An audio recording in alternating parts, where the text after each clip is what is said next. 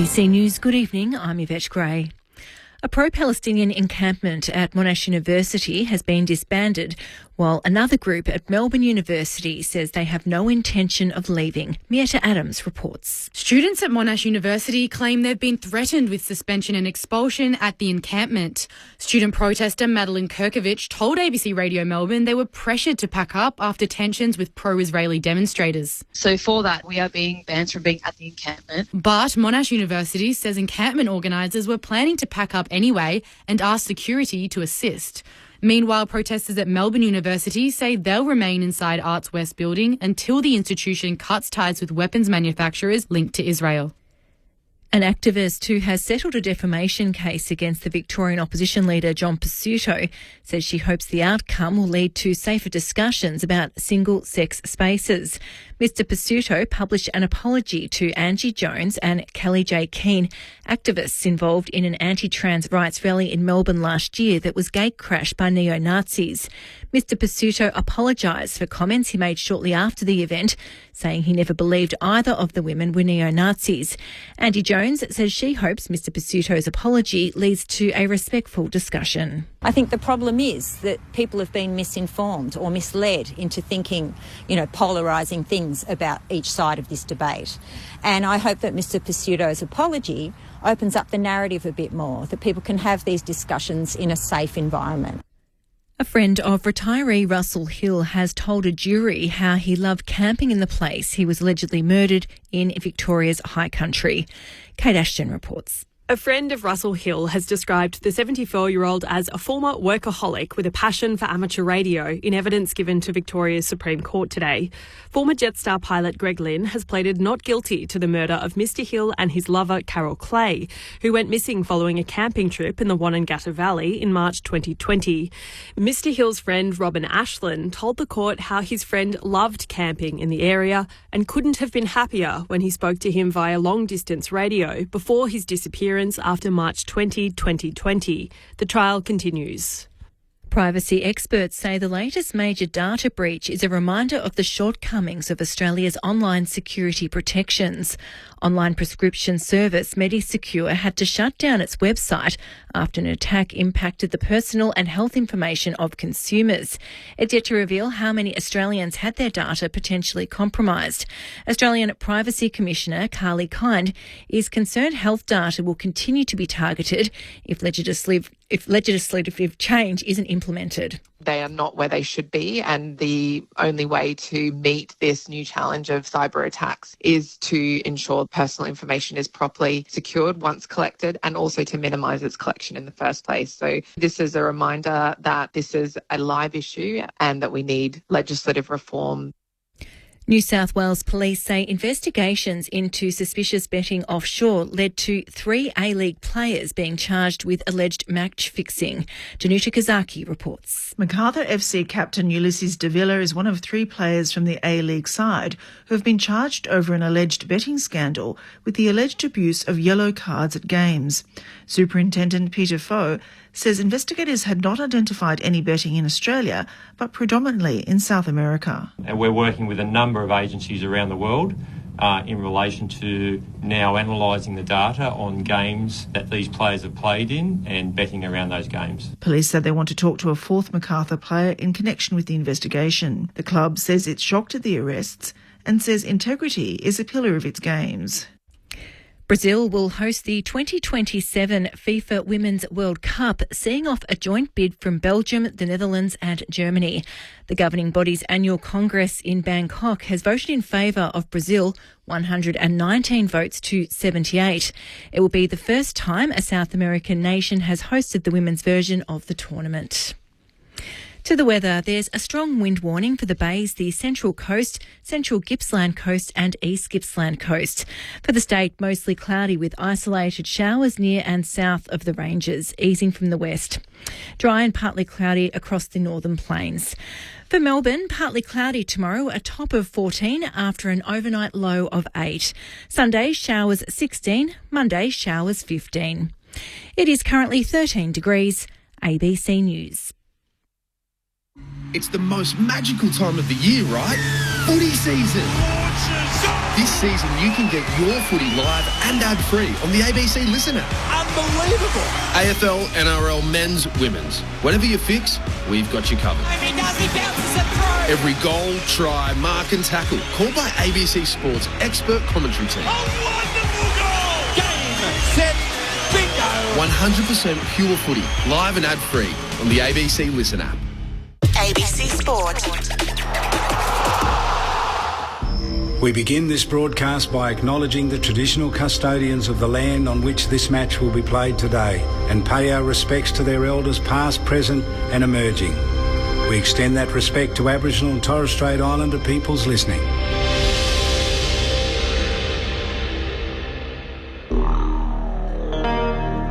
Welcome to ABC Sports coverage of the 2024 Sir Doug Nichols round. Sir Doug Nichols learned to play football in bare feet in the paddocks of Cummeragunja.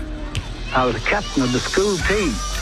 When he left Cummeragunja, he went to play in the Golden Valley League for Tongala and then on to Melbourne, firstly to Carlton, then for Northcote in the VFA, playing in Northcote's 1929 Premiership team, and then Fitzroy in the VFL. I always want to be in top. Same with football. I went for the ball.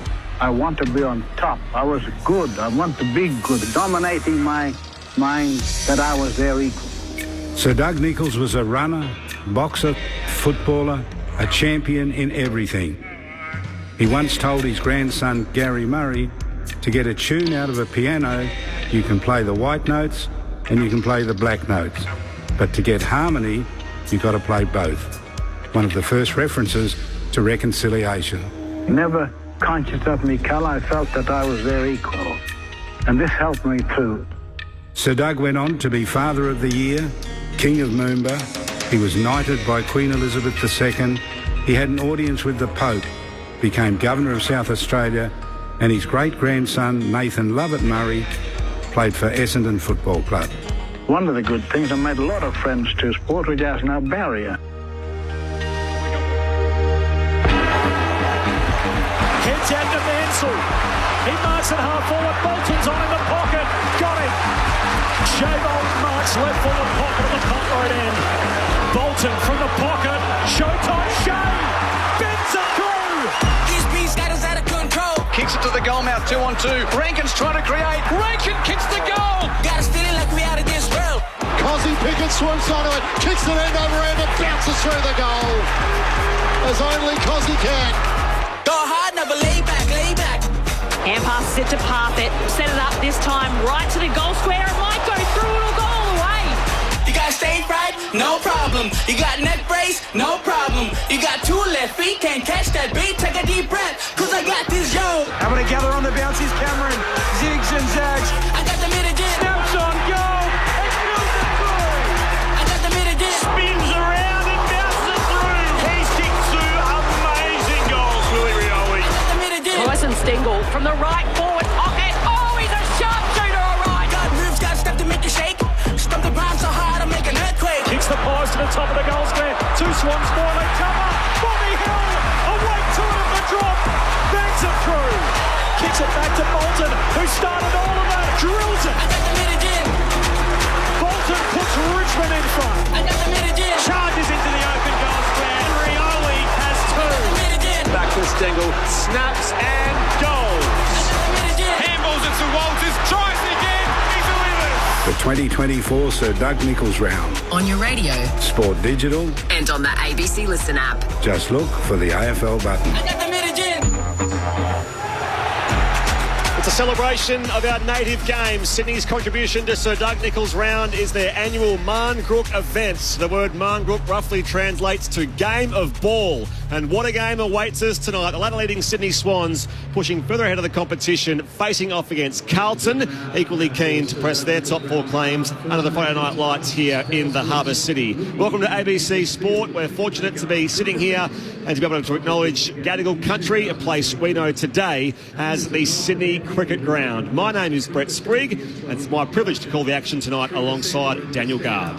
Good evening, Spriggy. A privilege to be here as well. Friday night footy and a special round of footy. We love Sir Doug Nichols round, and it's great to celebrate all that Indigenous people have contributed to the wonderful game of Australian rules football. And this contest tonight is one to celebrate over. I mean, if you told someone now that Sydney and Carlton would play in the grand final this season, they wouldn't be blown over with surprise. No. It is plausible. So we can have a potential grand final preview tonight. They are at that standard, both of these sides. Their recent encounters have delivered great showings, and I think we might be in store for that once more this evening. Testament to that is the sellout crowd as well here tonight, and pleasant conditions for football. The Swans have made just the one change. Matt Roberts is being managed this week, so Braden Campbell returns to their side. He will be their sub, so in fact Robbie Fox returns to the 22, so I guess it's two changes really. Carlton, there are a few missing. No Adam Chera, hamstring. Matt Cottrell, foot. Jack Martin, calf. Lockie Cowan omitted. In comes Caleb Marchbank, Horatio Fantasia, as well as Zach Williams, probably the biggest name of those. His cousin Stuart James designed their Guernsey tonight, so he's back in. Jack Carroll also among the inclusions and is their sub. Our ABC Sport team, and a reminder, you can text us throughout 0437 774 774. But along for the ride tonight is firstly Giants captain and two-time All-Australian Alicia Eva. G'day. Good evening, gentlemen, and thank you for having me. And I'm looking forward to this contest. Big crowd brewing, and I think it's going to be a good game. And premiership winner with Port Adelaide and former Giant Dean Brogan. Well, lovely to be here yet again. Alicia, Springer, Dan, what a game this is. And hasn't been a good, happy hunting ground for Carlton. Lost 9 of their last 10 here, so they don't play that well here. And Sydney, well, they are the best team in the comp by a country mile at the moment, so it should be a cracking game. If Carlton want to be serious about this year, they need to win tonight. The Swans are uniquely placed as the best attack and best defence in the competition at present. They have the potential to go 2 games, plus their very hefty percentage clear on top of the ladder. They haven't lost to a top 8 team this year so far, and it is the best ever start to a season for the Swans since their move to Sydney. So already at a historical high level this season for John Longmire's men. We'll go inside their camp shortly. I want to focus on Carlton firstly. They had life and death with the D's last week, won by a point. There's a question, Alicia, whether that sparks them this week, or will they be a little fatigued from an encounter such as that, particularly having lost a few more along the way?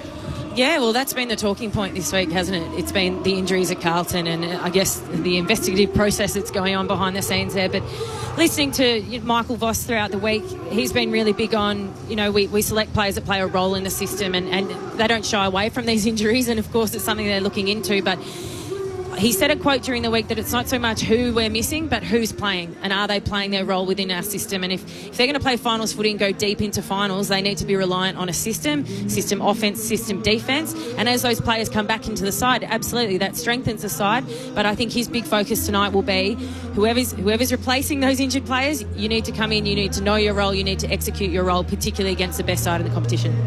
They've still got some A-graders in their side. Like, you look at their forward line, you look at their midfield and their back line, they're still stacked. And I know they've got some injuries, and that's why they're not using it for excuse, because what they're rolling out there is good enough to beat anybody. So what we saw Carlton do to Melbourne last week, I haven't seen a team do in the first quarter to Melbourne, who are the best defensive, arguably the best defensive other than Sydney in the competition.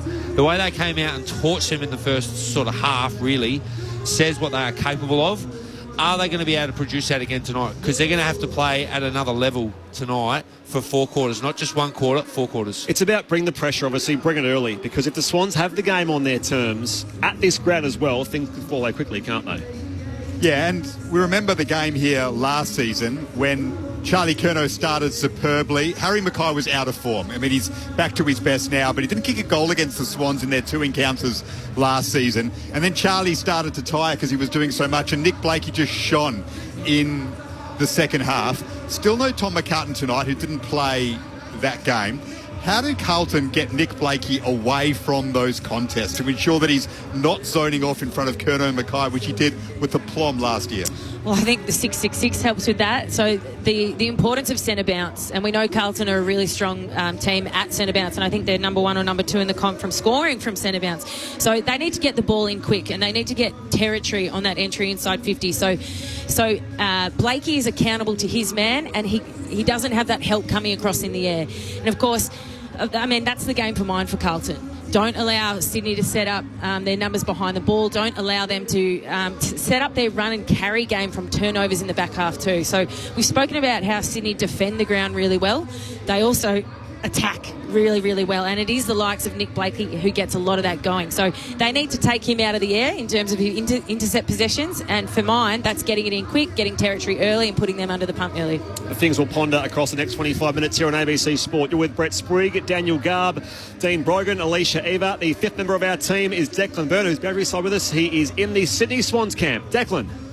Thanks, Briggy. Yeah, we're down here on ground level. The atmosphere is building on a massive Friday night as a part of Marngrook for Sir Doug Nichols round. We've got the Swans assistant coach, friend of ABC as well, former commentator last year, Mark McVeigh with us. First up, Mark, any late changes, and who is the sub for you guys tonight? No late changes for us. We were actually waiting to see what they were going to do, really.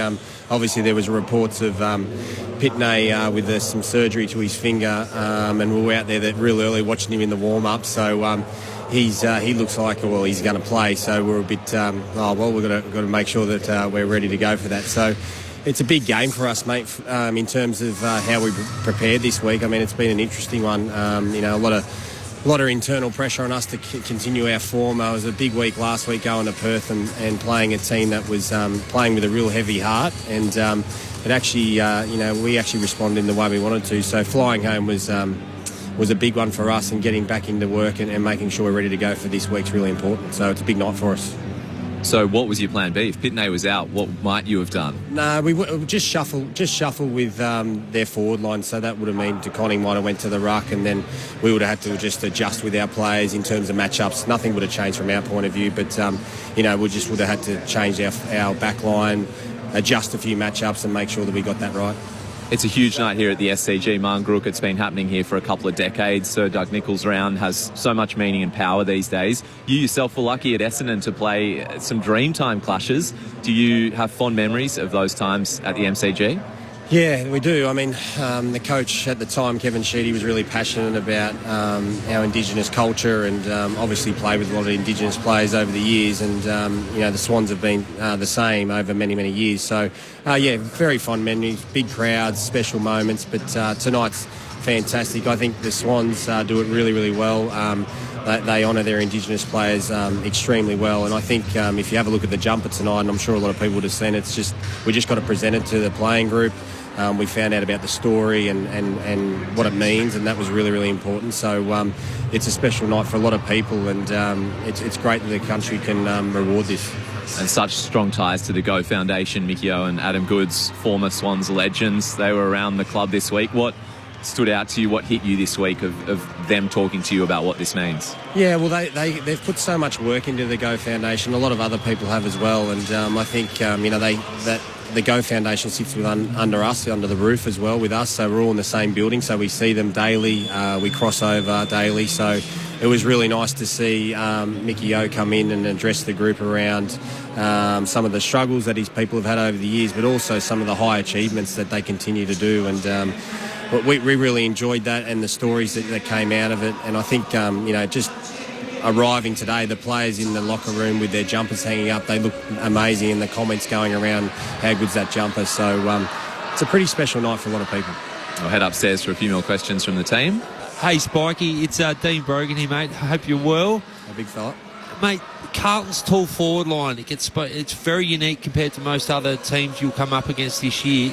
You coach the back line. Do you have certain preferred matchups that you want, say, a Rampy to go to or a Francis, or you just let them decide on how it goes? Because we know Curnow gets up the ground a bit. So talk to us a bit about the matchups. Yeah, bro, because we work really hard on the matchups, mate, because obviously their two keys are really important to them. So we know Melican, Ramps have been in really good form. We brought in Aaron Francis off the back of a concussion to one of our other keys. So we've just been toying with that this week. But look, we think Melican will definitely he'll probably go to Big Mackay at some stage. Francis will try and handle Curnow, and then Ramps will go in between, DeConing or whoever it may be. So there's some matchups there. We know Blakey can play tall if we need him to, especially when one of those keys are off the ground resting. So they'll handle it between the three of them, mate. But we'll go and we set matchups for sure. Spike, Alicia Eva up here. Alicia, I just got Mickey O whacking me here. Yeah. Look, you've just spoken about the Carlton key forwards and the matchups there, but how important is the pressure up the ground from the midfielders going to be tonight in terms of, I guess, disrupting the quality of that ball coming inside 50? Really important, Leisha, and it's been probably something that's been a footprint of our year so far. Our mids have put on a huge amount of pressure. Our wingers have got back and really helped our defence, in the ground ball area. So every week we want pressure coming forward. We want dirty ball coming into their forward line or the opposition forward line, so we can at least set up behind the ball and counter off the back of it. So, we've been really pleased with what we're getting out of there. Now tonight's another massive challenge for us in regards to, we really rate their midfield clearly. We rate their ruckman. We think, they're obviously going to get some first use at times, along with what we will as well. But we think the pressure's crucial for us. If you watch us over the last sort of 8 weeks, we're setting up really well behind the ball. We're setting up early. We're owning the ground and we're making sure we play front half footy. And as we all know, and you guys know well up there, that if we don't have our forwards in good spots and putting pressure on our mids layering defence, we're in a bit of trouble if it comes through quick. So we've got to make sure we get that done. Spike, it's Brett Sprigg. I know selection's not necessarily your call, but Luke Parker, how does he find his way back into this Sydney Swans team? Yeah, look, it's been a hard one because his form's been outstanding. We know what a great champion he's been for many, many years, and you have to respect that, and it's been difficult for him. But his professional attitude's been quite amazing. I mean, it's the first time I've been at the club, and to watch him go about it has been incredible. He's been a great mentor for the young fellas, but you're always one injury away or one bad form away at the moment from, potentially being out of the side. So he's right there. The pressure's right there. He's eyeing off some different spots, which, he's pretty up and about. But that's probably what I've noticed about him, his ability to be, I suppose, composed with some, not the greatest news, but also just turns up every week, trains really hard and plays really well in the reserves. And you'd have to say it's not too far away. I mean, he's only 3 or 4 games back from a badly broken arm. But when he comes back, he'll be ready to go. And, I think we'll see that in the next few weeks. G'day, Spike. Garby here. Thanks for joining us, mate. Really enjoyed James Jordan's season, and in particular the last few weeks, that role as the defensive forward. Did a great job on Lockie Whitfield in the derby. Who's he likely to go to tonight? Talk us through the role he's playing for the team at the moment. Yeah, look, he's been incredible coming across from Melbourne. Early doors, we just played him as a free-wielding midfielder and out to the wing. He's got an amazing ability to run, so we know that he needs limited bench time. He can run up and down the ground. He provides plenty of support for our back line, and he can play multiple roles. And one of those roles that have come upon him in the last 3 weeks is playing on the opposition best midfielder, and he's done a really good job. So, going into the game tonight, you look at Walsh and those type of players that can really get a lot of the footy and be really damaging. So at some stage, you'll likely see him go to Walsh, I'd have to say. Just lastly, we could talk some serious footy stuff, but what's it like being in a coaching group with your brother? You didn't play at AFL level together, but you're now part of something potentially pretty special here at the Swans. How have you found the experience so far? Yeah, it's been really good, to be honest. We get along really well, so that was never an issue. We challenge each other in the box, on match day, which is great. It's been good. I mean, I know a lot of Swans people through Jared over many, many years and couldn't say a bad word about any of them. They've all been great. So I feel like I've walked in and you know everyone really, really well. So it's been a smooth transition. And if we can keep going, it's a special thing for us to do. But there's a long, long way to go. Appreciate your time. Best of luck tonight. Thank you. As Mike McVeigh makes way, Michael O'Loughlin has just presented the game ball along with an old possum skin per the ancient game of Marngrook, and he receives loud applause here from the SCG faithful with the welcome to country not too far away. As the Swans do make their way out in their Indigenous Guernsey for Sir Doug Nichols round. It's designed by Ewan artist Richard Campbell, who was an uncle of James Bell, a former Sydney Swans listed player, in conjunction with the club's First Nations Foundations program. I mentioned the Carlton Guernsey designed by Stuart James, a Wiradjuri man who was a cousin of Zach Williams, and they are also let out onto the SCG as well, the Carlton Football Club. And of course, the best on ground tonight will receive the Goods O'Loughlin medal, which Chad Warner received when these sides met in the same fixture last year. Just on, before we get the Welcome to Country underway, the Swans have 17 players who have played every game so far this year. That is by far the most in the league. We talk about the best ability being availability. Dean Brogan, Alicia Eva, you're on ABC Sport. That is obviously a very positive way to start the season for the Sydney Swans. Well, especially they've bucked the trend for most clubs this season. There's a big talking point through the AFL of how many injuries clubs are getting and sustaining. They've been all different types, ACLs, hamstrings. The Swans just seem to have a healthy list. As long as I've known them, they're always healthy, and it does help when you're almost 2 games clear at the top of the ladder. The teams are lined up. Here's our MC, Luke Carroll. Who will perform for us very shortly. But firstly, it gives me great pleasure to introduce my sister girl, proud Darrell and Goombanga woman, Rowena Welsh-Jarrett, to deliver this welcome to country.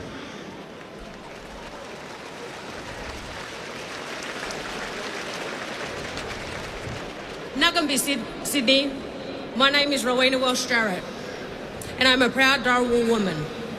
I come from coastal Sydney, and it is an absolute honour to host and welcome you to Marngrook on our ancestral lands, Bidjigal, Nura. On behalf of our ancestors, our La Perouse community, we welcome you to celebrate our culture, wherever you may come from.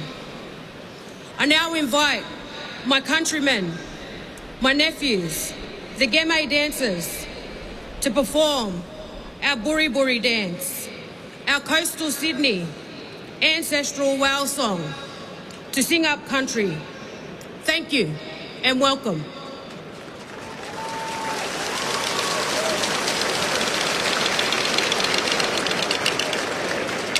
Buri Guli Wayagamari Baranganong Baranganong Buri Buri Guli Wayagamari Baranganong Baranganong Wayagamaringai Bangalanga Wayagamaringai Bangalanga Wayagamaringai Bangalanga Wayagamaringai Bangalanga.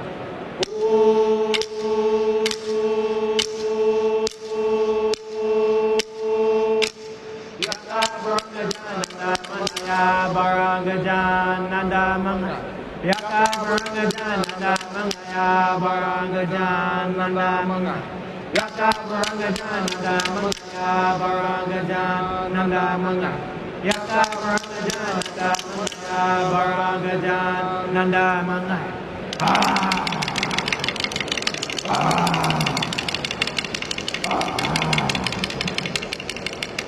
Baranga Janaya, Baranga Janaya, Nigayungai, Nigayungai. Baranga Janaya, Baranga Janaya, Nigayungai, Nigayungai. Baranga Janaya, Baranga Janaya, Nigayungai, Nigayungai.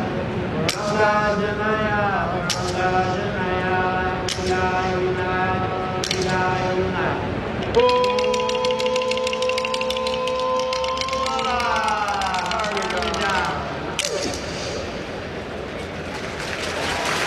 The Gamay dancers, part of this cultural celebration, as the banner is raised and the clubs will walk through it together. As both teams come together, I'd like to officially welcome you to Marngrook. Marngrook 2024. It's a celebration that the Sydney Swans have conducted for a number of years now, since 2002. It's a club that has a proud history. Talk about Derek Kickett, Adam Goods, Michael O'Loughlin, who's out there tonight, through to Lance Franklin. Lewis Jetta was featured here a few weeks ago. And yet at the moment, the Swans don't have that representation on their list, or that same kind of representation. I think that stuff will form a part of the broader conversation around Sir Doug Nichols' round, certainly in the coming days. As the fireworks go off and the Swans and the Blues make their way through a joint banner, and we've got the opening bounce here only about 10 minutes away. The past 8 games, by the way, have been split 4 each between Sydney and Carlton. All margins have been 30 or less. 4 of those were 15 or less. All of those won by the Blues. So they tend to win the close ones.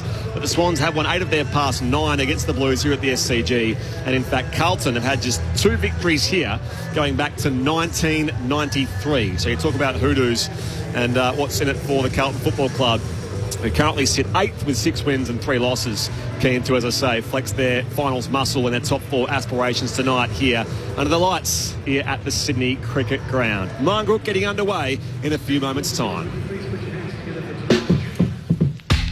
Patrick Stack here from ABC Sport Daily. If you like sport, the first thing we're going to really look at is Scotty Scheffler and whether he can keep his sort of historic run going. And great conversation. Australia actually didn't have any competition to host the Asian Cup. We were the only country to formally submit a bid. Then I think you'll love ABC Sport Daily. Everton against Man City. Not one Everton fan wanted to win that game or take a point off City. ABC Sport Daily. Get it on the Listen app. ABC Sport. Welcome to ABC Sports coverage of the 2024 Sir Doug Nichols Round. On your radio. Sport Digital. And on the ABC Listen app. Just look for the AFL button.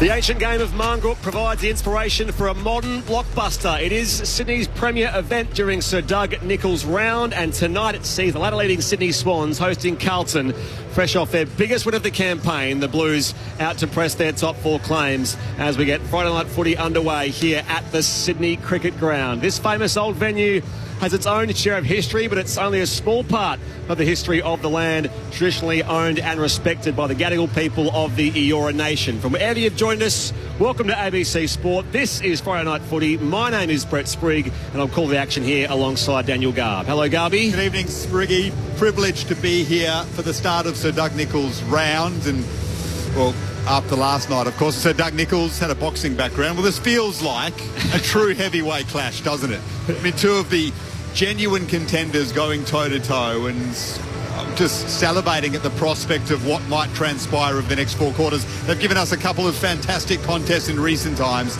You get the feeling tonight might be much of the same. Both teams are out there. The opening bounce is only about 8 minutes away. I'll repeat the team news for those that have just joined us through WA, South Australia and the Northern Territory. For the 8-1 Sydney Swans, who comfortably beat Fremantle out west last week, the Swans have made the 1.5 changes. Matt Roberts is being managed this week, so Braden Campbell returns to their side. He will be their sub. Robbie Fox joins the 22, while for Carlton, who haven't been out of the 8 at any stage this season, they beat Melbourne in a tight one last start. They lose a few more with Adam Chera the hamstring, Matt Cottrell the foot, Jack Martin the calf, Lockie Cowan is omitted. In comes Caleb Marchbank, Jack Carroll, who's the sub, and Orazio Fantasia, as well as Zach Williams, who headlines the biggest name of those inclusions, with his cousin Stuart James designing their Guernsey tonight. He is back in. As I mentioned, Jack Carroll is their sub. You can text us 0437 774 774. ABC Sport is where you find us on digital radio and via the ABC Listen app. The best place to find the footy. And tonight, the best people to talk about it are Giants captain Alicia Eva and Premiership player Dean Brogan. The best people, hey, Brogues? Well, they did fly me up from Adelaide, so they must think something of me. But look, lovely to be on the call with you, Alicia. But look, it's great to be here for such a massive game. Like you said in the intro, Daniel, that these 2 teams are legit. We know about Sydney; they're legit. They're almost 2 games to the top table. Have been the best team to date by a long way. And Carlton, well, we saw what they did in Melbourne in the first quarter last week. I haven't seen any team do that to them. We know how powerful Carlton can be, but they just haven't been able to get some continuity in their game. They've had a lot of injuries, as we know, but they are 6-4. They're going okay, you know, and we know these 2 teams, when they play each other, it's a ding-dong battle. It's like a heavyweight title fight, and Carlton, we know that final they played last year, what a game that was between these 2 teams. So this is all set up for a cracking game tonight. I mentioned, so the last 8 times they've played, they've been split 4 each, tight contests. Carlton won all the close ones by 15 or less. They had a few close ones this year as well, the Blues, of course, having beaten Brisbane by 1, Richmond by 5, Melbourne last week, that 1-point win. Lost a couple of games by a kick as well, but they've won all the close ones in their recent encounters against the Swans here. Alicia, we talk about the potential of a shootout here with that plethora of forward options. Charlie Curnow has now slipped behind Ben King in the Coleman medal race, but you've got Curnow, Mackay, Owies, Cripps when he goes forward, up against McDonald, Amadi. Hayward is in rare touch, Patley, Heaney, etc., McLean. Is that the likely path to victory, or do the Blues focus on their defence, which has been lacking recently, and look to limiting that several-pronged Sydney attack? Well, that's a big question. We'll start with Carlton first, and we'll talk about their, I guess, avenues to goal. And we know that they've got Curnow down there.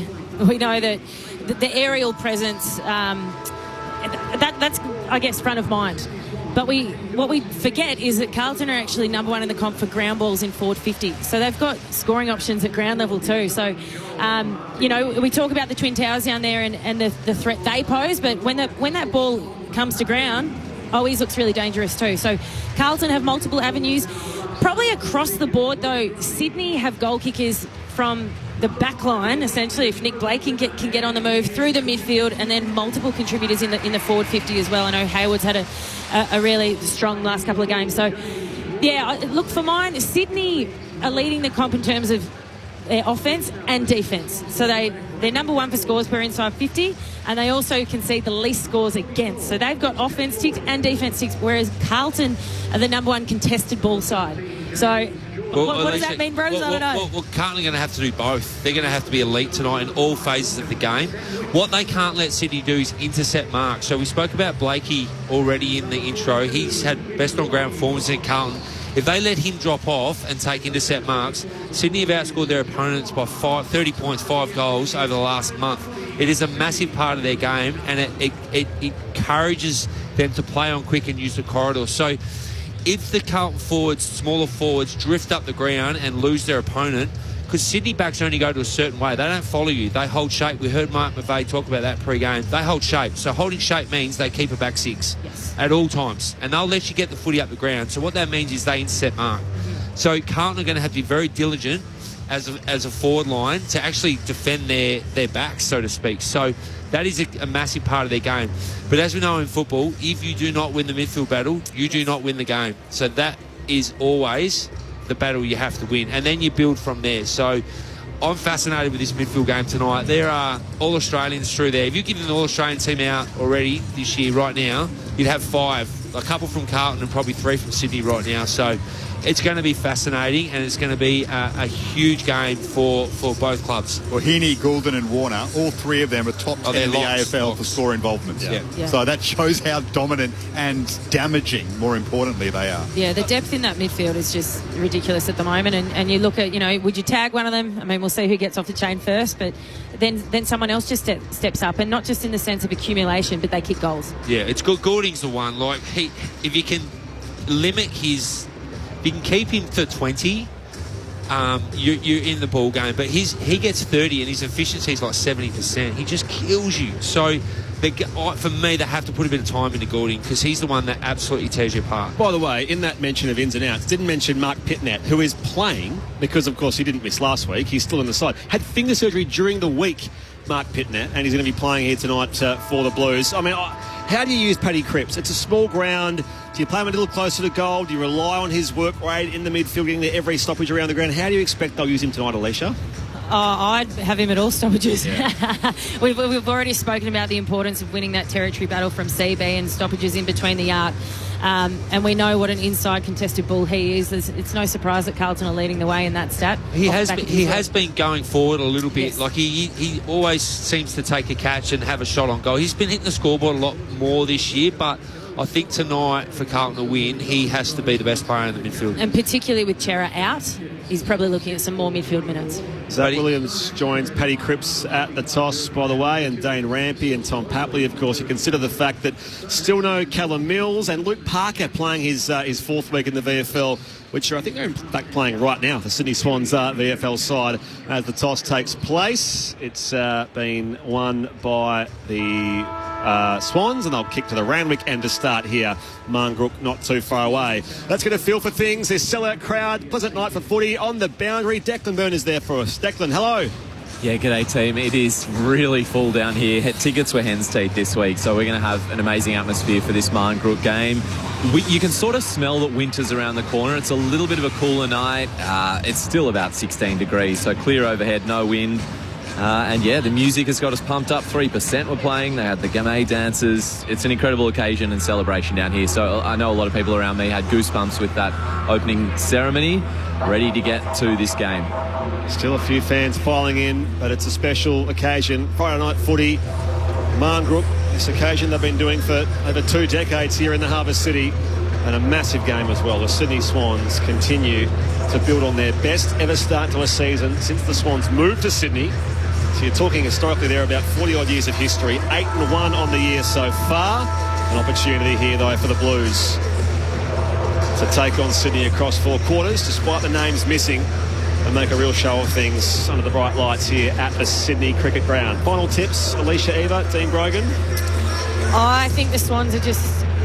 Swans for me, I think it'll be close, but they're just their class in all 3 lines. Yeah, I'm on with you. I think Swans too good. Keep your text coming, 0437 774 774. It's a celebration of footy and of culture. Spirit strong, game on. Friday night, Marngrook on ABC Sport, and it's Daniel Garb with you. Matthew Kennedy standing with Isaac Heaney. James Rowbottom shoulder to shoulder with Sam Walsh. It's Grundy and Pitnet, and the ball is bounced at the SCG.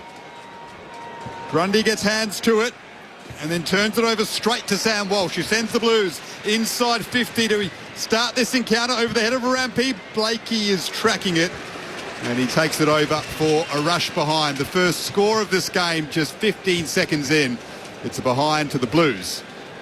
And we've gone 20 seconds.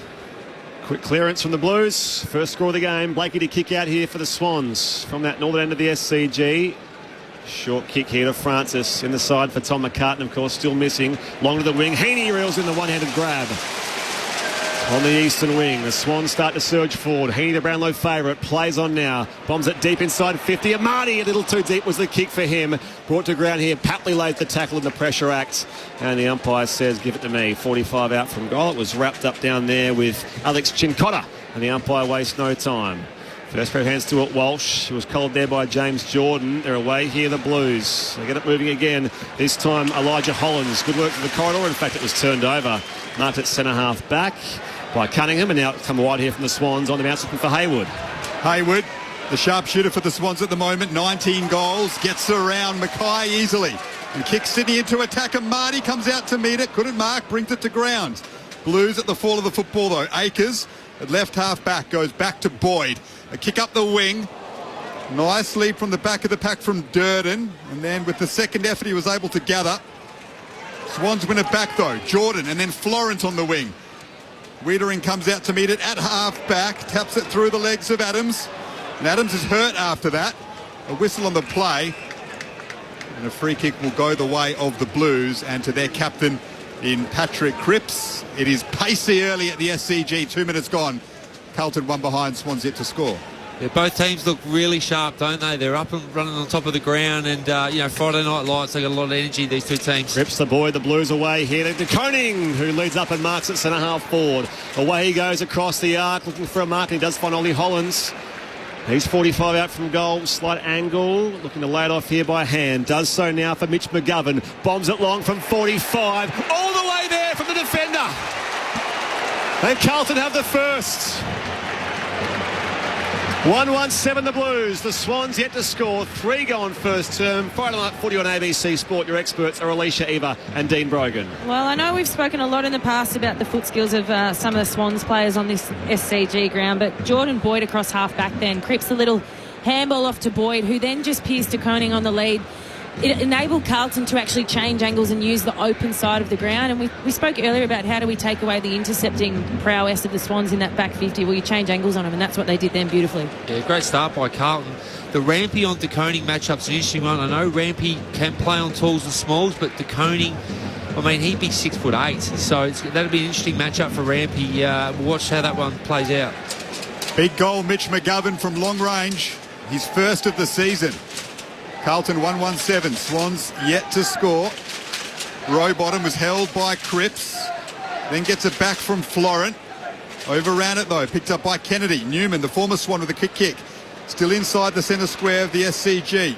Owies came out to meet it. Handball back on the wing to Akers. And then back to Owies. Threw it on the boot. Inside 50 it goes. Punched away by Blakey. Gathered by Sam Walsh. The snap on the left to the top of the goal square. De Koning flew for it.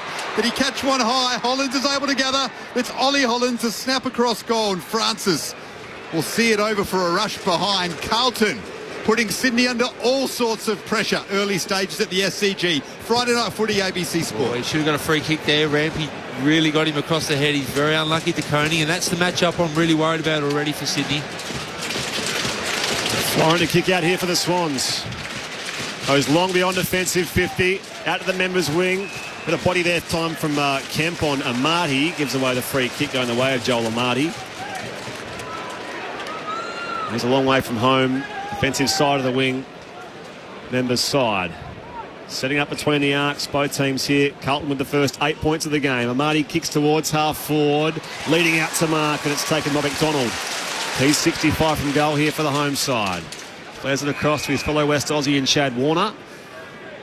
Assesses the options. Comes back short here to Jake Lloyd. He's 55, deep in the right forward pocket at that round weekend of the SCG. Big numbers back. This only their second entry of the game. Their first good look here, the Swans, to the teeth of goal. Grundy leaps from the back. Picked up by Kennedy defence. He's dumped in a Heaney tackle, and the umpire will ball up 20 out from Sydney's attacking goal. Carlton 1-2. The Swans yet to score. 5 gone first turn. ABC Sport. Chance for the Swans to set up the stoppage that they like in attack. It falls the way of Isaac Heaney. Runs around on his left in the pocket. Looks for Blakey. Well done, though, to intercept there for Carlton. It was Elijah Hollands. They wrap him up. We'll have a ball up. Centre half forward for the Swans. But that was a kick directed for Blakey from Isaac Heaney, and Hollands got a hand in. Up it goes. A half forward for Sydney. Now to Paddy Cripps, who hurries a clearing kick here. Cunningham comes across his teammate Rampy to spoil. At the drop, Blakey goes looking himself for goal from 55. Fun-gutted goal square, but it bounced across the face for a minor score. The Swans first of the night, so it's 1-2-8 Carlton. Sydney 1 behind. 6 gone on the first turn. Friday Night Footy on ABC Sport. An attacking kick down the pipe from McGovern. Finds Kennedy. And the Blues are away here. He moves it out wide to Akers on the wing. Plenty of options. Goes deep and finds Curnow, who just muscled Rampy out of the way, Charlie Curnow. The Blues fast break from their own defensive goal square, and Curnow will kick from 35 out, slight angle to the right. Well, you called it earlier, Alicia, their foot skills. They've come with a clear plan to change angles tonight. That was bullet-like precision kicking, and getting Curnow one out with Rampy is what they would like. Charlie Curnow has won the last 2 Coleman medals. He leads that stat in 2024. And he's on the board here at the SCG. And the Blues have this game on their own terms in the early stages. They are 2-2-14. The Swans 1 behind. It just looks like in these early stages of the game that the Swans haven't quite switched on defensively. I mean, that's a goal direct from kick-in. And that first kick-in went straight up the guts. And that's where that's the area you want to protect primarily. So I think and just a couple of times it just looked like the Blues midfielders were the first to get out, and we saw Charlie Curnow again goal side of his opponent then. So yeah, Brogue's just something to watch. Declan Byrne on the boundary. Chad Warner just came off, ran right past me. He has fire in his eyes, furious at what is going on out there for the Swans. Mike McVeigh spoke to us pre-game about last week against Fremantle, where they could sense their opponent had other things on their mind, of course, in the wake of the tragic death of Cam McCarthy and everything around that. Carlton have come to play tonight. They lead by 13 points early from the restart. Pitnet, get boot to it. Newman, hand pass to Kennedy, the former Giant. Now well-established Blue, goes long down the corridor, deep inside 50 again, up in front Mackay. Beaten in the contest that time by Francis. Overruns it here, does Florent, and now wrapped up Williams. 40 out from Carlton's attacking goal, Paddington end. Talk about being switched on. Carlton 5 in clearances, Sydney 1. It's very un-Sydney-like to start a game. ABC Sport, Carlton by 13. Mackay takes it clean out of the ruck. Now a chance for Elijah Hollins on his left. Into the pocket, his kick goes. Curnow had the chance to mark it. Bounced off his chest after he won front position. Swans under pressure still. Ball inside 50 for Carlton. Walsh gets hands to it. It's a strong tackle there by Robbie Fox on Orazio Fantasia. Ball up. 45 out from Carlton's goals, left half forward. Up it goes. Mackay out bodies McLean. Dropped the footy though on the tackle. Cleared by Rowbottom. High beyond offensive 50. Parked under it. Pitnet beats Amati. Attacking side of the wing at left half forward here. Had finger surgery during the week with Mark Pitnet. Goes inside 50. Mackay leads up from the pocket and clunks the overhead grab. Just a really patient kick that by Pitnet, because McLean had just set himself in the hole inside forward 50 right in front. Harry Mackay, Common medalist of a few years ago. As Garvey mentioned, his teammate Charlie Curnow in the previous couple of years has had that distinction. He was out of form this time last year, Harry Mackay. He's got 23 majors on the year here. The left footer opens up a slight angle here from 55. Is it touched the line? He's not convinced. Umpire says it's a goal. Mackay's on the board and the Blues have their third. 3-2 20 Carlton. The Sydney Swans are one behind. 10 gone first term. ABC Sport and Friday night, your experts are Dean Brogan and Alicia Eva. Yeah, it was great build-up by Carlton. Great mark by Pitnet to start it, but the patience of the big ruckman. He could have... Most clubs would just bomb to the top of the square and hope for the best, but he actually slowed it down and he actually forced a little dump kick for Mackay to run straight at it. And it was a great forward, connection with your forward. Look, Carlton are here to play. They are double possessions, almost doubling clearances, contested possession there plus. Sydney are asleep at the moment. Carlton have started unbelievable, and Carlton's tools look so dangerous to start the game. The voice of Port Adelaide Premiership player on ABC Sport. An inquest going on in the Sydney defensive goal square there as to how no one got a touch on that Harry Mackay kick. And there's no Tom McCartan. He's the tallest defender in the Swans setup, but perhaps they could have defended that better. Harry Mackay didn't kick a goal against Sydney all of last season in their two encounters. That was a lovely strike. Carlton 3-2 20. The Swans one behind. Socket to the wing. After the bounce coming out to meet it is James Jordan. He goes to ground and Boyd picks it up for the Blues. His handball directed at Ollie Hollins. He is over the boundary line. We'll have a throw in just in front of the Blues interchange gates. Not far away from Declan Byrne on the boundary. Yeah, noticeably dewy down here. A couple of Swans players actually changed their boots, but you can literally see it under the SCG lights. It's a slippy night. Carlton by 19. Back in it comes McLean. Wins it down. Have a run by Rowbottom. Gathered here for the Blues. George Hewitt, the former Swan. Socket forward now. Florent there for City. Over the football. Collected there by Williams. Handballs across half back. Heaney to Cunningham on the angle now. Arrives on the bounce to McLean. Defensive side of halfway, and now he just nurses that kick up the line for Chad Warner. He can kick infield again. Marked by Goulden. This will be his first touch or thereabouts of the game so far. The usually lively star Swan. The left-footed Goulden goes high inside forward 50. Amati impeded, floating across to mark. It will be Nick Newman. Pay the intercept here for Carlton. Comes wide now to Boyd, who marks it left half back, and the Blues keep a 19-point lead. Like something in the corridor, it was a dangerous kick, but he found Zach Williams. Blues playing with a lot of dare at the moment. Rampy goes to ground. Owies picks it up. He's got Mackay and Curnow, and Mackay marks in front of the goal square. That was a blitz from half back by Carlton yet again, and Mackay should kick his second from directly in front. Trouble here for Jacob Wiedering, Garby. Just keeping an eye on him in back play in the hands of two trainers. How's the ball movement from Carlton? Wow, that is slick. They have come with a clear plan tonight to absolutely take Sydney on by foot, and they are blitzing Sydney at the moment. So Harry Mackay, a Coleman medalist, two-time leading goal kicker at Carlton. He has missed from 7 metres out. How do you miss that? And Michael Voss takes off the headphones. He cannot believe it. That is as big a sitter as you will see all season long. Carlton have Sydney on the back foot right now, and that is an enormous let-off. You wouldn't miss worse than that across your entire career, I don't think. Florent plays on from the kick-out, comes back members' side. McLean floats up in the contest with De Koning. At the drop there for the Blues. Hewitt tackled, lost the footy. Hand pass comes wide here for the Swans. Adams to Goulden. His kick smothered. Warner goes the fend. Needs options by hand. Has room to bounce and now hurries his kick towards half forward. Back with the flight. Jordan Boyd did well. And marks there for the Blues again off left half back. They lead by 20 points. Could have been 25 with that last effort from Harry Mackay. In fact, 25 points if he'd nailed it from the top of the goal square as the ball arrives here to the boundary line on that member's side. We'll throw it back in.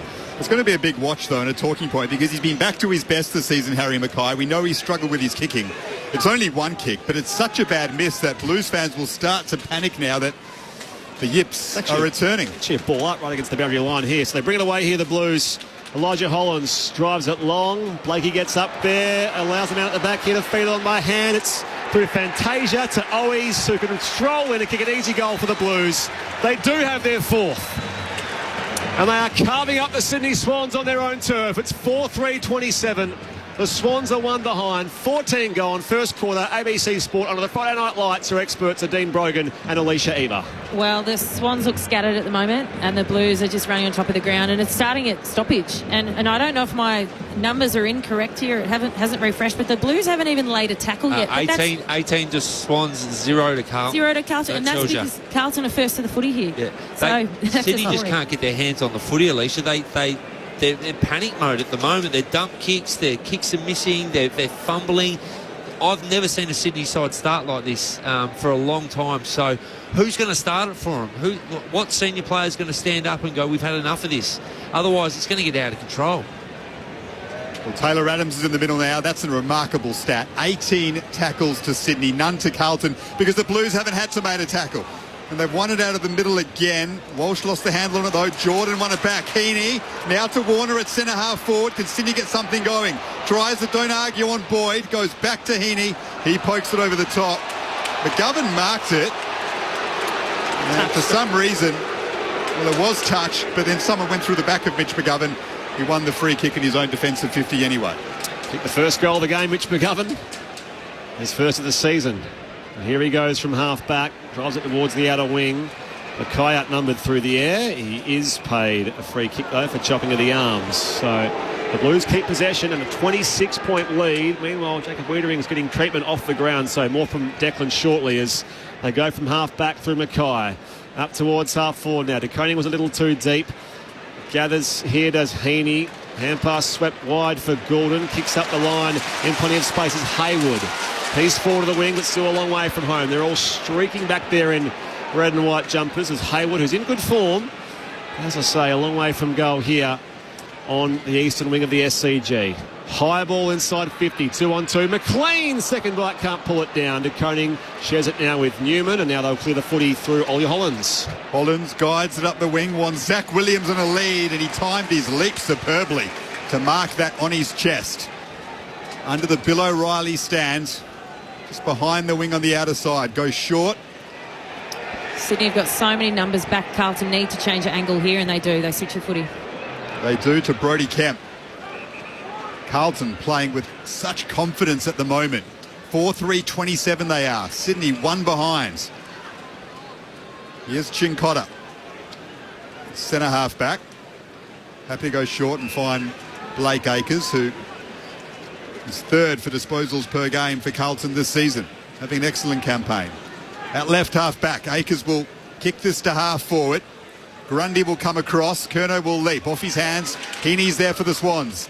Long handball up the wing to Lloyd, and now inside to Jordan. Jordan gets into strut on the western wing, kicks up towards half forward, but McLean is outpointed by a much smaller Nick Newman.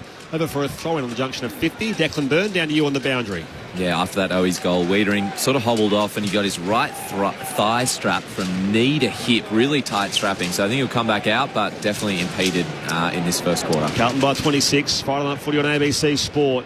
First pair of hands, Lloyd there for the Swans. Off to Heaney, who is taken high. No, he's pointed the wrong way. The umpire received a bit of confusion there. He actually pointed towards Jake Lloyd, who'll win a free kick here in that tackle of Cripps. So the two-time fairest and best winner at the Sydney Swans, Jake Lloyd. Still looking for their first goal of the night. They're down by 26, not even yet in time on in the opening term. Towards the teeth of goal now. McDonald. Ricochet's down to him. He snaps. Back with the flight, Ollie Hollins. McLean goes again. His kick smothered. It's sharked by Adams, who can snap on the run. He sprays it to the left-hand side. It's only 2 behinds. This for the Sydney Swans so far tonight. Carlton 4-3-27. 18 gone first quarter. ABC Sport. Mitch McGovern keen to bring it in, then had a look at the umpire as if there was a whistle on the play. Eventually goes short to Jordan Boyd in the pocket. George Hewitt running with his former Swans teammate in Isaac Heaney. Heaney has 7 disposals though in the first term, the Brownlow medal favourite. Doing his bit for the Swans, but to no avail at the moment. Carlton leading by 25 points. Kick goes up the wing. Melican with the big leap. And the punch. Heaney's there again. Bodies fall on him. Outer side wing will have a ball up. Sydney probably be happy with this. Just slow down a little bit. Couple of stoppages. Just getting their hands on the footy a little bit. Interestingly enough, inside 50 is a level. So they are starting to get their hands on it a bit more now. What's the premiership player Dean Brogan on ABC Sport? Swans work attacking side of the stoppage. Sliding in Jordan on Walsh. Footy comes loose. Kennedy, in fact it was Newman, dumped at the tackle. Cripps keeps it moving as well. Florent spoils down to De Koning. The Blues are away again. High ball towards half forward, 1-on-1, but Rampy gets the better of Charlie Curnow, and the Swans can rebound off half back. That's better from Rampy on Curnow, who's had some issues in this first term. Finds Goulden, and then goes inboard to Jordan. He'll switch. Now the Swans starting to have some fun with the football. Lloyd to Blakey, held up well in the tackle by Fantasia. His shorts were almost half removed. Kicks to Heaney. Beautiful pick up on the half volley at half forward. And then gives it to Adams, who pokes one over the top. And Logan McDonald marks on his chest. 35 out. Slight angle to the right. How's the pick up from Heaney? That was coming flat out from the goal square. It's sort of like an ankle burner from, I'm not sure, Blakey kicked it, I think, but just class, picked it up, and it's a Dewey Knight. He made it look very dry, and smart kick by Adams, just a little check side kick to hit his forward. Bit better from Sydney. They look like they've settled. They need this one, though. Logan McDonald in search of Sydney's first of the game and his 19th of the season. That's a bad miss. Nowhere near as bad as Harry Mackay's at the other ends. But Sydney, just a 3 behinds, time on in the first term. Carlton 4-3-27. But you're right, Brogues. Sydney have managed to slow the game up a little bit. Carlton aren't able to move it with such speed. Dicey kick inside 50 here. Swans chop it off here. Warner to Hayward, who can snap from 40. And he delivers their first goal. Who else but the informed Will Hayward? Well, the first kick in Carlton had, they went straight up the guts to goal. Sydney switched on defensively now, started putting pressure on the ball carrier. Probably wasn't the greatest decision going short to a 50-50 contest, but, you know, that's what good forwards do. They make you pay. The Blues are 4-3-27. The Swans 1-3-9. 21 and a half gone to the opening term on ABC Sport, where your experts are Alicia Eva alongside Dean Brogan. Carlton do have 1 tackle now. So 19 tackles to Sydney, 1 to Carlton. But you're right, Sydney just look like they've settled. Their good players are starting to get their hands on the footy, and they keep timing forward half for Sydney. Probably the last 5 or 7 minutes has been in their favour, and if you've got the ball in your front half enough, you're going to kick a score. And you know, they've had 9 inside 50, so they are getting it in there. They just need to be a little bit more efficient, but they are playing a lot better the last sort of 5-7 minutes. And the Swans players ran straight to James Jordan there, who was the player who got the fist in to set up that Hayward goal. Free kick from the bounce to Carlton though. And Pittonet goes straight down the corridor. Inside 50. Mackay comes out to meet it. Got hands on it. Goulden's there. The clean pick up. They're under pressure though.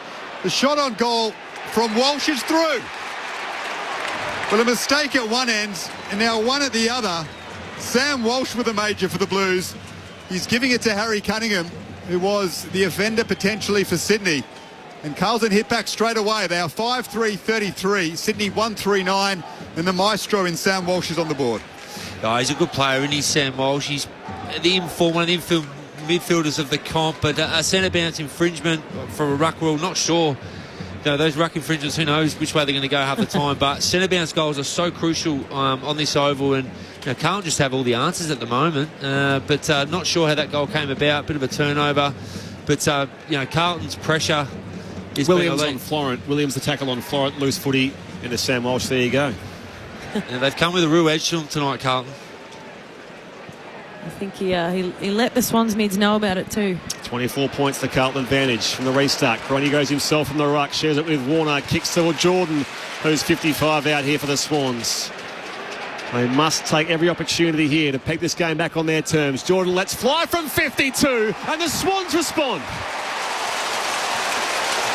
We've seen 3 goals in 3 minutes. End-to-end stuff at the SCG. And Sydney again cut the margin back to 18 points, this time via James Jordan. It's Carlton 5-3-33. The Swans 2-3-15. 23 gone opening term on ABC Sport on the Friday Night Lights at the SCG. There's no messing around there. When he took that mark, he looked very confident that he was just going to go back and arc around and slot that one. So nice kick, James Jordan. Centre bounce, clearance. Goes Sydney's way for a goal. So we've just spoken about how important centre bounce is on the SCG. We've just seen 2 quickly centre bounce goals. I think it was a free kick again. So very important goal for Sydney. Carlton lead by 18 points. He's having an impact, James Jordan. What a recruit he's proving to be from Melbourne. He's tagging Sam Walsh once play breaks from the middle of the ground. He's doing some damage in attack as well.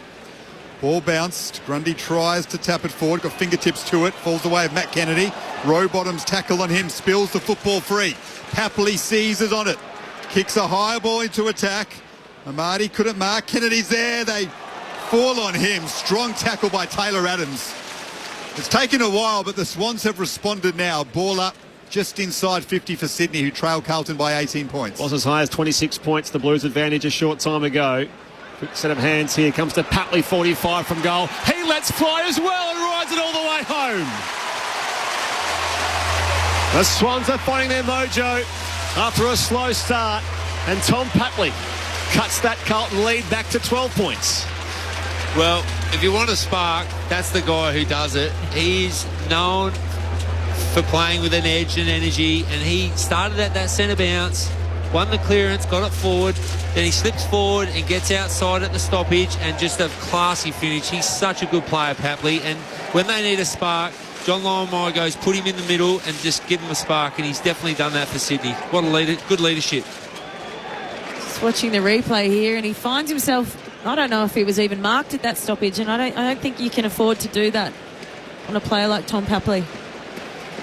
Well, Sorry, Alicia. The Blues kicked the first 4 of the game. It took a while for Sydney to wake up at the SCG. They've done that now. The margin back to 12 points. Late stages of the first term. Socket off the ground and into attack for the Swans. Wicks does well to lead Cincotta to the football. Cincotta stayed with him, though. Laid a strong tackle, and that led to Wicks showing insufficient intent to keep the ball in play. Handballed it over the boundary line. Free kick Cincotta, right half back. In fact, Boyd will take it. In the long sleeves, Jordan Boyd. In front of a packed Sydney Cricket Ground crowd. Up the O'Reilly wing. Grundy launching from behind. Doesn't pull it down. Hands and knees. Shares it with Goulden. Extracts the footy here. Through traffic again goes Goulden. Socket away. Into a row bottom here for the Swans. Tumbles a kick inside. Forward 50. Paddled full by McLean. Picked up though here in defence though by Marchbank for the Blues. And off half back they can go through Brody Kemp. His short kick can link up accurately with Elijah Hollins off half back. It's Carlton by 12 points. Friday night footy on ABC Sport here at the SCG. The Swans starting to clog up the corridor where Carlton had so much joy in the early stages of this first term as Newman goes wide and finds Wiedering, who's back on the ground. That's good news for Carlton. He's at left half back. Newman, the former Swan, shows support. Now kicks it up the wing. Melican's there alongside Curnow. Bounced through both of them. Cunningham gathered it, snaps it up the wing. It bounces off the chest of Marchbank. Kept in, though, by Blake Acres. Now finds Newman. Handball over the top to Marchbank on the wing. Carlton have worked themselves out of trouble beautifully here. Elijah Hollins Over the top to Walsh. Turns around, kicks long into attack now. Mackay will fly. Francis punches it away from him. Jordan can clear here for the Swans. Bumps it down the corridor now towards half forward. Down there is Warner, who wins a one-on-one against Brodie Kemp. And Chad Warner has a clean mark, 45 out directly in front. What a spoil. Who was the spoil? Francis. Francis, absolutely. It was almost worth a kick, really, or a really long handball. And it got Sydney out, and they just punted it forward. Warner one-on-one, you take that every day of the week. It was last year's good Lachlan medalist at the Marngrook game, Chad Warner. His set shot from 55 is slightly offline to the left. Is it kept in play? No, minor score. McLean snaps it through, but it was caught behind by the umpire. So it will be Carlton 5-3-33, Sydney 3-4-22. Margin 11 as we approach the first change here at the Sydney Cricket Ground on this Friday evening on ABC Sport. It's been billed as a blockbuster. It is delivering. As Blakey punches away from the contest on the wing. Strong bump by Durden. But that allows Lloyd to come in and gather. Akers, though, picked up the loose ball eventually.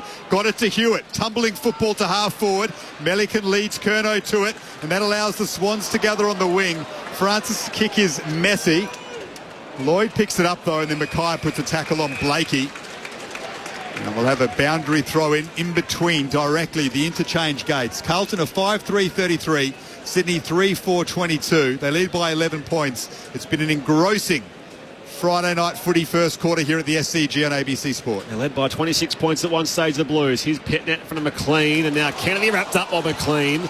Loose footy, Heaney there first. Has Hewitt for company. Hewitt gives away the free kick. His former teammate. George Hewitt was the sub 2 weeks in a row. Today it's Jack Carroll for the Blues as Heaney just drives it long inside forward 50. Amati up in front. Little too deep for him. Haywood off to Papley, who can snap from the pocket, killing it around with a superb not quite. The crowd was riding it though, and so was I. He missed near side. Tom Papley only just. Would have been absolutely magnificent. We were all trying to bend it for a moment. We were all under the desk watching that through. 10 points is the Carlton lead as we approach the half-hour mark of the opening turn. It wasn't far away. Wonderful effort. Newman goes long. McLean got hands to it, but Mackay, the big man, does the roving. His kick, though, is wide of Akers, just behind the wing. No chance that was insufficient intent, despite the appeals from the Sydney faithful. Just a bad kick. Boundary throw in right half forward for Sydney. McLean and Pitnet. It's Pitnet with front position. Does well to move McLean off the football to Akers, and now Newman, who's had plenty of it. Curnow has space, and he'll mark just forward of the wing. Wheels and goes now, kicks it to Melican, the man on the mark. It ricochets out to Lloyd, who can thump it now for the Swans. Through the pipe, it's come to Boyd. He fists it away. Warner is there first for the Swans, though. Breaks the tackle of Wiedering, has the pace, has the space. He straightens up from 40 and wobbles it. Not quite to the left-hand side. Chad Warner looking how exciting is he for another opportunity. And it's cut back to a 9-point ball game here Carlton's way. It's been all the Swans in recent inside 50s. 5-3 plays 3-6. Carlton by 9. Love watching him play. He's a brilliant player. God, he's good. Papley and Warner with two almost contenders for goal of the year. Narrowly through for behinds. Robbie Fox off the contest at right half forward for Sydney. Couldn't quite get hands to it. But after an electric start by Carlton, Sydney have worked their way back into this game, and they're pegging the Blues back. Carlton lead by 9 points after kicking the first 4 majors of this contest at the SCG. McLean and Pitnet at right half forward. Heaney's been lively, gets hands to it. Gets it back now from Wicks. Spent it before he had it. Lloyd sockers it off the ground. Jake Lloyd again gets it back from Warner. He's 35 out, and then he's caught high by Sam Walsh, and he'll have a kick after the siren. Well, Carlton thought they had Jake Lloyd holding the ball. The tackle from Walsh slipped high, and now Jake Lloyd will kick from 45 out on a 45-degree angle after the siren to peg this margin back to 3 points. It's just a bit sloppy from Walsh. You just need to go a little bit lower. Really costly free kick in red time. Carlton have been under siege here the last sort of 5 or 6 minutes. Sydney have pressed really hard. It's a massive kick for Lloyd coming up. Sydney are way back in the game. Wait for the roar around the SCG if this goes through. after the quarter-time siren from Jake Lloyd. An anticlimax, unfortunately, for the Swans faithful. But a great response by Sydney. At quarter-time, Carlton lead by 9 points after kicking the first 4 goals of the game. Extraordinary. 5-3-33 plays 3-6-24. So in the end, Jake Lloyd's kick comes up short of any score. The goal kickers in that first term, Mitch McGovern, Matt Owies, Charlie Curnow, Sam Walsh and Harry Mackay, while for the Swans it was Will Hayward, James Jordan and Tom Papley all on the board for the home side. Carlton by 9 points at quarter time. This is Friday Night Footy on ABC Sport. Here's my top footy tip for the season. You can get your games live and ad-free on the ABC Listen app. I know, right? AFL, NRL, men's, women's. Whatever footy you're after, we've got you covered. Every goal, try, mark and tackle. Called by ABC Sport's expert commentary team. This season on the home of 100% pure footy, the ABC Listen app. The 2024 Sir Doug Nichols round. On your radio. Sport Digital. And on the ABC Listen app. Away he goes across the arc, looking for a mark, and he does find Ollie Hollands. He's 45 out from goal, slight angle, looking to lay it off here by hand. Does so now for Mitch McGovern. Bombs it long from 45, all the way there from the defender. And Carlton have the first. He moves it out wide to Akers on the wing. Plenty of options. Goes deep and finds Curnow, who just muscled Rampy out of the way. Charlie Curnow. He's won the last 2 Coleman medals. And he's on the board here at the SCG. With Fantasia to Owies, who can stroll in and kick an easy goal for the Blues. They do have their 4th, and they are carving up the Sydney Swans on their own turf. I see kick inside 50 here. Swans chop it off here. Warner to Hayward, who can snap from 40, and he delivers their first goal. Who else but the informed Will Hayward? Goulden's there, the clean pick up. They're under pressure though. The shot on goal from Walsh is through. Warner kicks to Jordan, who's 55 out here for the Swans. They must take every opportunity here to take this game back on their terms. Jordan lets fly from 52, and the Swans respond. We've seen 3 goals in 3 minutes. Set of hands here, comes to Papley, 45 from goal. He lets fly as well and rides it all the way home. The Swans are finding their mojo after a slow start. The 2024 Sir Doug Nichols round. On your radio. Sport Digital. And on the ABC Listen app. That slow start was a 26-point break to Carlton midway through the opening quarter here at the Sydney Cricket Ground. But since then, the Swans have had opportunities, and it's now a 9-point game on Carlton's terms, 5-3-33 to Sydney 3-6-24. You're with Brett Sprigg alongside Daniel Garb. We've got Declan Byrne on the boundary. Your experts are Alicia Eva and Dean Brogan. Your texts are welcome as always, 0437 774 774. Bert in St Barney says, I think the Lizard will be the difference in the game. Will Voss put someone on him to stop his influence? Nick Blakey is talking about, who's always one of the better players for the Sydney Swans. Billy, Jack and Lee, listening from Wangaratta. Great call, fellas and Alicia. It's like I'm right there, but don't have to worry about driving home. Our town got a new roundabout last week. That's big news for the people of Wangaratta. That is awesome. Hi guys, Fran from Melbourne. I'm a rivalist, if that is a word. Come on Swans. I'll be so unhappy if they don't win. They better wake up.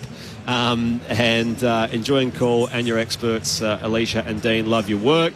And the other one here I had from, hi guys, listening in from the Acropolis in Athens. Can't miss a Blues game, no matter where I am. Loving your call. Go Blues. That's Ron from Bedford, Western Australia. And one observation comes there as far as that last Jake Lloyd free kick, says that's exactly why they don't pay him to Jack Ginnivan anymore.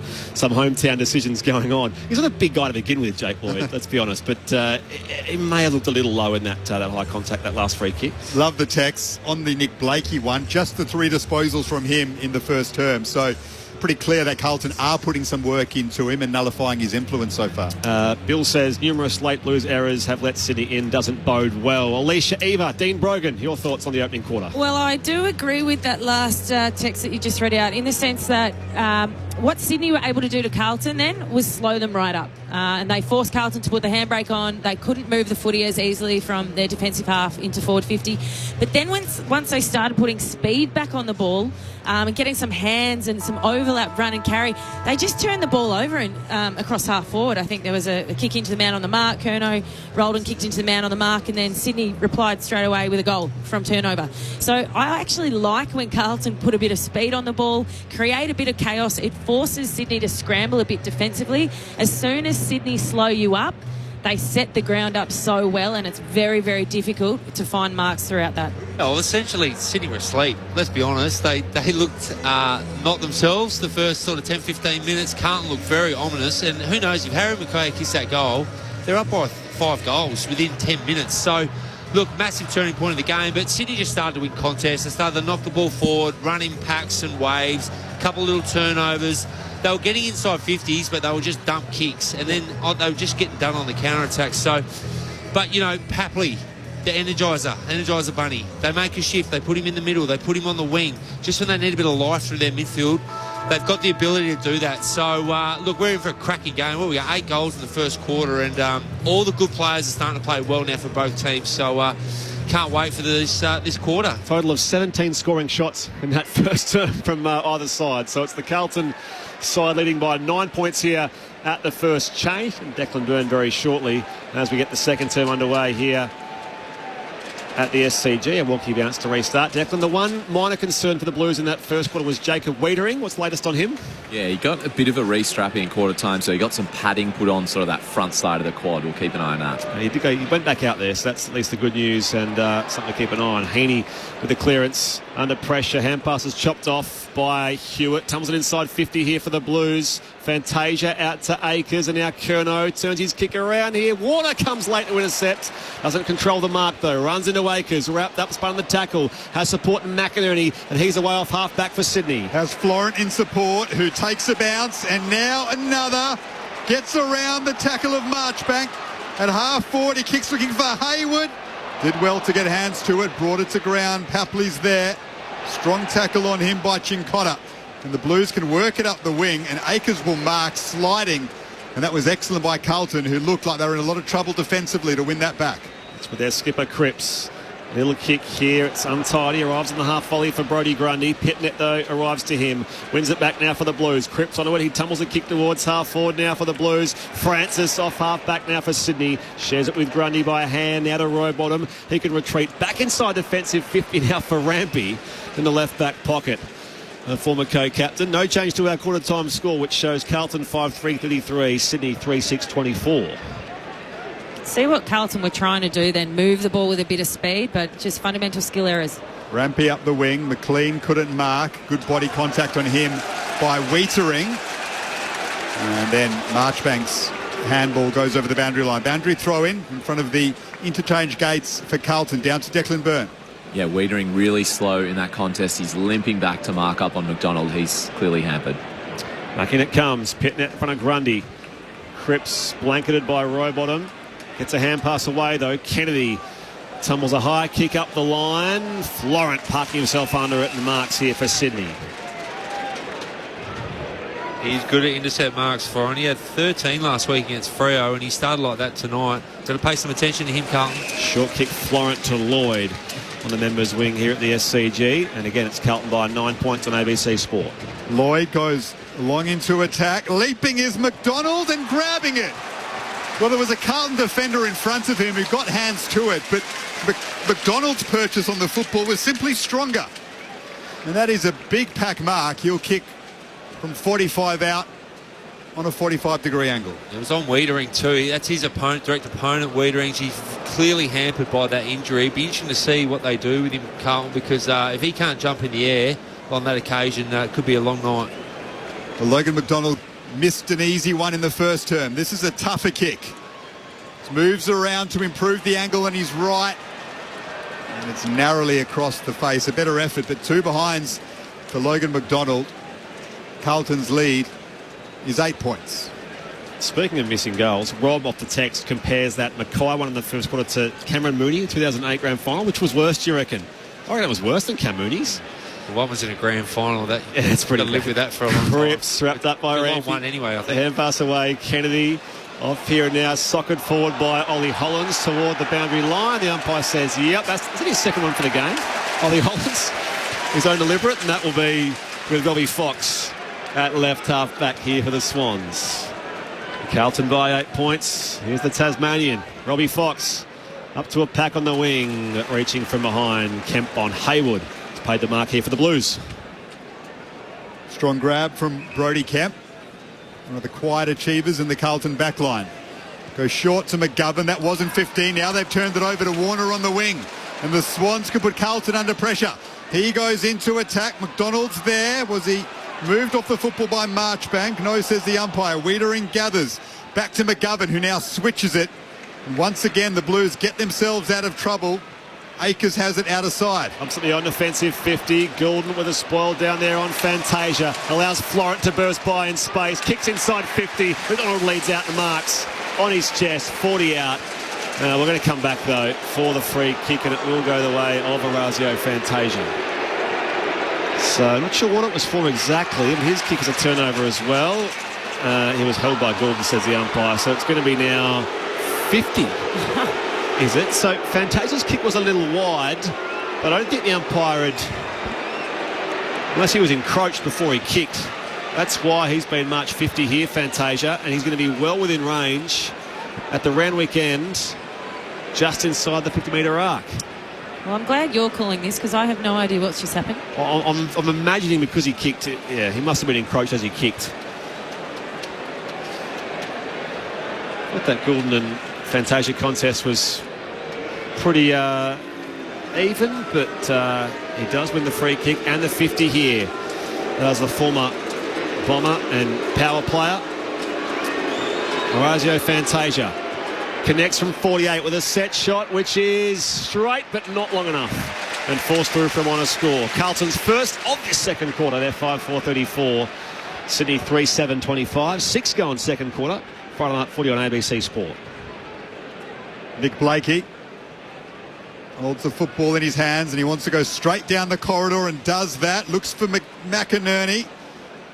McGovern spoiled him. Picked up though by Hayward. Well won back by Kennedy.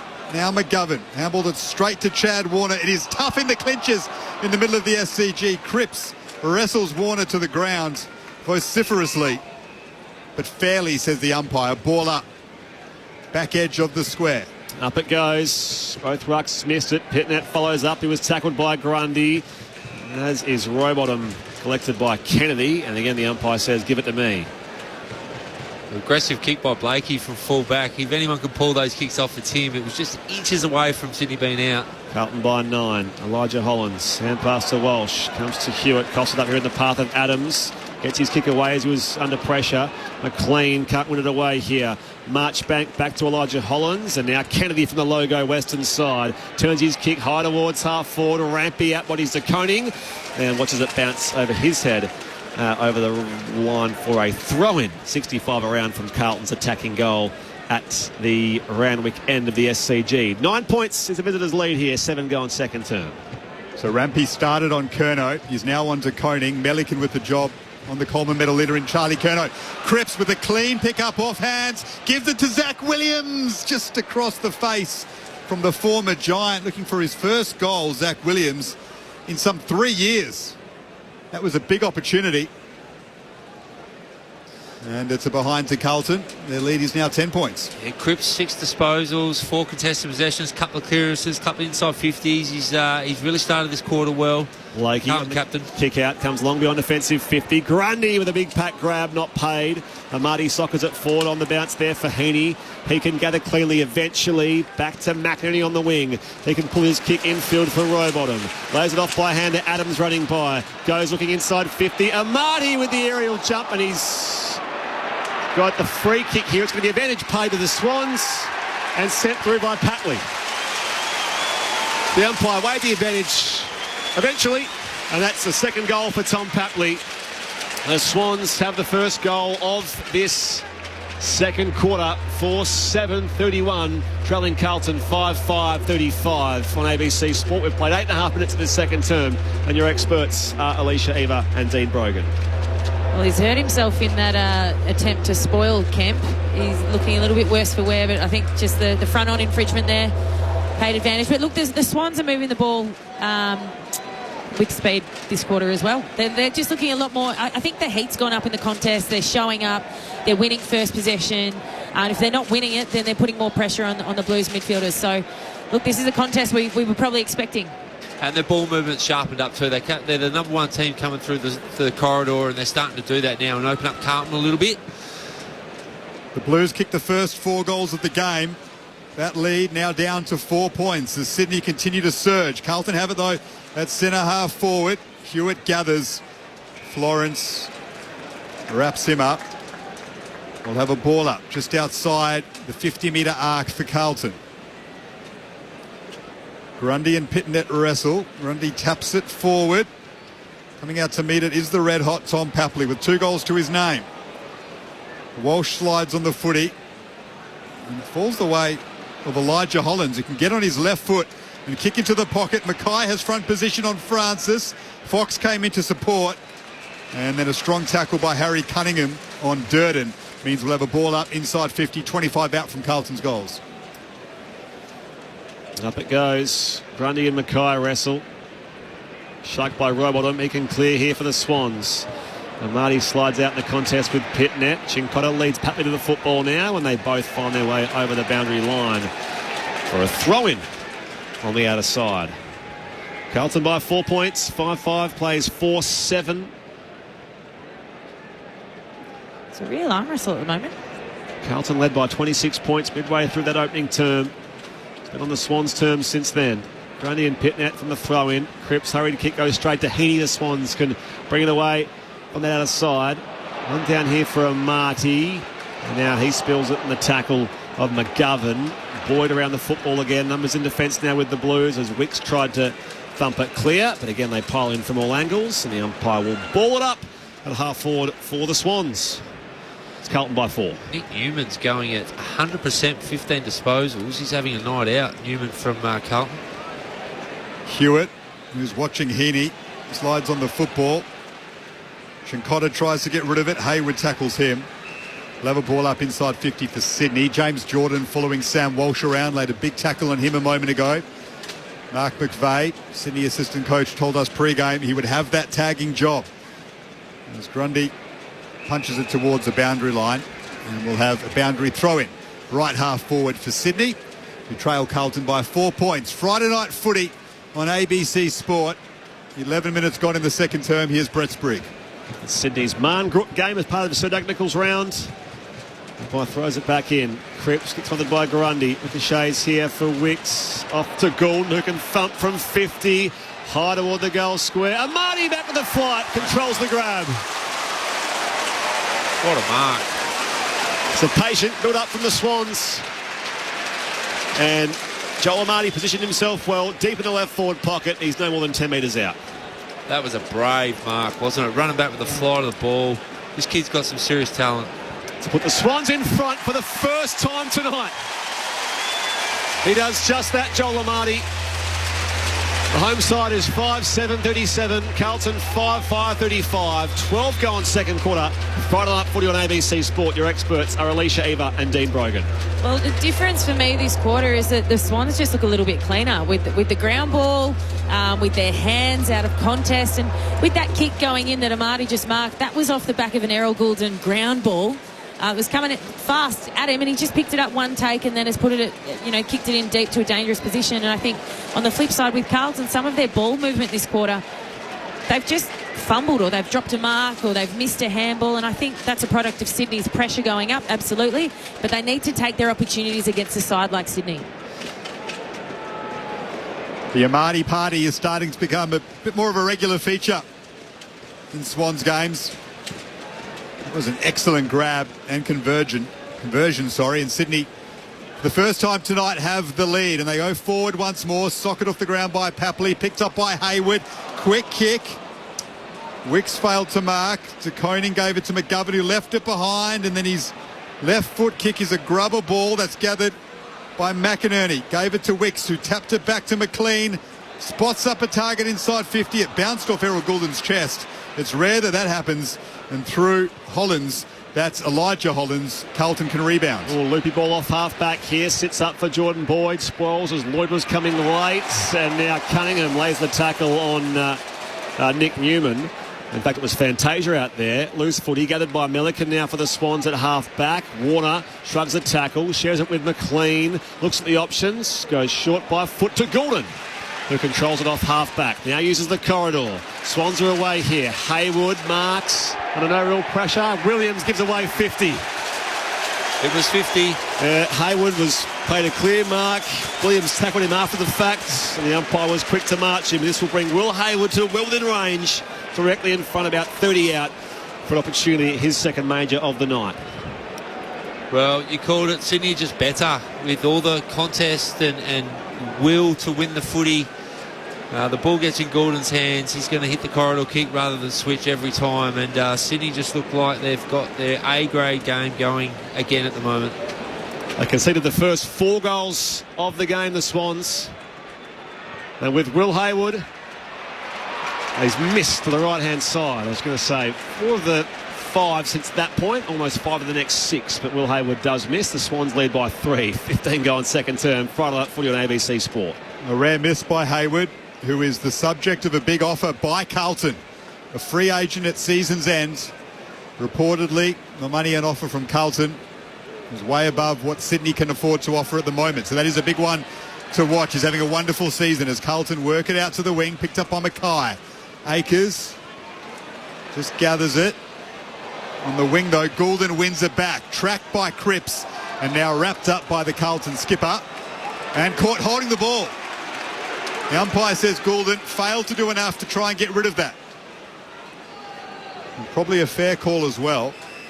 Excellent tackle by the 2022 Brownlow medalist in Patrick Cripps. He goes short to Nick Newman. He's having a big game. His 19th disposal. So he goes short to Kemp, and then he'll get it back and notch up possession number 20. There is Newman, hurries a kick towards half forward, finds Kennedy in space. He has paid the mark, 65 out here on the flank. Swans by 3 points. Kennedy sets it up high inside 50. Curnow leads out. Koenig was there as well. Overrun by Walsh, and McLean can clear here for the Swans. Through the corridors, a little too deep this time for Haywood. And Wearing, who is hobbling on that right leg, sends his kick wide to Newman. He can go again on the entry. Spears it low in the pocket, and it misses Walsh out of bounds for a throw-in. And it remains Sydney 5-8-38, Carlton 5-5-35. 16 go in second quarter. Friday Night Footy on ABC Sport.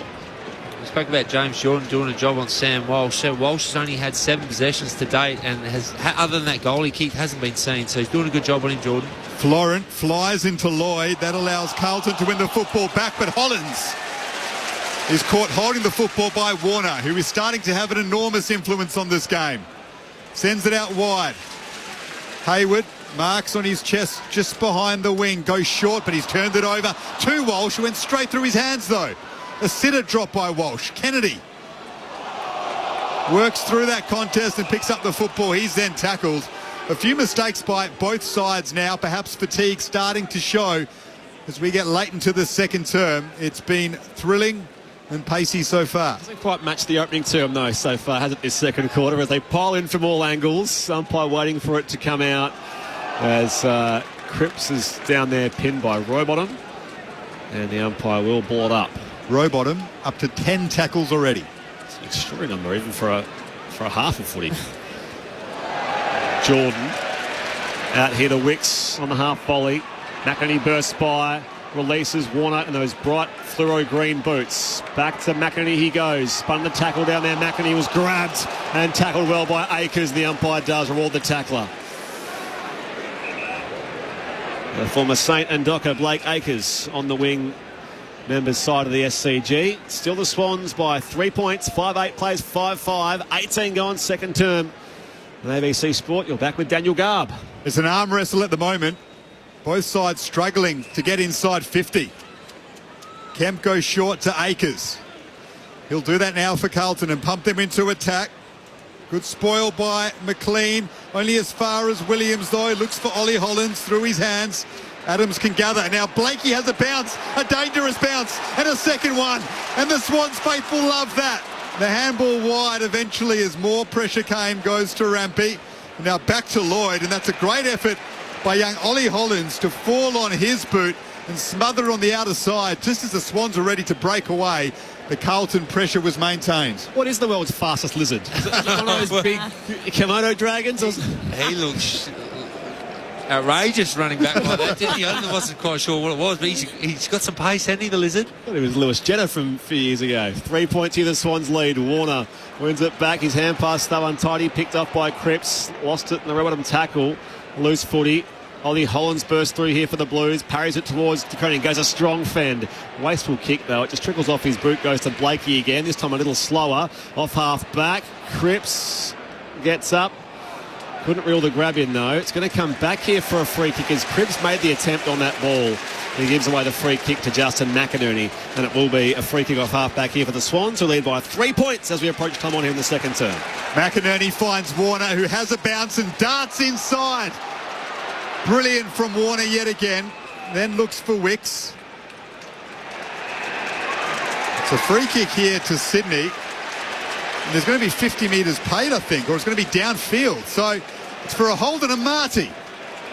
Well, a good 35 metres away from where play was unfolding, the umpires have pulled out a free kick for a hold on Joel Amati, and he'll now kick from 25 out, almost directly in front. Yeah, just watching on the replay, it was actually there. It was Marty got around the opponent and he just grabbed him. It was just a bit silly by the Carlton player.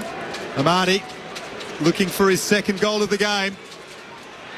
Straight through the middle.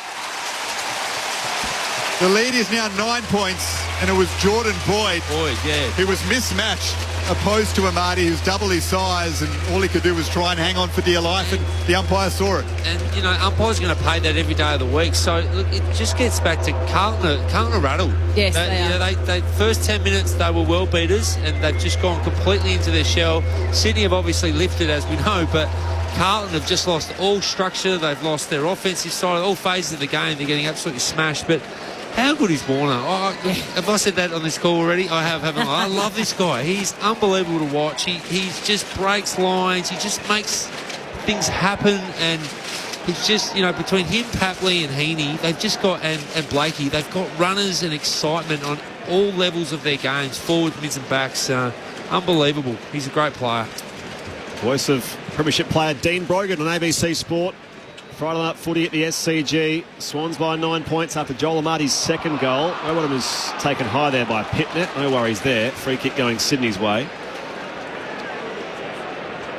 Rowbottom sends a high ball towards half forward. Hayward leads up unimpeded and takes the mark. 55 out directly in front. No one's back in the goal square. Hayward assesses the options. He's kicked one so far tonight. And had a pretty straightforward miss as well. He plays on, long down the line, deep to the right forward pocket. McDonald runs across the face of goal. It's off hands and over for a throw-in alongside that left behind post at the Paddington end. Well, you're right, Brogues. Carlton do look rattled, and even that mark by Hayward on the lead, that was it was a 40-metre kick coming in. So for him to mark that unimpeded through numbers, they're just not working together. Swans lead by 9 points. Boundary throw in deep in attack. Pitnet knocks it down. Here's Warner on the snap. It is through. It is the Chad's night so far. That is his 17th disposal, his 7th score involvement, and now he's got a goal to go with it. He won the medal last year. He is leading by a country mile at the moment. Great goal, Warner. Swans up by 15. And in that first quarter when the Blues were all over the Swans, Warner was probably the first player that put his hand up and said, OK, let's get going here. So it's not just this quarter. He was the one to really kickstart their game, essentially. So, yeah, he's having an outstanding game so far. So, Brogues, I might join you in that. He's just, he came off the ground spewing. He was angry that Carlton kicked the goal. So he's reset, come back on. He's had enough of this. He said, Sydney, I'll get on my back. I'll get this game going for us. He is becoming one of the best players in the competition, if he already isn't. You were here for the derby. You had him best on for the derby. Goulden got the medal that day. He's best on right at the moment. Could be Chad Warner for back-to-back goods. I lock the medals here. Get his autograph after the game. Don't bother with a 2-1 at the moment if you're voting.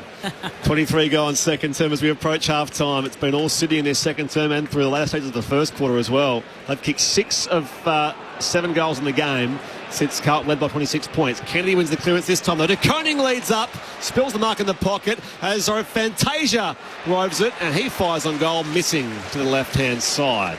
Another drop mark, you know, like you called it before, Alicia. Carlton is just sloppy. Like, that was a chest mark for De Koning. I know it's a bit dewy, but he should be swallowing them up. And Carlton really need a goal. He should have grabbed that. It's not like they haven't had their opportunities this quarter, Carlton. They just haven't finished. They haven't.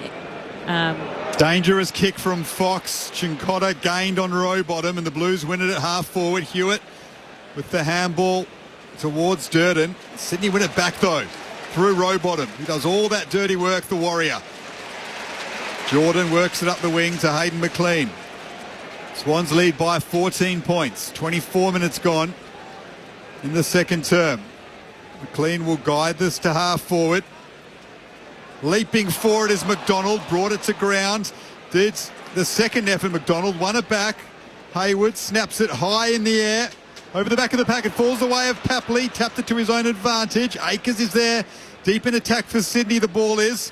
Picked up by Wicks. Sweeping handball. Only as far as Boyd, who is in front of his own goal line. On the last line, he can go with a short kick to Akers in the right back pocket. Comes Members' side now for the Blues. Beyond offensive 50 through the hands of Fantasia. Francis there for the Swans. He's dispossessed. So too Rampy. Francis goes again. Not 15, the kick to McInerney. Umpire says play on. It spills out now again for Rampy. Walsh takes him on. Extracts the footy. Fantasia helps as well. Kicks towards the wing. Picked up by Blakey. Lizards away again. Has it bounced. Shows good pace around Fantasia on his preferred left. Loads up inside forward 50. But back there is Curnow in defence, who spills the grab, and it's coughed up by McDonald over the line as well for a throw-in. Now, Curnow's back playing defence. That just shows where they're at, isn't it? Wiedering is still out there despite obvious discomfort with his right leg. That's the Swans who lead by 15 points, 7-8 plays 5-6 as we approach half-time. Fantasia almost gave up on Blakey's run there, knowing there's no chance he could catch him. Here's Akers in his own defensive 50, gives it to Walsh. They're under pressure again, the Blues. The tackle from McLean is a powerful one. It's on Brodie Kemp. We'll have a boundary throw in. In fact, there's a free kick being given. The tackle was just a bit too aggressive from Jordan on Walsh. He is tagging Sam Walsh really nicely at the moment, James Jordan, but that's a free kick against. Blues have it in the back pocket. Swans by 14 points. It's with Wiedering. Reigning BNF. Goes beyond offensive 50, finds Curnow a long way from home at left half back. They'll use the outer side here in front of the O'Reilly stand. Out in front of it now is Ollie Hollands, run down by Rowbottom. Melican lost his footing, gathered here now by Hewitt. The Blues can go inside 50 to Koning in the contest with Francis. Loose footy, worked away here. Owies, picked up by Mackay. Hand pass goes straight to Fox. Numbers around the ball here. Gordon arrives to it, and the Swans can clear again. Errol can have a bounce, assesses a couple of options and drills it up to Hayward, but he juggled that. The umpire was well positioned, so it'll be a boundary throw in. Right half forward for Carlton. Rowbottom's tackle out there, goal saving. He was running inside 50. He just dived and grabbed him, and Rowbottom's, that's what he does. He's just a tackling machine. Number 2 in the comp in that stat, James Rowbottom. In fact, he might have passed Matt Rowell already, the number of tackles he's had tonight. Carlton win it back through Kennedy. Strong tackle on him by Heaney. Gathered, though, by Hollands, who took the football over the boundary line as he brought it down to his boot. And we'll have a boundary throw in just outside 50 for Carlton. Just on that, Rowbottom's got 12 in a half of football. 12 tackles. Amazing. Unbelievable. 27 gone second quarter. Swans 50 lead, Carlton 36. Back in it comes. Pitnet in front of Grundy. Umpires spotted a free kick. Non-controlling umpire for a hold. It will go the way of Sam Walsh, in fact, and Declan Byrne very shortly, as Walsh has it now for Carlton at half forward. Loads up to the pocket. Only the biggest man down there. Missed the pack, and Rampy at the back just thumps it back from whence it came. Amati down there with McGovern. Now Walsh coughs it up into the path of Amati. Bursting by Adams. Can tumble it back towards the wing where it's taken by Curnow on the bounce. Shifted across here to Newman. And now Jordan Boyd. The Blues will switch. So Charlie Curnow playing centre-half back at the moment for Carlton. With Ollie Hollands. He kicks it long into attack where Curnow would usually be. Falls to the back of the pack. Will it sit up for Durden? It won't. It evades him and goes over the boundary line next to the behind post, down to Declan Byrne. Yeah, you mentioned Curnow at centre-half back. It is because Wiedering is off, looking really frustrated, head in the hands, talking to the physio. He's not in a good way with that right upper leg issue. It's been a 40-point turnaround from midway through the first quarter. The Swans lead it here by 14. Umpire tosses it back in. Grundy out of the ruck, takes on the undersized Akers. Cripps dispossesses Grundy, and now that will be, in fact, a free kick for that overzealous tackle from Cripps on Grundy. Didn't have the football. 7-8 plays 5-6 here. Sydney controlling things in this second quarter. Comes across to Melican in the right back pocket. Melican with a low chiselling ball up the wing. With the hands of Amadi down to Lloyd. Strong tackle on him by Marchbank. Drove Lloyd back a couple of metres and he's caught him holding the ball. Had the arms free there. Jake Lloyd chose not to handball. So Marchbank wins the free kick.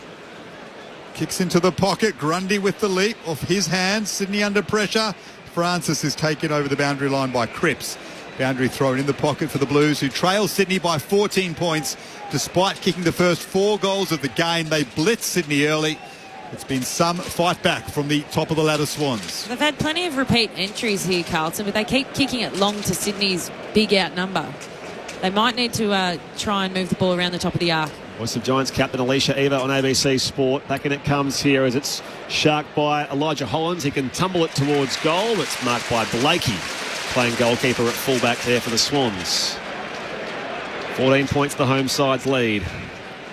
Blakey, short kick to Francis to take some of the air out of the game late in this second quarter.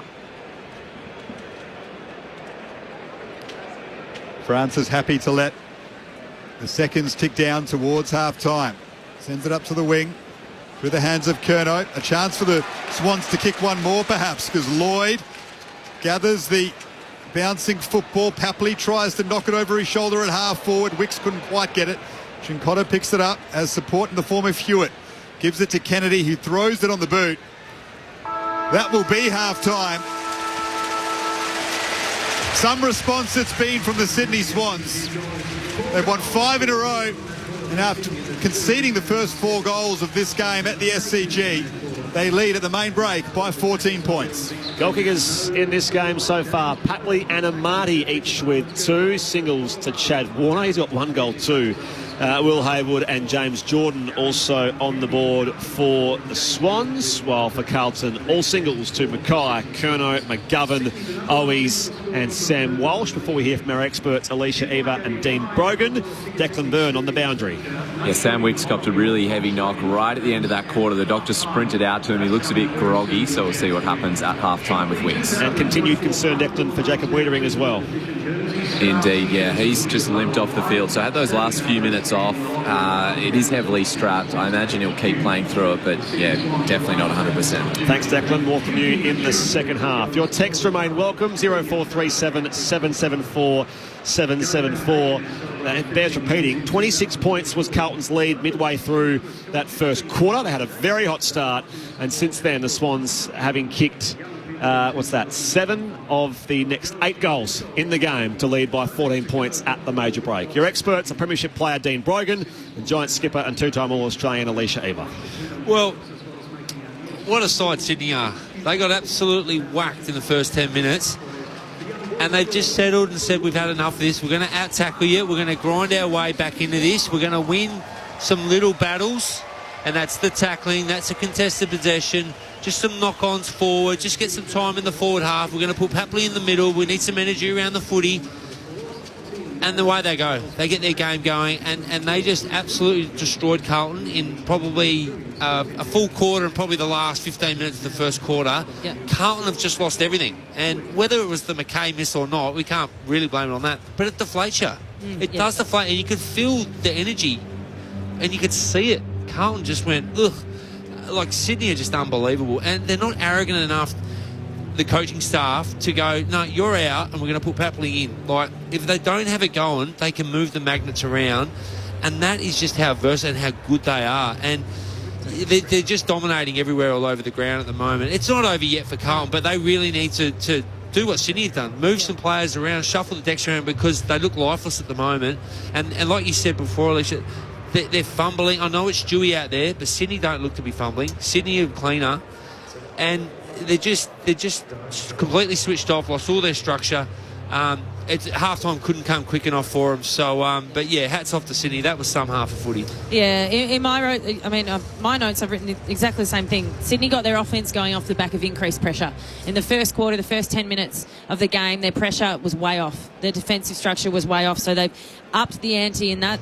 And they forced turnovers. And what Sydney are number one in the competition for is scoring from turnovers. Whether it's in their back half or in their attacking half, they score from turnovers. So they've lifted their pressure around the ball. And I think Carlton is still on top in terms of clearances and contested possession. But it's the perceived pressure on the outside. We saw some really uncharacteristic errors from some Carlton players who had more time than what they thought off the back of perceived pressure, and that's because Sydney have upped the ante in that space. So of course it then forces turnover, and Sydney, when the likes of Nick Blakey starts taking running bounces, Chad Warner joins in, defenders then panic in the back 50. Carlton defenders then panic, they give away silly free kicks like that one with Amadi, and that's how the Sydney Swans make you pay. Yeah, look, when they're running, when they got line breakers, Sydney, when they're able to break the lines, they look so dangerous, and they're so good when they can control the footy. They know when to pull, they know when to go, and they know when not to go. They know when to lock down. The game's not on their terms.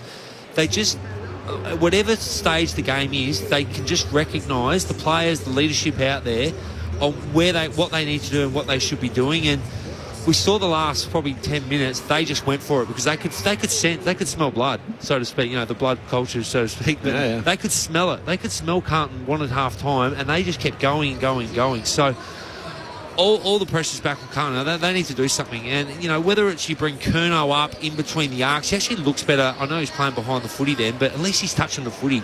They need their better players touching the footy. I mean, Cripps and Newman, they've got okay, and Akers have got okay numbers, but other than Newman, none of them are really damaging. So up to the coaching staff of Carlton to move some things around. Otherwise, it's Sydney will run away with this by 5 or 6 goals, you feel. It's the way the game is trending. It's 14 points, but it feels like so much more the way Carlton have fallen back in that second quarter. And Chad Warner is the story from this first half. I mean, he's been unbelievable. 17 disposals, 7 score involvements, 4 inside 50s, and 1 goal, a fantastic goal on the snap from 45 out. I mean, we talk about Will Hayward coming out of contract and Logan McDonald and the Swans needing to satisfy them after signing Rowbottom and Florent and Goulden recently. There's only so much to go around. Chad Warner's out of contract next year, so they need to budget for that because the WA clubs will come hard for him. It's not a fun position to be in if you're the Swans list manager, and that's why potentially a McDonald or Hayward may leave, because they're getting offered a lot more from other clubs because Swans need to prepare for someone like Chad Warner, as talented as he is, to lock him down for the future. And I know we've been singing his praises, and as we should, but you know what I love about him? I love that call from the boundary when he came off. He was filthy that Carlton went coast to coast and kicked that goal. That is infectious to everyone on that bench and every other teammate, that he is not putting up with it. And he went back on and said, I'm gonna do something about this. Those players are very, very hard to find. And not only that, he looks like Michael Jordan out there at the moment. He is doing whatever he wants, and he's just so flashy. So if you're buying a ticket tonight, you're coming to see him play. He is that good, and I just can't speak highly of him, but I love his leadership. And, you throw Heaney around there, and you got Grundy in the ruck. Like, they just look at each other and go, righto, we haven't started well, but it's not panic. We're not going to let this game get away from us. Come on, let's switch on. What are we doing? That's what I love about them. They're just unbelievable footy side. Still a half to go, but the way they pulled themselves, lots of clubs can't pull themselves out of a 26 deficit in 10 minutes like they did. Swans by 14 points at the major break. On our way to ABC News, a couple of your texts. Marcus in South Melbourne says, born in Brunswick, live in South Melbourne. Either way, I win. Great match. But wouldn't Brunswick be more like Fitzroy, Lions territory? That's where their ground used to be. But I suppose north of Melbourne, Carlton, Brunswick. Yeah, you're probably not far away there, Marcus. There was John in Devonport says, guys, Mooney's miss was disgraceful. This is Cameron Mooney comparing it to Harry Mackay. in the first half, where he missed from point-blank range, top of the goal square, point-blank range. Moody's miss was disgraceful. Given the circumstances, it could hardly be surpassed in the Hall of Infamy. The current game is not a grand final, says John. Mitch McGovern, king of the Carlton Clanger. So frustrating, says Rob. Hi, guys. Enjoying the call. Kylie listening from Daysdale. And you can keep your text coming. Simon, thank you. Bill, thank you for your text as well. 0437 774 774. And thanks to Akash in the studio, who lets us know the world's fastest lizard is the black spiny-tailed iguana from Central America, which has had a highest burst of speed recorded for any reptile on land at 34.9 kilometres an hour. I reckon Nick Blakey had him covered there on that first with the 3 bounces. At the speedo on him, I reckon Blakey was going about 30. Off half back. Anyway, that's all from us. Second half not too far away. Right now, though, time for ABC News.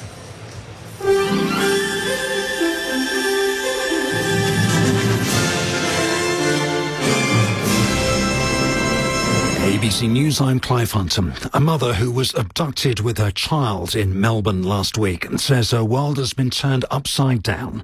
The victim says she and her baby daughter were at a shopping centre in Rowville when a man approached her with a knife. He told her to get back in the car and made her drive to 3 stores where she was ordered to buy several laptops while he stayed in the car with the child. After 2 hours, Kieran and her child were driven to a park and the man ran off. She says she is only today been able to leave the house. I don't think he realised that it would impact me this badly. I think in his mind that it was just a one and done, but for me it's turned my life upside down for now, and it won't forever. I know that, but for now it's just a lot to handle. Staying in Victoria, a pro-Palestinian encampment at Monash University has been disbanded amid claims from students they'd been threatened with suspension and expulsion from the university. One student claims they were pressured to pack up after tensions with pro-Israeli demonstrators, but Monash says encampment organisers were planning to pack up anyway and asked security to help. Meanwhile, protesters at Melbourne University say they'll stay inside the Arts West building until the institution cuts ties with weapons manufacturers linked to Israel. Protester Dana Al-Shia says protesters made no progress with university representatives this afternoon. Where we have been trying in open dialogue to ask them to end their complicity in the genocide, and we have been explicitly told that they will not divest and cut ties with weapon manufacturers. A carer has pleaded guilty to leaving his non-verbal client locked in the back of a car during a heatwave. Rebecca Trigger reports from Perth. The incident took place on January the 13th, on an afternoon when temperatures were above 40 degrees. Passers-by noticed 25-year-old Jeff Doe sitting in a car parked at Lakeside Shopping Centre in Joondalup. Police broke into the vehicle and rescued Mr Doe, who was strapped in with a seatbelt. The rear windows were wound all the way up. In the Joondalup Magistrates Court today, Mr Doe's carer of 8 years, Tsiwing Tam, pleaded guilty to endangering the life, health or safety of a person and stealing. The police prosecutor indicated she'd be seeking a term of imprisonment. Tam is due back in court next week. Customers of the online prescription service MediSecure are being reassured their Medicare details are safe for now as investigations continue into the latest large-scale data breach. Is National Consumer Affairs reporter Michael Atkin. MediSecure holds the details of thousands of Australians who use its service to submit prescription renewals online. After revealing it had fallen victim to a data breach, the National Cyber Security Coordinator has begun an investigation involving the National Emergency Management Agency. The coordinator says at this early stage of the investigation, there is no impact to e-prescription services and there's no evidence so far to suggest people need to replace their Medicare cards. Based on advice provided by MediSecure, the coordinator believes the original compromise has been isolated and there's no evidence of an increased cyber threat to the medical sector. Overseas, the Pacific Conference of Churches is calling on the government of New Caledonia to ban firearms amid violent protests in the French territory. State of emergency is in effect, under which it's illegal to carry firearms. But the Pacific Conference of Churches General Secretary James Bagwan says this doesn't go far enough. We still see these large amounts of weapons available. And this is the challenge, that if you have those weapons out there, for whatever reason, people feel motivated to turn to violence and force. This is the kind of result that we are seeing now. For the first time in over a century, Japan has passed laws that will enable family courts to enforce joint custody of children. North Asia correspondent James Oaten explains. For 124 years, Japan has only enforced sole custody after a breakup. It's meant to provide stability, but since that custody is usually awarded to whoever has taken the kids, it's a system that critics say incentivises parental child abduction. Countless Japanese children have lost access to a parent over the years, and since 2004, so too have at least 89 Australian children. The new system will come into force by 2026, but family violence shelters argue joint custody will see victims put back in harm's way. James Oaten, ABC News, Tokyo. And briefly in football news, Brazil will host the 2027 FIFA Women's World Cup. And that's ABC News. Sport and Spice brings you the big picture conversations and plenty of fun every week. So you were peeing in a cup with Messi? Yeah, basically I saw Messi's pee. It's like I call it the race for $1 million. After the competition, I probably ate like 500 nuggets at least. I had to like kind of secretly play football and then go off to my basketball game with like a bit of dirt on my knees. Hosted by me, Declan Byrne and Lavender Bai, listen to Sport and Spice on the ABC Listen app or find it in the Best of ABC Sport folder wherever you get your podcasts. The 2024 Sir Doug Nichols round. On your radio. Sport Digital. And on the ABC Listen app. Lays it off by hand to Adams running by. Goes looking inside 50. Amati with the aerial jump, and he's got the free kick here. It's going to be advantage paid to the Swans and sent through by Patley. The umpire weighed the advantage eventually, and that's the second goal for Tom Patley. Off to Gould, who can thump from 50, high toward the goal square. Amati back with the flight, controls the grab. What a mark. That was a brave mark, wasn't it? Running back with the flight of the ball. This kid's got some serious talent. Let's put the Swans in front for the first time tonight. He does just that, Joel Amati. The umpires have pulled out a free kick for a hold on Joel Amati, and he'll now kick from 25 out, almost directly in front. Amati looking for his second goal of the game. Straight through the middle. Mitnet knocks it down. Here's Warner on the snap. It is through. It is the Chad's night so far. That is his 17th disposal, his 7th score involvement, and now he's got a goal to go with it. The 2024 Sir Doug Nichols round. On your radio. Sport Digital. And on the ABC Listen app. The sounds of the second term here at the Sydney Cricket Ground, where the Swans lead Carlton 7-8-50 to 5-6-36. You're with Brett Sprigg alongside Daniel Garb. Our experts are Giants captain and two-time All-Australian Alicia Eva and Premiership player from Port Adelaide and former Giant Dean Brogan. Your texts remain welcome, 0437 774 774. Marngrook, as part of Sir Doug Nichols round, is a celebration of footy, of culture and of the land. But you're sending texts from all kinds of lands around the world here. 0437 774 774. Terry in Thailand says Carlton efficiency inside 50 is killing them on all other measures. Okay. Okay, Terry, I believe you. I can see it right in front of me as well. Leo listening in from, I can't pronounce this, in the south of France. That sounds lovely. Moan Sato. You've probably been there, Garby. Loving the Chad show. Ask Garby when street football is coming back. That's from Lior. You know a Lior in the south of France? I can't say I know too many Liors from the south of France, unfortunately. Street football coming back? I don't know, okay. This football's coming back soon. The teams are out there, second half not too far away. Listening to the game from my bunk on board a geophysical survey vessel in the Irish Sea near Dublin. That's from John from Mosman Park in WA. Yeah, they're all big travellers, the West Australians. And listening in from the south of France, Sydney are playing well. Carlton better team go to the Mighty Blues. Is that another south of France there? It's a different texter. Goodness me, we're well-travelled ABC Sport listeners here on this Friday night at the SCG, where we've got the second half coming not too far away. The Swans leading by 14 points.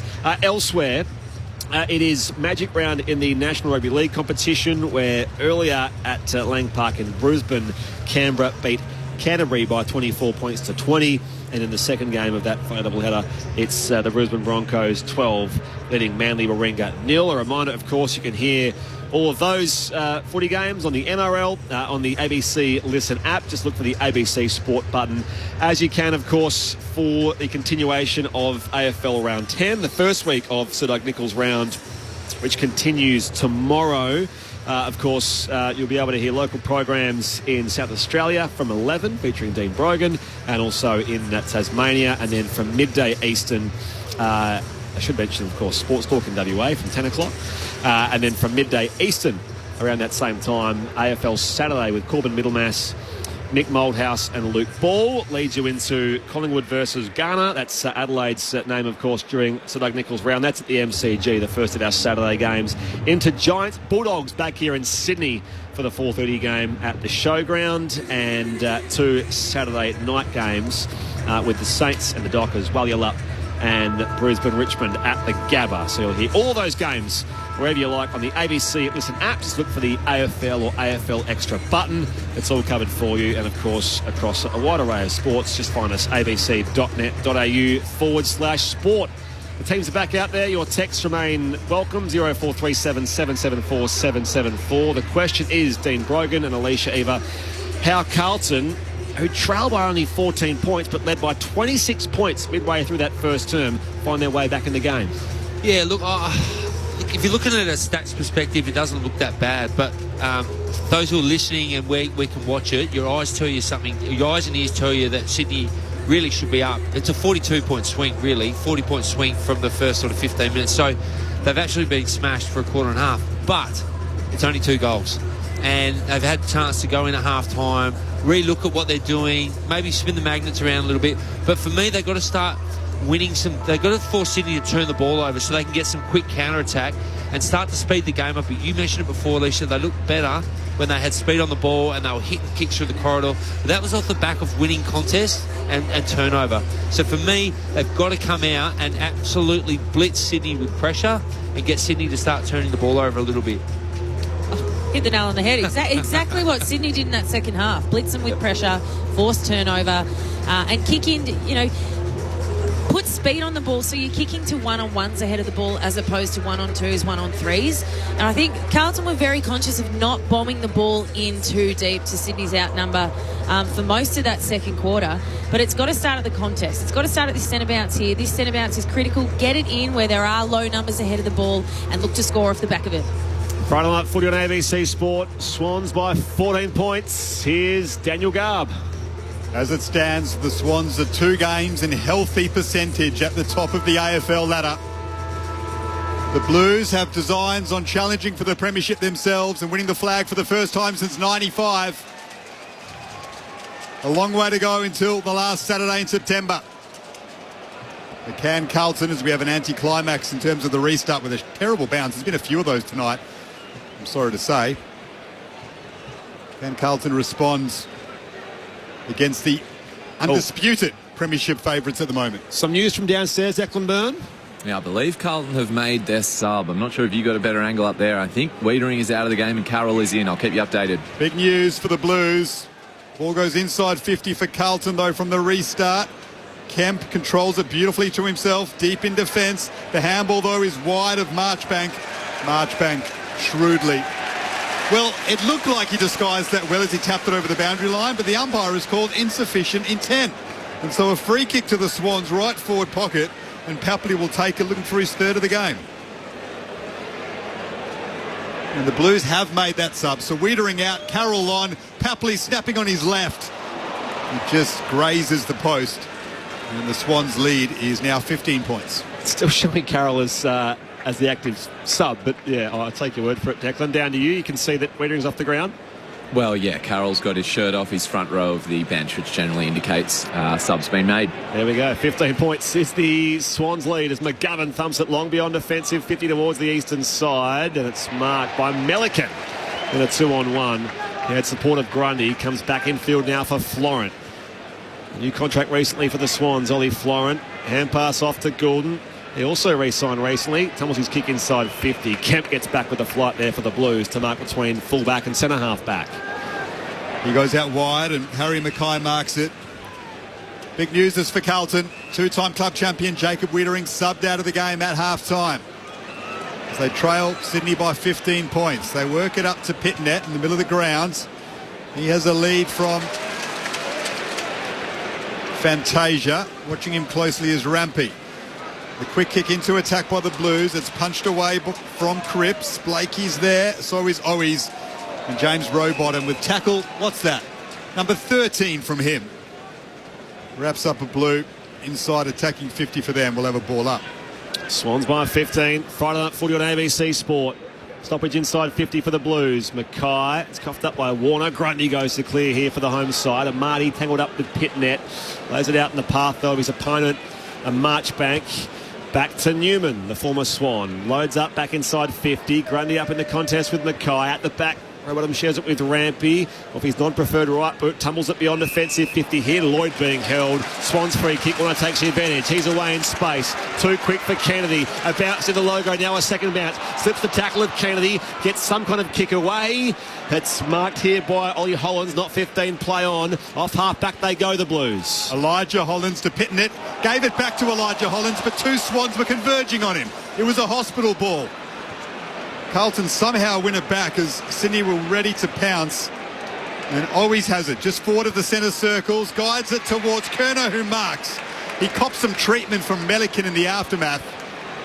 Unlucky to not get a 50-metre penalty, Kerner, as a result. He'll kick from 45 out straight in front. Well, it was ugly and it was almost turned over. But, look, putting speed on the ball. They're going through the corridor, Carlton, this quarter. So results in a mark inside 50. It just unsettles the Sydney defence. So it's going to look, it's high risk, high reward. But right now, as you said, Brogues, the Swans have just outplayed him for a quarter and a half, so something's got to change. Charlie Curnow spent large parts of the second term as Wietering was getting treatment at centre-half back. Back to his customary forward role and providing the first goal of the third term and his second of the night. Carlton needed that. The Swans lead back to 9 points. The Coleman medal leader, Charlie Curnow, with 2 for the game. Yeah, look, much better by Carlton, but it all started with the Matt Kennedy tackle on our boy Warner. Warner looked like he was out and Sydney were out, but he just hung on, got into the ground and forced Warner to do a dump kick straight up in the air, and Carlton were able to win that ball back. And we spoke about Carlton wanting to get Sydney to turn the ball over, which allows you to do that, scramble and kick forward, and you have genuine one-on-ones if you can get them to turn the ball over. So well done, Matt Kennedy, tackling the hardest player to tackle on the ground to force a turnover, and Carlton win the scramble, and well finished by the champion in Curnow. It's their first goal since Tom Warner the first quarter. Jack Carroll finally makes his way out there. The sub having been made. Jacob Wietering off with that leg injury, subbed out at half-time. Hasn't come back out of the rooms either. According to Declan Byrne. Restart middle here. Grundy clears it now for the Swans. Pose it inside forward 50. Hayward out after it to the pocket. Back in field now for Patley. Akers mops it up there in defence for the Blues. They can clear through Marchbank. Turnover goes straight to Warner. And now Jordan, 52 from goal. Pops it to the hot spot now. Marty back with a flight. Kemp coming the other way. One down to Heaney here. It was great teamwork. McDonald to Heaney. Well roved, well snapped. And they get the immediate reply, the Swans. Through Isaac Heaney. Well, great kick by Jordan. It was just one of those flat entries, like a dump kick into the foreline, but it wasn't that high. It was sort of flat and allowed his forwards to really have a good contest. And Amati just smashed the pack, got the ball to the ground, and whenever the ball hits the deck and Isaac Heaney's floating around, that's what he's going to do. He's not going to miss too many of them. And Sydney with the answer. Great goal by the Swans. Great answer by the Swans. Heaney with 14 goals for the season now, playing pure midfield in 2024. 14 disposals for him tonight. He is the Brownlow medal favourite. Chad Warner hogging the headlines, and rightfully so right now. But Heaney's influence still profound. That was a big goal. Ball bouncing to the ground, picked up by Rowbottom. Now Warner, centre half forward, driving it long at goal for 2 in a minute for the Swans. It bounces through. And Chad has got to. This little dynamo has the SCG to a person on their feet. I mean, what do you say? The speed that these guys have. And we've mentioned so many times how important winning centre bounce is. Yes. But that is as good as you will see or hear a centre bounce goal. That was just elite. I think Rowbottom got it out, drew the Carlton player, and there's Warner, like like a greyhound getting out of there. Watching the replay now. And Brodie Grundy celebrated that goal, and so well he should have, because it all started with his ruck work there. Just brilliant play. That's his 20th disposal, Chad Warner. He's going at 75% efficiency. It wasn't his strong point at any stage of his career, Chad Warner. It's been the biggest knock on his game, is his efficiency with the footy. No problems tonight. With 2 majors to go with his 20 touches as we restart back in the middle again. Towed forward by Heaney. Off the deck. Wicks to Warner. Pulled off the kick by Kennedy, and it arrives now for Goulden. Even his missed kicks are working. The Swans are blessed. Goulden goes down the line. McLean positions himself in the pocket. Takes the chest mark as he fell low to his right. He'll line up a set shot from 35 out, a slight angle left of centre. Well, if it's not Warner, elite brilliance getting you, it's this guy, Goulden. Wow, what a kick that was. Jeez, I wish I was still forward playing with the Swans. Delivered like that, even I'd be able to take that. That was a bullet kick. Geez, their forwards must love playing with these guys. So they've been the knock on his game, Errol Gould. He's always been a very tidy ball user. One of the elite in the competition. Here's Hayden McLean. It's a pile of more punishment here for Carlton. He kicks from 40, tugs it near side. Extends their lead, but only by 1. The Swans by 22. 9-10-64, plays 6-6-42. 9 gone third term. Friday night footy on ABC Sport at the SCG. Just dialing back to Warner's goal. I love those moments in sport when you look at the athlete's expression, and even they are shocked at what they're able to do. They can't believe what they are producing. And fans really enjoy that as Harry Mackay marks at right half back for Carlton. Swans leading by 22 points. Mackay goes short through the fingertips of De Koning. Melican is right next to him, and he guides it over the boundary line in between the interchange gates. Carlton 6-6-42. They kicked the first 4 goals of the game, only 2 since. Sydney 9-10-64. Friday night footy on ABC Sport. Chad Warner 21 disposals and 2 goals. It's Grundy punches it forward from the boundary throw in. Strong tackle by Heaney on Zach Williams. That's the beauty of these Swans. It doesn't matter how flashy and skillful you are, they all do the dirty work. Boundary throw in just behind right half forward for Sydney. What I loved about Isaac Heaney then is he clearly changed pace, and so often with midfielders you see them change pace so they can go and get the footy, but he changed pace so he could go and hunt that tackle. Voice the Giants captain Alicia Eva on ABC Sport. Swans by 22 from the stoppage. Comes back in now. Williams wheels around, thumps it from half back. Kerner in the contest with Melican. Melican flies up at ground level, spilled by Florent. Arrives back here again for the Blues. Hand pass comes wide from Elijah Hollins, and now involves Owies with a kick to Cripps at left half forward. The skipper in front of the old grandstands. Saw some candy around Dane Rampy. Straightens up from 40, and Paddy Cripps doesn't quite have the carry as it's forced through for a minor score. The captain's goal goes begging that occasion. It's 21 points, Sydney's advantage midway through this third quarter. Swans on the outer side, goes short to McInerney, a left half back. Picks off something he likes in the corridor in terms of Florence. Kick wasn't 15, but here they go again, the Swans. Row bottom. Strong tackle on him by Akers. Eventually got rid of the football. It bounces to centre half forward. Papley dives in on it. Head first almost. It falls the way of Wicks as a result. Handball at right half forward to Jordan from just inside 50. Pokes it over the top at Heaney. Oh, confidence flowing through him. Just pushed Chincotta off the football. And he will kick for his second from straight in front. Not an issue. Isaac's wonderful campaign continues. Swans lead is out to 27 points. Well, they're just better. Like the players are just playing, 30, 40. Every Swan's playing 20, 30, 40% better than their opponent at the moment. Like that, there was a 50-50 ball. Papley, as you called, just dived on it and knocked it forward. Reckless by him, but that's just how bad they want it. And then Heaney's just so strong. 1 out in the goal square. He just made. It was just boys against men then, and just elite. Look at that by Papley. Just dived in, knocked it forward. Just players everywhere, out everywhere. And great little kick by, I think, Jordan. Just Heaney, just strong. He's a great player. Geez, they've got great players everywhere. We've said that a few times tonight. Good teams look like they're outnumbering their opponent, and they always have the right bodies at the right time in the right spaces, like they do here. Heaney with a hand pass to Adams to Grundy, who's loose as well. Shares it now to Wicks, who can steady from 40 on the run. That's a goal inside 10 seconds from a centre bounce clearance. Wow. That is the Sydney Swans at their most electric, and they extend their lead out beyond 5 goals to 33 points. Was that 10 seconds? I had about 7 seconds on my watch. But look, I think Paddy Cripps was off the ground for that centre bounce. Have a look at it in a second. But this is where we need Carlton's leaders need to stand up here, put some body on it, centre bounce, own the outside, cause a repeat stoppage, anything that they can do to give their back six a bit of help, because that ball's just coming inside 50 far too easy. It didn't even go inside 50, it just sailed straight through. Well, they're letting Sydney get goal side of them from centre bounce. They should be in a defensive triangle and just let Sydney win it, but let them go backwards to give their back six a break, like you just said, Alicia. It's just coming through the middle. No one can stop it. By the way, big celebration around Sam Wicks. His goals in his past 2 games. Well pointed out. After Carlton kicked the first 4 of the game, Sydney have kicked 11 of the next 13.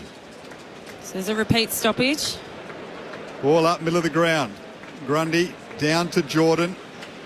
Carlton do win this. It's with Elijah Hollins. Nice kick to half forward and a strong mark by Curnow. Kicks long towards goal. Cunningham's there and got hands to it just before it crossed the line. And rushes through it behind. Sydney's lead is 32 points. Quick kick out. It comes to Lloyd. Plays on now beyond defensive 50. Out to 1-on-1. McLean got the better of Marchbank and takes the grab. Brings it back inboard now for Grundy. Stands in the logo. Takes a simple mark. Come on, Magpie. We do all about big games against Carlton. Brodie Grundy, a new Swan, goes inside forward 50. A little too deep for Wicks. Hayward and Warner lurking as well. Walsh runs the footy in defence. Chincotta goes to ground. Has Hayward for company. Boyd's hand pass picked off by McLean. Sends it out wide again. Dropped in defence. Sockered forward by McDonald. It's picked off here again by McLean. Sweeps it wide for Warner. He's goal side from 35. Snaps and curls it around. What about that from the chat? 3 goals for Warner. It's a blood blitz at the SCG. They lead by 38 points. Well, you mentioned it earlier. I think 2 goals back. You said the Swans just seem to have all the numbers around the contest, and that's what happens with scoreboard pressure. There are Carlton players on the ground, but they're retreating back towards goal because that's where they're expecting the ball to go. So that's how Chad Warner ends up with the footy in so much space, because Carlton are just retreating back towards goal now. And around the contest, they're getting sucked into the footy. So if you look at the replay here, and we'll call it for you too, they all just hunt the footy like bees to a honey pot. But Warner, the smart player he is, just sits on the outside, waits for it to bobble out, and there's no one in 20 metres of him. And you give him that much space, and he will kick that 9 times out of 10. Is he playing some sort of game? Wowee. If there's been a better game of footy played in the AFL this season, I'd love to see it. This has been extraordinary from Chad Warner. Swans win it again through Goulden. Bounces in front of Hayward inside 50. Picked up by Fox. Warner just gives a couple of don't argues on Sam Walsh as well, if you don't mind, at centre half forward. Doing as he pleases. With Taylor Adams now at left half forward. Back to Goulden. On his right he goes. And he turns it over. Marked by Jack Carroll, the sub, at centre half back. Well, they jostle for top billing. It was Goulden last season. It was Heaney at the start of this campaign. This is Chad's SCG tonight. Swans by 38. Friday night footy on ABC Sport. Carroll goes beyond offensive 50. Spilled by Mackay, who is in fact holding. It's going to go Sydney's way. Free kick going the way of Aaron Francis.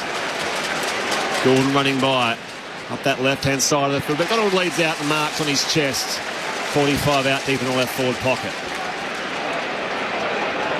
Logan McDonald plays on. He's got Heaney closer to goal. And he thinks about playing on, does Heaney. Has a couple of goals himself with his second coming in this third term. If he kicks this, if there was a roof on the SCG, it'd be blown off. Going to take his opportunity, I think, here, Alicia, from that left forward pocket, 30 out. Thought about giving it off. It'll come around on the angle here. the Brownlow favourite. Steps out, right foot, snap, misses. Left-hand side, margin 39 the Swans way. Declan Byrne on the boundary. Something you don't often see. Michael Voss, who coached from the bench in the first half, is back upstairs for the second half. He had a long conversation with his captain, Paddy Cripps, a couple of minutes ago. Thanks, Declan. Newman goes wide to Charlie Curnow, who's had to drop back into defence far more than he would like. Not only because Jacob Wiedering's off the ground, because Carlton are under a mountain of pressure. Curnow goes up to the wing. Blakey gets in front of Mackay. They hit the ground heavily. To his feet now. Fell to Florent. Kicks into attack. Well done by Wicks. Tracked that all the way with his back to the play. Incredible courage. Affected the contest. Carlton recover. And they work it out to Carroll at left half back. The sub. A little club called East Fremantle out west. Close to your heart. It's beyond defensive 50. Oh, one or two things. Taylor Adams plays it towards Robbie Fox, and now Amati back inboard again, but it's marked by Sam Walsh. Takes the chest mark now to intercept in his defensive 50. He'll flare it across half back. Marked by Mackay at right half back. 29 points is the Swans lead. They trailed by 26 points midway through that first term. As Carlton face a growing injury list. Jacob Wiedering subbed out at half time. Short kick now from Ollie Hollands, the brother Elijah.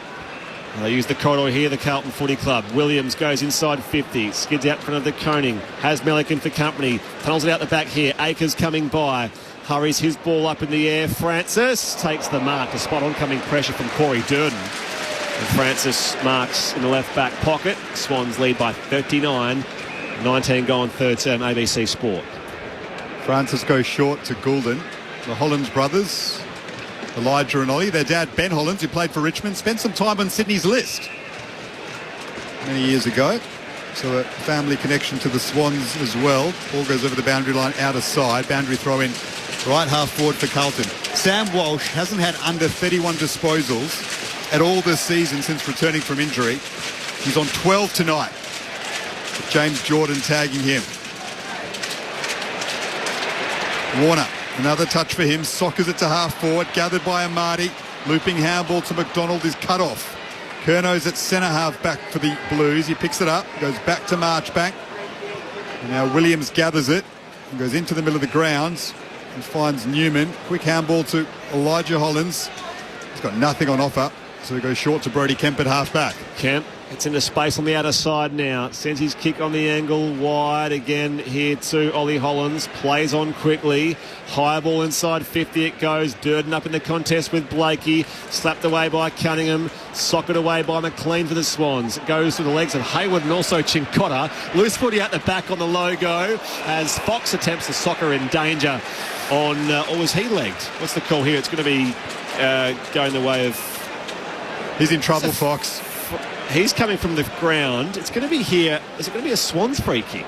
I thought Boyd... He come across his legs, took his legs out. I think Robbie Fox may have done his shoulder here. Okay, we'll keep an eye on him, Declan downstairs. But Boyd gives away the free kick. I think it was maybe kicking in danger. It will be a Swans free kick to go the other way. Short now goes to Jake Lloyd, forward of the wing for the Swans, who lead by 39 points. Jake Lloyd going down to the rooms. We'll get an update from Declan Byrne shortly. That's an injury. Sorry, Robbie Fox it is. Here's Lloyd. Has the football in his hands. Kicks inside 50. Off hands it goes. Wicks gathers it and then sockers it towards the boundary line. We'll have a boundary throw in inside 50 for Sydney. So Robbie Fox, it looks like being an injury blow for the Swans. Braden Campbell is the sub. You dare say he'll be coming on shortly, and not what Robbie Fox wants, but maybe that's an avenue for Luke Parker to get back into the side. Down to Declan Byrne. Yeah, as you can see, as you would have heard, right shoulder. He just tapped it. So nonchalant, they've gone down to the room, so I imagine it'll be a little while. And pass off to Paddy Cripps. Left half back, spiralling high ball towards centre half back. It's away by Cunningham. Back to Adams for the Swans. Breaks a tackle. Heaney meets Newman front on and wins the free kick. It was a little too high from Nick Newman as Heaney was going to ground. Plays on around his former teammate. His kick was followed by Akers. One back, though, by James Jordan for the Swans. Now Warner shrugs the tackle of Akers. Gets rid of he and Newman. Hand pass back to Jordan. Now wide to Lloyd. He's 55 out. Loads up. Top of the square here for the Swans. McLean wants to sit. Numbers with the Blues in defence. Hayward, though, gets there in front of Cripps. Shares it with Patley. Goes with a check shot from the pocket and misses near side for a minor score. 12-12-84 the Swans. Carlton 6-8-44. 22 played. Third quarter. Final up footy on ABC Sport. Declan Byrne on the boundary. It is happening live down here. The sub is being made for Sydney. So Braden Campbell will come in. Robbie Fox out with the right shoulder. As Harry Mackay marks from the kick-in. At left half back for Carlton. Called to play on. Gets around Heaney and guides it up the wing. McLean is there and spoils that strongly over the top of Kennedy. Will Hayward can pick it up with strength. He breaks the tackle. Goes back to Rampy. He's caught holding the ball, though, by Owies. There's some respite for Carlton, who are down by 40 points. It's the form of Will Hayward in the Sydney Swans Guernsey. He is heavily linked in a move to the Blues at season's end, the restricted free agent. Carlton trail here by 40 points, though. The Swans controlling things as this ball skids out of bounds for a throw-in between wing and half forward on the members' side. Jeff off the text says, just a reference to Jack Carroll earlier, that little club out west is one of the most successful in the WA. You don't say, Jeff. I think I know a thing or two about East Fremantle. Back in it comes. 12-12 plays 6-8. Grundy and Pitnet both missed it. Fantasia brought to ground by the big man Grundy, and the umpire says, give it to me on the wing here. By the way, that members' grandstand is packed. They actually had to shut the gates and keep members out. It was full, so about 1,000 members missed out tonight of coming to the ground. There are a few little pockets which don't look full in general admission, but it is a sellout crowd here officially. Final up footy, Marngrook at the SCG. Socket forward towards the 50 here. Kennedy left it behind for the Blues. And now it's a race on foot as he takes on Rowbottom. Sockers it forward again. They pile in from all angles. Carlton emerge with the football, though. And it's with Walsh. He throws it on the boot. Bouncing ball inside 50 now for Carlton. Kennedy left it behind. Cunningham tackled him, and then Adams swooped. Goes back to Rampy in the pocket. And his kick is juggled over the boundary line by Nick Newman under pressure from Amati. And the Swans, who lead by 40 points, deny Carlton again. Boundary throw in left half forward for the Blues. They're just relentless, aren't they? They are just at Carlton at every inch they can, everything they can get at them, they are getting at them. Voice of Dean Brogan on ABC Sport. Back in it comes. Grundy lays it out to a path for Rowbottom. Now Grundy goes himself. That's what he's been doing, Dean, hasn't he? Brodie Grundy is following up his own ball. Fantastic tonight, and it looks like he's got a bit of a spring in his step. He's tried to take a few hangers tonight too, so good to see Grundy back in form and going up against some good ruckman tonight. I was going to say there's the old link as well as a former Magpie, and he's had big games against the Blues at a packed MCG. Here he is tussling up with Pitnet. 25 gone third term. Ball won by Florent for the Swans. High ball towards half forward, back with the flight McLean. Keeps it alive. Newman gathers there off half back for the Blues. Goes to Elijah Hollins. Carlton just struggling to get any meaningful ball into attack. Through the hands of Mackay, that kick goes. And gathered by McInerney. Goes to Cunningham at centre half back. Gets around Owies rather easily. Then goes short to Jake Lloyd. Handball to Blakey. The Lizard runs on from half back. Inboard he goes to Campbell, the sub. Now to Wicks at centre half forward. Another handball to Cunningham. He'd be a popular goal kicker. Oh, yes!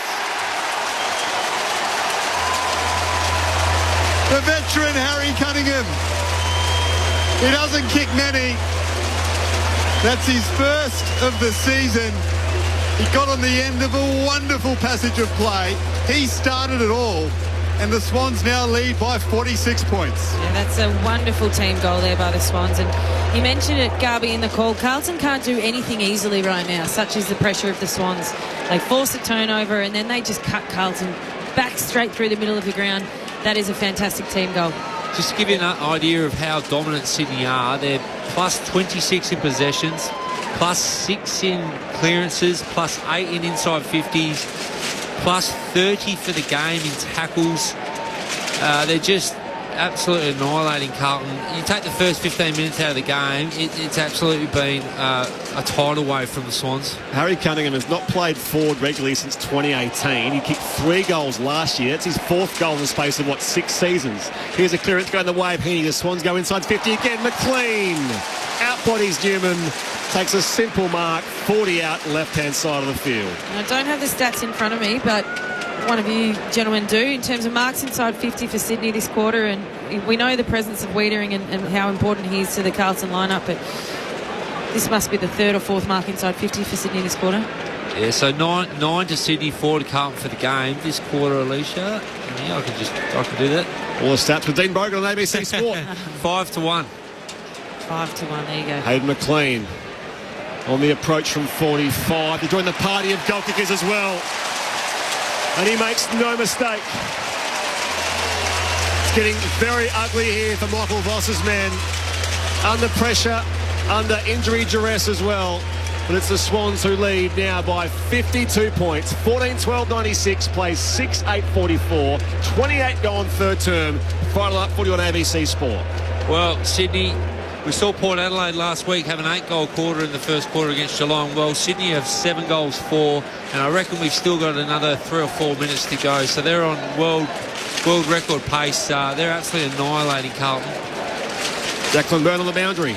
Yeah, and your weekly funny sign update. Carlton have put up a colour wheel, so a rainbow of colours, and the guy holding it is putting his fingers at number 2.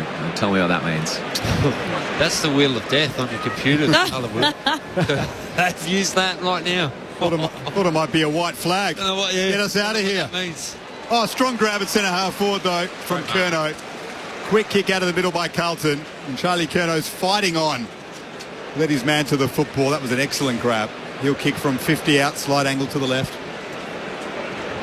Yeah, he's trying his best, Curnow. He's had to go back and help him out. He's forward. He's in between the arcs. He is trying to fly the flag for Carlton, but you can only do so much when you're a big, tall marking forward. He kicked 81 goals last year, Charlie Curnow. This is for goal number 30 of the season, to match the number on his back. Strikes it from just behind 50. And that is a wonderful effort. It just misses. It looked like it was sailing through. Just grazed the post on its way in. The margin is 51 points in favour of the Swans. He's level with Ben King in the Coleman now. Ben King kicking a bag last night. So 2 goals for Charlie Curnow. The third going big on that occasion. The Swans bring it away from the kick out. Papley sends it high towards Gould. Wants to sit down there on Hewitt as Amati brings it away here. He's brought the ground by McGovern. On the overlap, the Blues bring it away. Hewitt to Carroll. The middle of the SCG. Darts away. Sends his long kick inside 50 for Kennedy. It was well weighted. Matt Kennedy judged it well. He'll take a set shot here from 12 out, almost directly in front. Well, it was based off pressure, turnover, and leads to what we think would be an easy goal. Never say never. Matt Kennedy makes the goal umpire work, but the Blues do indeed have their 7th goal. After 5 in the first term alone and the first 4 of the game, things have petered out to a disappointing remainder of things here for Carlton. 7-9-51. They trail the Swans, who are 14-12-96 as we approach the half-hour mark of this third quarter. On ABC Radio, News Radio, and the ABC Listen app. Your experts are Dean Brogan and Alicia Eva. So that's what Carlton are going to do. They've just got to go fast off turnover. And, Sydney are playing with such confidence that Joel Amati tried to dance around 3 different people there before he got brought to ground. So Carlton, yes, there is pressure. Is it at the level? Probably not. Definitely not at the moment. But they've made them pay on turnover, and that's through that quick ball movement. The sombre-looking Jacob Wiedering is on the Blues bench, subbed out of this game. Sydney lead by 45 points. Picked up by Gould in the middle of the ground, off the bounce. High ball to left half forward. Newman does well to win that contest, opposed to McLean. And then Goulden does excellently with an outstretched left arm to gather the football in front of Cripps. Gives it back to Florence. And we'll have a boundary throw in out of side. Tackle from Mackay on Florent. Left the Blues big man a little bit worse for wear, but he's on his feet now. Boundary throw in under the lights of the Bill O'Reilly stand in front of a packed SCG on a Friday night. Here's Brett Sprigg. Swans by 45. Back in it comes. Grundy and Pitnet. Papley bursts through here. There's a couple in his wake. Sends his kick to the top of the 50 now. It's diving out. Haywood spills it into the path of Braden Campbell. So the Swan sub is out there as well. Off half back they go here, the Blues. Worked away Fantasia to Hewitt. Goes down the line inside 50. Rampy comes across and takes the chest mark. And he marks at fullback. So Robbie Fox, of course, the sub. We spoke about him suffering that shoulder injury. Braden Campbell out there for the Sydney Swans. And that is three-quarter time at the Sydney Cricket Ground, in which the Swans further flex their muscle against a depleted Carlton. 45 points at the final change. Goal kickers here, I'll start with the Swans. 3 goals for Chad Warner, 2 of them absolute beauties. 2 each for Tom Papley, Isaac Heaney and Joel Amartey. Singles for Haywood, McLean, Cunningham on the board for the first time this year. James Jordan and Sam Wicks also in that third term kicking a goal, while for Carlton, Charlie Curnow is their only multiple goal kicker. Singles to Mackay, Kennedy, McGovern, Owies and Walsh. It is three-quarter time. The Sydney Swans lead by 45 points. This is Friday Night Footy on ABC Sport. Over at ABC Classic, we're feeling good. And you can too by voting in the Classic 100 Feel Good. From the music that makes you dance, gives you a boost of energy, or makes you feel like anything is possible.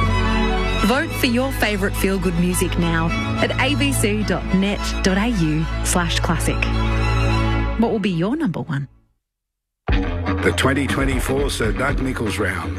On your radio. Sport Digital. And on the ABC Listen app. Now, I believe Carlton have made their sub. I'm not sure if you got a better angle up there. I think Wiedering is out of the game and Carroll is in. I'll keep you updated. And now Jordan, 52 from goal. Pops it to the hot spot now. Marty back with the flight. Kemp coming the other way. One down to Heaney here. It was great teamwork. McDonald to Heaney. Well roved, well snapped. And they get the immediate reply, the Swans. Through Isaac Heaney. Ball bounced into the ground, picked up by Rowbottom. Now Warner, centre half forward, driving it long at goal for 2 in a minute for the Swans. It bounces through. And Chad has got to. Oh, this little dynamo has the SCG to a person on their feet. Handball at right half forward to Jordan from just inside 50. Pokes it over the top and Heaney. Oh, confidence flowing through him. Just pushed Chincotta off the football. And he will kick for his second. From straight in front, not an issue. Isaac's wonderful campaign continues. Heaney with a hand pass to Adams to Grundy, who's loose as well. Shares it now to Wicks, who can steady from 40 on the run. That's a goal inside 10 seconds from a centre-bounce clearance. Wow. That is the Sydney Swans at their most electric. Picked off here again by McLean. Sweeps it wide for Warner. He's goal side from 35. Snaps and curls it around. What about that from the chat? 3 goals for Warner. It's a blood blitz.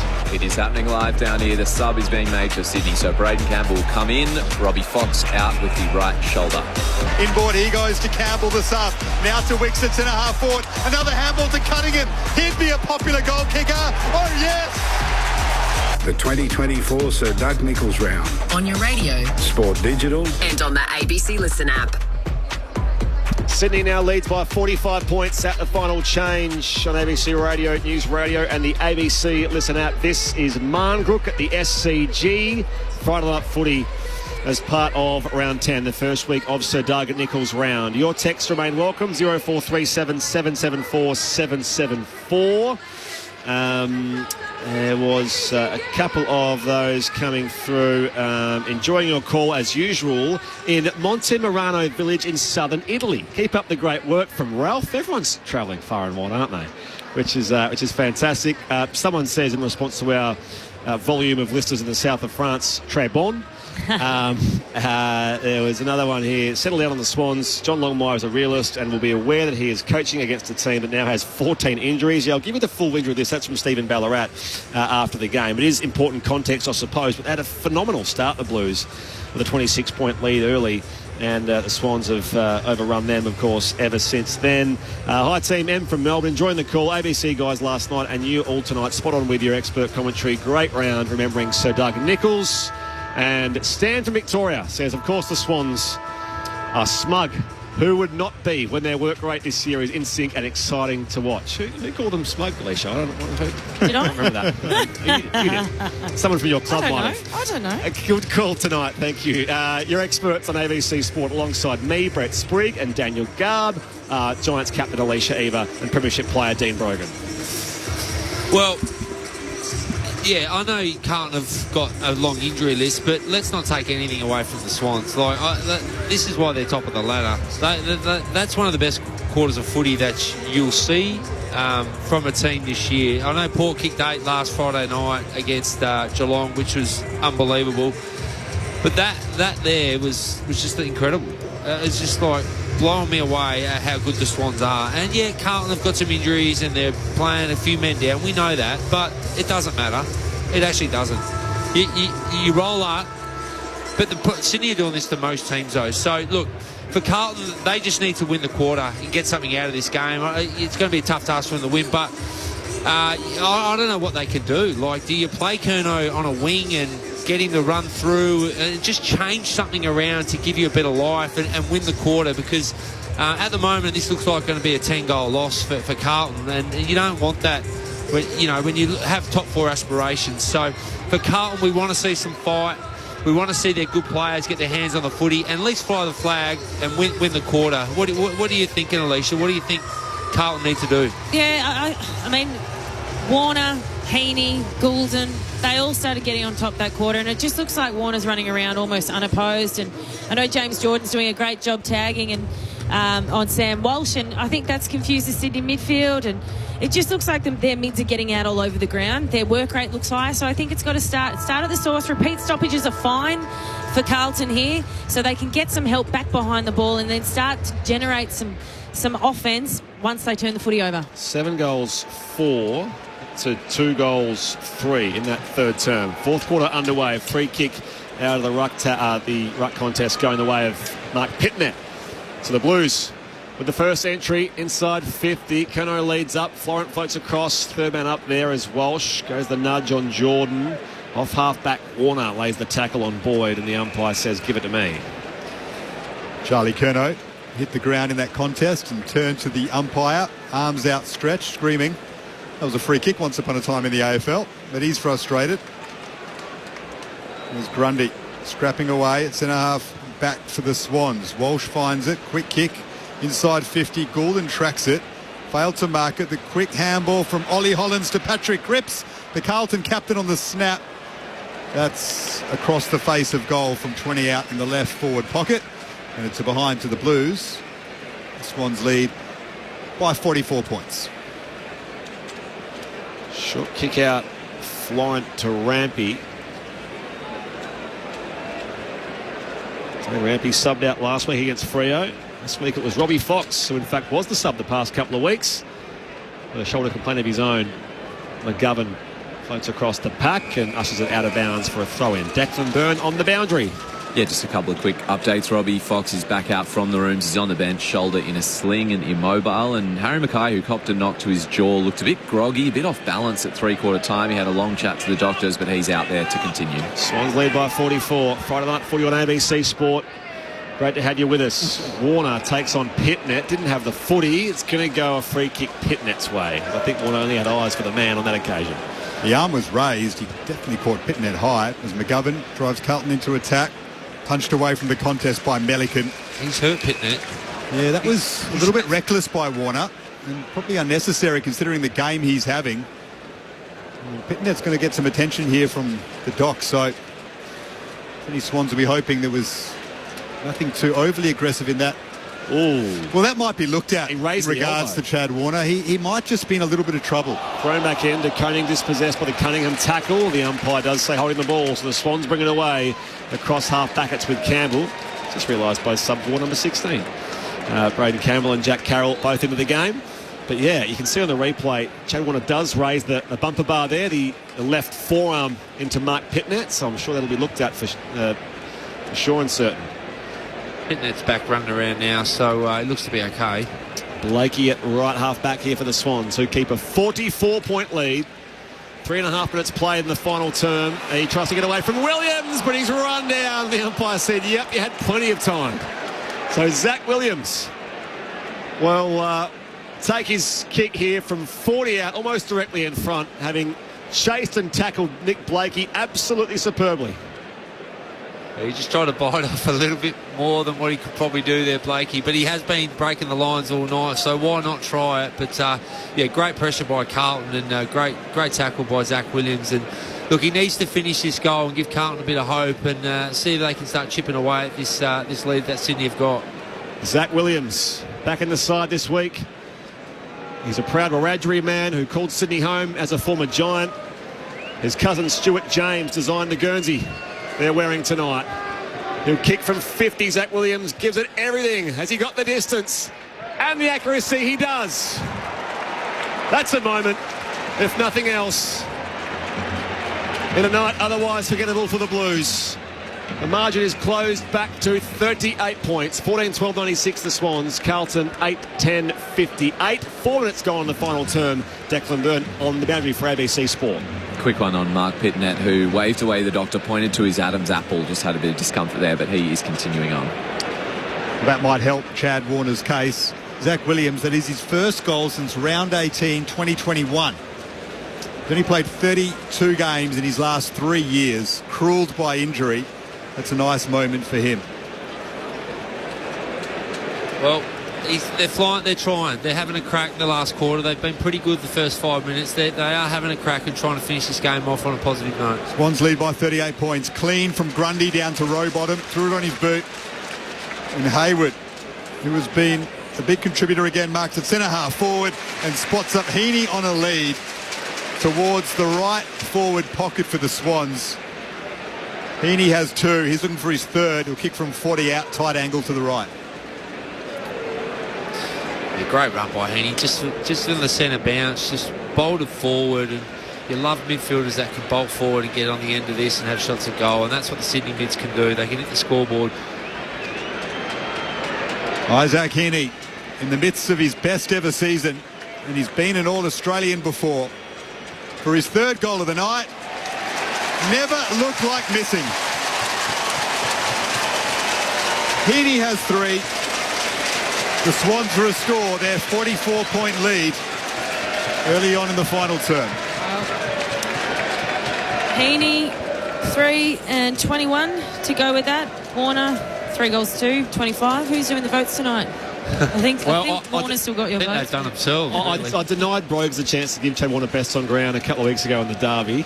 So maybe I'll give Brogues the chance to vote tonight on that. Although I will say this, Isaac Heaney is a 2-time best on ground in the Margaret game against Carlton. 2-time Goods Lachlan medalist. So Chad Warner, of course, had that distinction last year. So they both had very good games tonight. The Sydney mids, they just hit the scoreboard. Like Warner's got 3, Heaney's got 3. You know, Jordan's got 1. Like, they're just so dangerous. 7 gone final term. Restart back in the middle. Kennedy has the arms pinned there by Patley. Loose footy gathered by Carroll. Grundy wraps him up. It only tells part of the story as well, score involvements and scoring. But there's 5 midfielders for the Swans that are ranked in the top 5 across like 20 categories, and that includes Grundy, of course, as a midfielder as well, the ruckman, who gives away a free kick here on Pitnet. But it's just extraordinary. And you throw Robot in there, who just tackles for him. He's got 15 tackles, so they're pretty complete. Blues go inside 50, punched away from Curnow by Francis. Now Kennedy has it. Throws it on his boot, deep into attack. Rampy punches it away from Cripps. Strong tackle by Blakey on Owies. Wraps him up, ball up just in front of Carlton's attacking goal square. So the Swans next week have the Bulldogs away on Thursday night. And just watching a replay again of that Warner hit on Pitnet, that could be a worry for Sydney. And there it goes. Owies collected by Grundy, who's been tackling as well, the big man. He has. He's quick to follow up. He contests the ruck here against De Koning. And now Campbell is tackled as well. Just to pick up your point. Oh, sorry, I'll let you call this, please. Quick ball up. Grundy competes with De Koning again. Spins through a tackle, just sort of rides the bump of Owies. Now to Blakey. Goulden off his non-preferred right. It goes straight to Williams. Pulls it back into the corridor for Hewitt, who marks directly in front, 25 out. As you were. Oh, I was going to continue on Dean's point about Rowbottom, and I think, you know, the fact that Sydney have so many mids that can go forward and kick goals, that only happens because you've got a mid that puts up his hand and almost says, I'm my workload in here is the tackle, is the defensive mid. I run defensive patterns.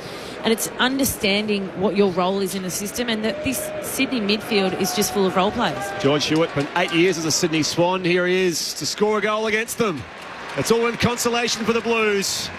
But they do indeed close the gap back to 38 points. So it's 9-10-64 Carlton, Sydney 15-12, 102. 9 gone final term. Friday Night Footy on ABC Sport. Yeah, well, we see Zach Williams had a little bit of an impact this quarter, just playing as a real aggressive half-back. He's standing 10 metres ahead of his opponent.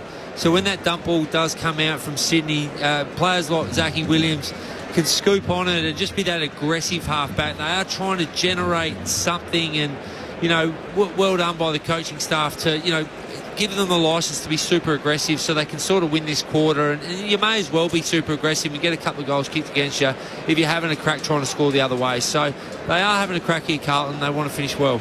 Just the 9 disposals for Zach Williams tonight, but 4 score involvements, a goal and a goal assist in this final term. So something for the Blues to take away from this one as the Swans win it again. Grundy throws it on the boot. Bouncing ball. Hayward and Amadi are there in front of their own attacking goal square. It's kept in by Amadi. Caps it to Hayward in the pocket. Now back to Campbell. He'll look to centre it on his left. McGovern's well placed. And he will mark in front of Goulden. And give it off quickly to Sam Walsh. Goes the outer side. It skids out towards Charlie Curnow. Evades Francis, shows good pace, but slips over as he kicks, and it just trickles out towards McInerney. Gathered now Francis, off to Adams for the Swans, who runs straight to Curnow again. The umpire says holding the ball. It's going to be the tackle rewarded here, Charlie Curnow. Swans by 38 points. I will just mention, by the way, this game is done. This Scotty Scheffler story, Garby, is huge. Scotty Scheffler, what number one, has been arrested after a misunderstanding with police entering the Valhalla Golf Club for the PGA Championship.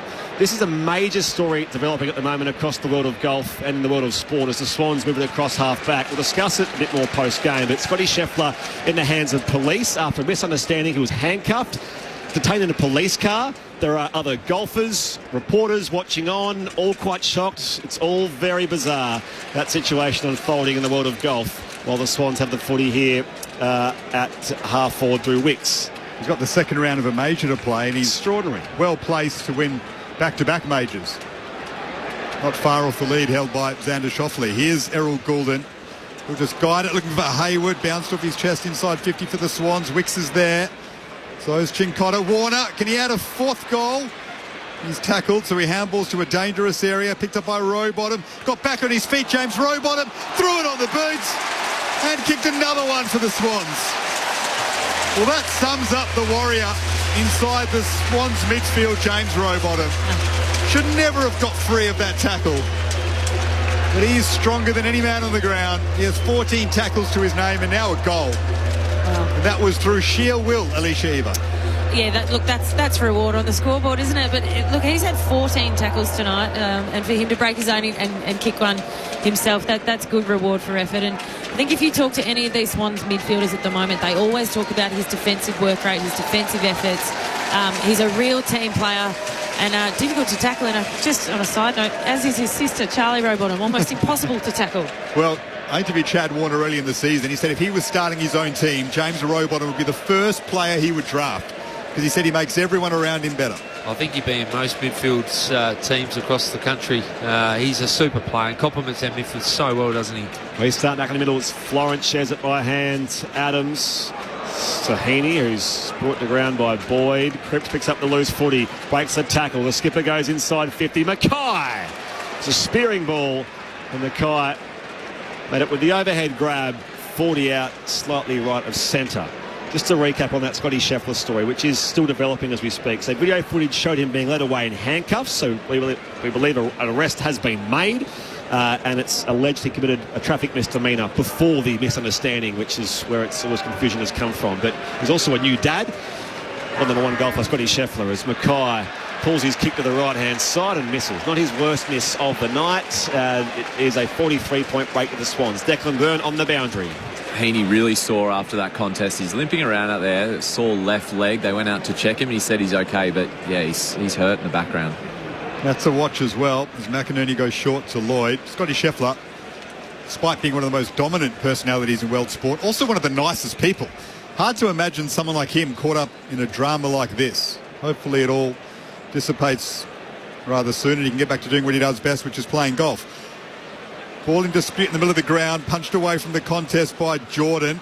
Amati picks it up. Boyd tackles him, middle of the SCG. Adams, the looping handball to Amati from 52 metres on the run. It's pulled slightly to the left.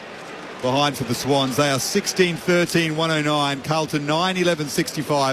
A 44-point lead, 13 and a half minutes gone in the last term. This game is done off the back of Swans' pressure, slick ball use, dominant second, third and now fourth quarters. 14 gone, final term. Sits up on the bounce for McInerney. Swings his kick back inboard now for Warner. It missed him. Boyd now for the Blues. Gathers. Throws it on the boot. High ball inside 50. Curnow leads up. Trying to pallet to advantage here. Fantasia only as far as Blakey. And now it's shared. And McInerney and Grundy. Back to Justin McInerney. Retreats all the way back to the left back pocket for Jake Lloyd. Lloyd, the big switch to the outer side. Warner leading Carroll to the football. Lost possession, had time to gather it, now has a couple of bounces from the middle of the SCG. The superstar with 3 goals to his name has another bounce.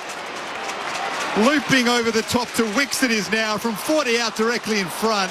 Fails to cap off a wonderful move started by Chad Warner at half-back. If there was any doubt as to who will win the Goods Are Locked in Medal tonight, that should seal it. That needed a goal, didn't it? It was brilliant play. Kick in comes Little Dicey as Campbell went to make the contest, but Carlton numbers around the football and defence. They bring it beyond defensive 50 as Mackay does now control the mark at right half back. It's the logo. A little too hot was the kick from Melican. Swans, though, knock it up through Blake. He got it from McInerney. And now Florent. Link of hands again to James Jordan. He's 75 from goal. Goes inside the arc. McLean leads out. Chincotta. Good teamwork with Williams. Brings it away. Kemper sweeping hand pass. And now Boyd. They'll rebound the football through Newman. Newman, the former Swan. Up to the wing. Marked by Owies. Quick handball to Hollins, who is supporting him. That's Ollie Hollins. Owies' kick to centre half forward is marked by Elijah Hollins. He wants acres in the pocket. Well done, Blakey. They fight to the end, the Swans. Zoned across that pack and punched it towards the boundary line. The ball eventually goes out and Blakey gives a high five to Campbell, who was hurt in that contest. Boundary throw in right forward pocket for Carlton, who trail by 45 points down to Declan Byrne. Crowd numbers just coming in. Spriggy, you talked about members being locked out tonight. A top 3 home and away crowd of the SCG, 44,047. The lid is off. 45 points is the Sydney Swans lead. Thanks, Declan. Adams makes a hand pass out. Elijah Hollins coming in hot. Campbell to Warner now for the Swans. Off half-back they go this time. Warner's kicks a turnover. No, Marty arrives late to pit net. Lays off the hand pass to Wicks and he sprays his kick out towards the boundary line. Sits up there for McLean. Still going is Patley. 65 from goal. Options inside 50. Swings it back in field now. Hayward copped a spoil there from Ollie Hollins and now parries it towards the boundary line for a throw-in right on the junction of 50 at half forward for the Swans, who lead 16-14, 110 to 9-11-65. 17 gone final term. Friday night footy on ABC Sport. Carlton have 20 scores as a team tonight. Warner and Heaney combined 26 score involvements. That's how dominant they've been. Here's Zach Williams at half-back. Strong tackle again by Rowbottom. Tackle number 15 from him. And another one from the Swans. This time Grundy on Walsh, catches him holding the ball.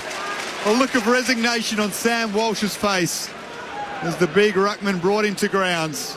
Wins the free kick. Left half forward, 70 out. Goes short to Adams. He centres it to McInerney, just outside the centre circles of the SCG. And now to Cunningham. Lasers one for the lead of McLean. Did well to gather the football in a second effort, McLean. Now to Campbell. Gets it back from Campbell and snaps it looking for McDonald, who dropped an easy mark in the pocket. And the clearing kick is only as far as Campbell. Tapped away from him.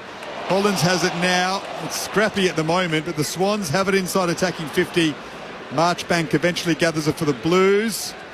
And now Hollands over the head of Carroll. He will eventually pick it up. Popped up by Kemp in the end, and now they will clear beyond defensive 50 here, the Blues. High towards half-back where Grundy arrives late to Newman. Slides out with a hand pass to Goulden. Keeps the line in front of them to stand. Pulls it back infield now to kick from Goulden. Knocked down by McDonald to Wicks. Has support there with McLean. He opts to just poke it towards goal. And Amati, who was tangled up there with Zach Williams, allows it to bounce through. It was the least potent-looking kick from Hayden McLean. But there was no one in the goal square, and he just dribbled it through in the end. That is his second goal, and the Swans extend their lead out to 51 points, 116 to 65. Declan Byrne on the boundary. Just a quick one, Swans fans. Don't need to worry too much about Isaac Heaney, who did limp off, but he's all smiles, just getting a bit of tension to his right quad. Well, I just want to call out Brodie Grundy there. He goes back with the flight and gets the spoil in there and then follows up with the ground ball right on the boundary, and that's been indicative of his game tonight. He's been dominant in the air, but it's been his follow-up that's really impressed me, whether it's his tackles, whether it's his work to get back and just get a little fist into spoil, but his follow-up at ground level. The Swans kicked the goal off the back of that. You think he's loving his move to Sydney?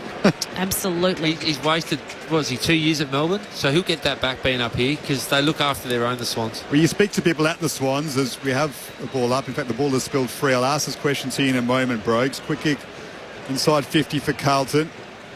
Justin McInerney gathers it. Now Lewis Melican just guides it pass beautifully onto the chest of James Jordan, who's had the better of Sam Walsh tonight in a tagging role. That move by the Swans to bring Jordan across from the Demons continues to pay off. Sam Walsh tonight just the 17 touches, about half of his usual total in a game this season. And now it's fallen in the breadbasket of McLean, the last goal kicker at left half forward. You speak to people at the Swans and they'll tell you, yeah, the midfield's great. Brodie Grundy has had an enormous influence on that. Well, he was the best ruckman in the comp for, good 5, 6, almost 7 years, and he only got out. They only moved him off from Carlton because they're paying him too much. Collingwood because they're paying him too much money. So, look, to have someone like him come in, amazing recruiting. McLean is 55 out, distance too much for him, so he'll guide it to the top of the square. Might fall the way of Warner, looking for a fourth goal. Wicks is there. Zach Williams for Carlton in front of his own defensive goal square. Boyd picks it up, and now McGovern has it.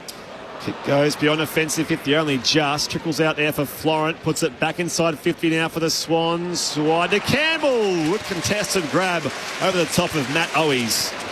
And Braden Campbell, the sub, with a shot at goal here. 35 out in a 45-degree angle. Just another neat kick that the Sydney Swans have on their list. Braden Campbell. Getting a bit of correspondence, Garvey, about the Scotty Scheffler situation. I'll update you in the post-game, but it is bizarre. He could miss his tee time for that second round at the PGA Championship, and of course that would stop him from winning it, being handcuffed by police after this little traffic misdemeanor as this from Braden Campbell is sprayed to the left-hand side. We're sort of keeping most of our eyes on what's happening here at the SCG, this bizarre story at Louisville, Kentucky for the PGA Championship. Of course, we get all the reaction from the SCG rooms post-game here as well. 44,000 and change here to see Sydney now lead by 52 points on ABC Sport. Time ticking down in the final term. It was such a promising start by the Blues. They kicked the first 4 goals of the game.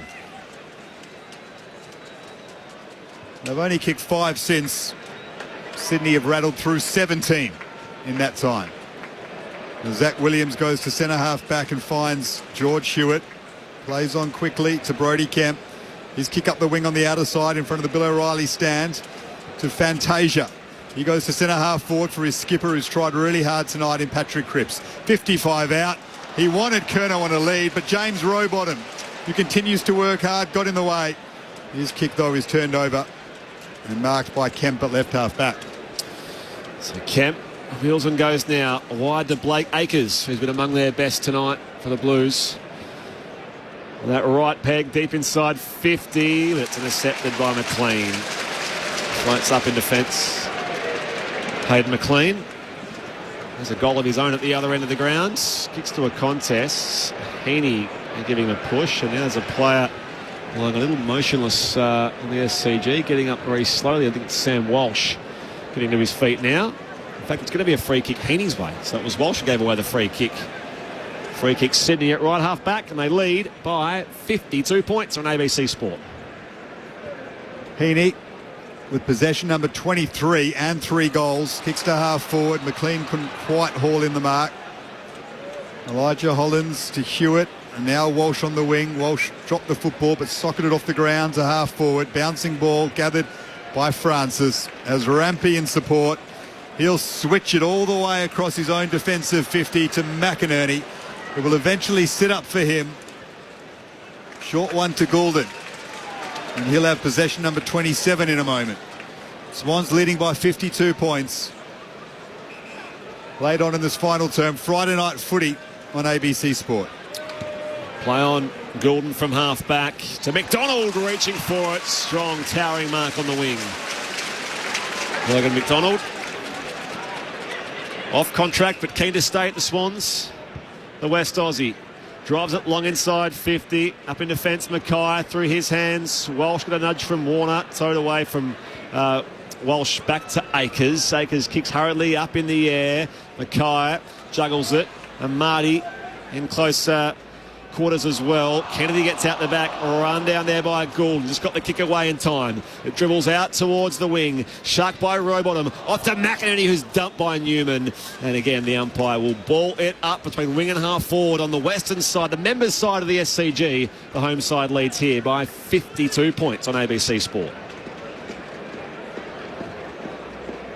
Mackay palms it down to Pitnet, the ruckman who's doing the roving. Found a way to get it to Hewitt on the wing. Kick inboard. McInerney does well to get a hand in, but the Blues win it back. Here's Jack Carroll, the sub, on for Wiedering. On his left from 55 out. That is marked by Harry Cunningham, who provided one of the high points in this win for Sydney tonight with a rare goal from the veteran defender on the run to cap off a lovely team move. It's with the sub, Braden Campbell on the outer side. 25 gone, final term. Not long left. Pleasant night for footy. Capacity crowd 44,000+ in the building. Francis in the junction of 50 to Goulden. I'll chip it around here. Rowbottom. Possession number 19 coming up for him. Adams also unmarked. 200 gamer. A new Swan called to play on. Taylor Adams to a contest at half forward. Reaching up Haywood. Not paid the mark. Haywood follows up. Tumbles a kick inside 50. Tapped out the back there. Kemp to Boyd. They'll mop up here as it's sent wide the hand pass to Akers in the left back pocket. Now with Elijah Hollins. Elijah Hollins gets around a Campbell tackle. Time ticking down. Swans one more. And they might get one through Wicks. He's 52 out. Pokes into the pocket looking for Warner. He just fails to keep it in play in the left forward pocket. Chad Warner, 28 disposals, 3 goals, 14 score involvements. He has been simply electric in this big Sydney win. I reckon he'd love to kick another one just to steal his game off. You can see he's hovering around the goal square for a cheapie. I reckon you'd love it too, bro. Throws it back in. Pitnet and McLean in the ruck. Pitnet does clear here for the Blues, though mopped up by Campbell. Didn't really go anywhere, that kick from Pitnet. Rampy was shaping the kick here. Nudged out at that time by Carroll as it comes out of the wing. The Blues move it forward now again, this time towards half forward. Owies collected by Blakey. There'll be a ball up in the dying seconds of this contest. The Swans lead by 52 points.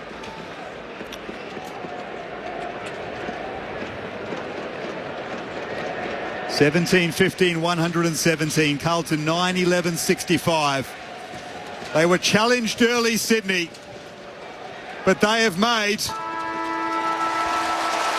a massive statement in their premiership quest. The Swans thumping the Blues by 52 points at the SCG.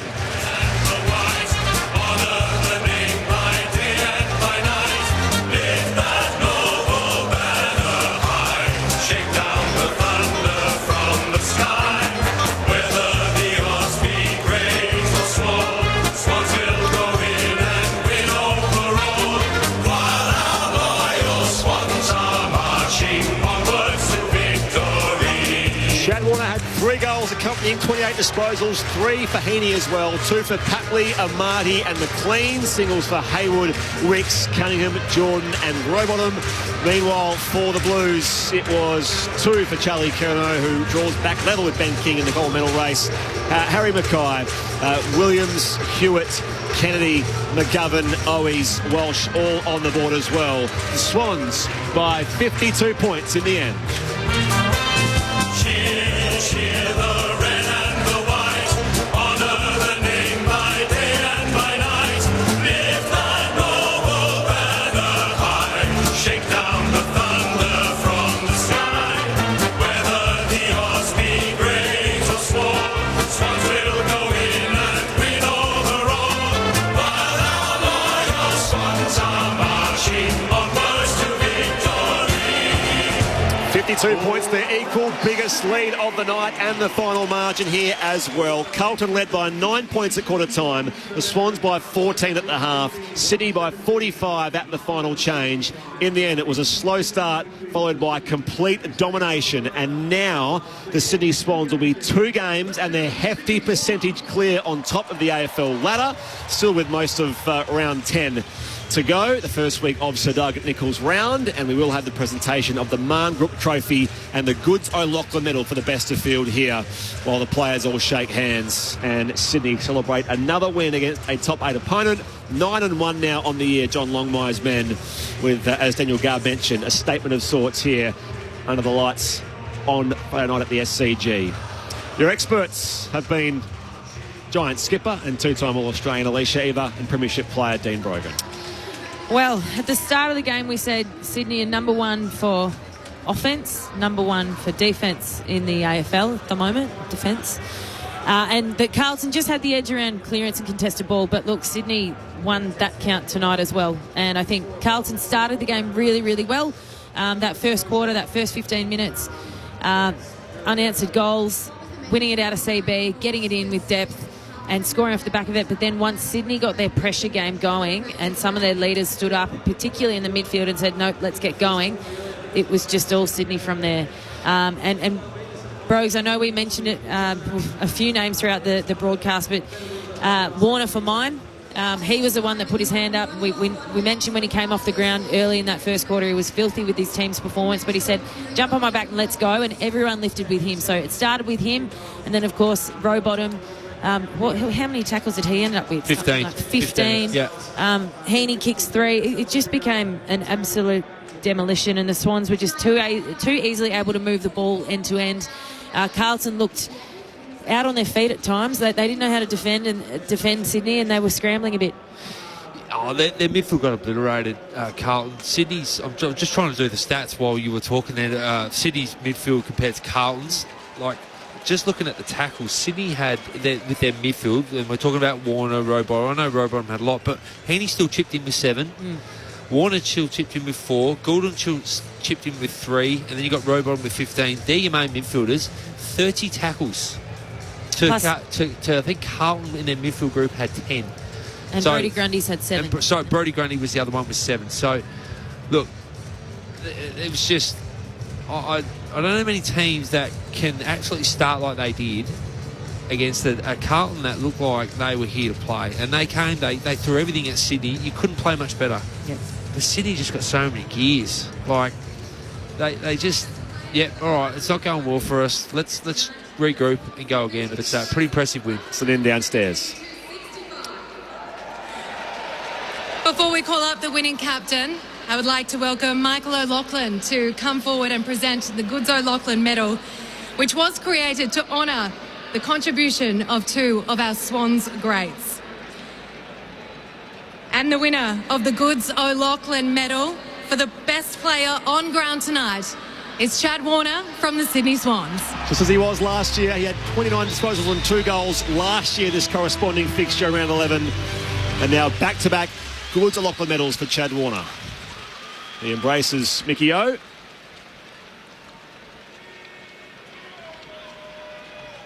And a nice happy snap. Congratulations, Chad. Now to accept the Marngrook Trophy, please welcome Swans captain Dane Rampy.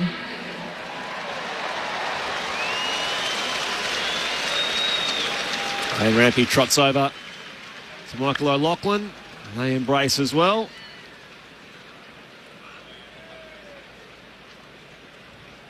Three of the previous four Marngrook events have been against Carlton. And the Swans impressive again tonight for 52-point winners. Thanks to everyone that came out tonight. Just want to say how proud we are to wear this jumper in such a significant round. To all the Indigenous brothers and sisters across the AFL and AFLW, thank you for your contribution not only to our game but to our country. This round's for you. Thank you. Well said, Dane Rampy. Congratulations again to the Sydney Swans, and that concludes tonight's presentation. Thank you so much and travel home safe. To no one's great surprise, Dean Brogan, Chad Warner takes home the Goods O'Loughlin medal for a second straight year. Oh, he won it at half time, I reckon. Yeah, he's. I mean, everyone knows what I think of him. He is an unbelievable player. Like, I never knew how good he was. Like, watching him live over the last couple of weeks, you know, when I was here when they played the Giants, he looks better in person than on TV because you just see how hard he works. And he gets after it. Like, he's all offense, but he tackles. And he's got some mongrel in him.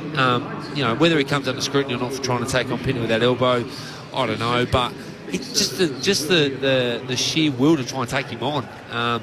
We saw, I've spoken about when he came off the field, and he was filthy that Carlton kicked that goal so early, and he took the responsibility. And yeah, he's just a super competitor. And then you throw Heaney next to him, and then you throw Rowbottom. Like, what midfield is better than them at the moment? Like, I don't. I'm just trying to think. Like you said, Alicia, I think they've got to licence Heaney and Warner to go forward, and that's what they want to do. And then you've got Rowbottom that's just happy to go, I'll stay here, I'll cover you, I'll tackle for you, I'll cover your player if he spits out.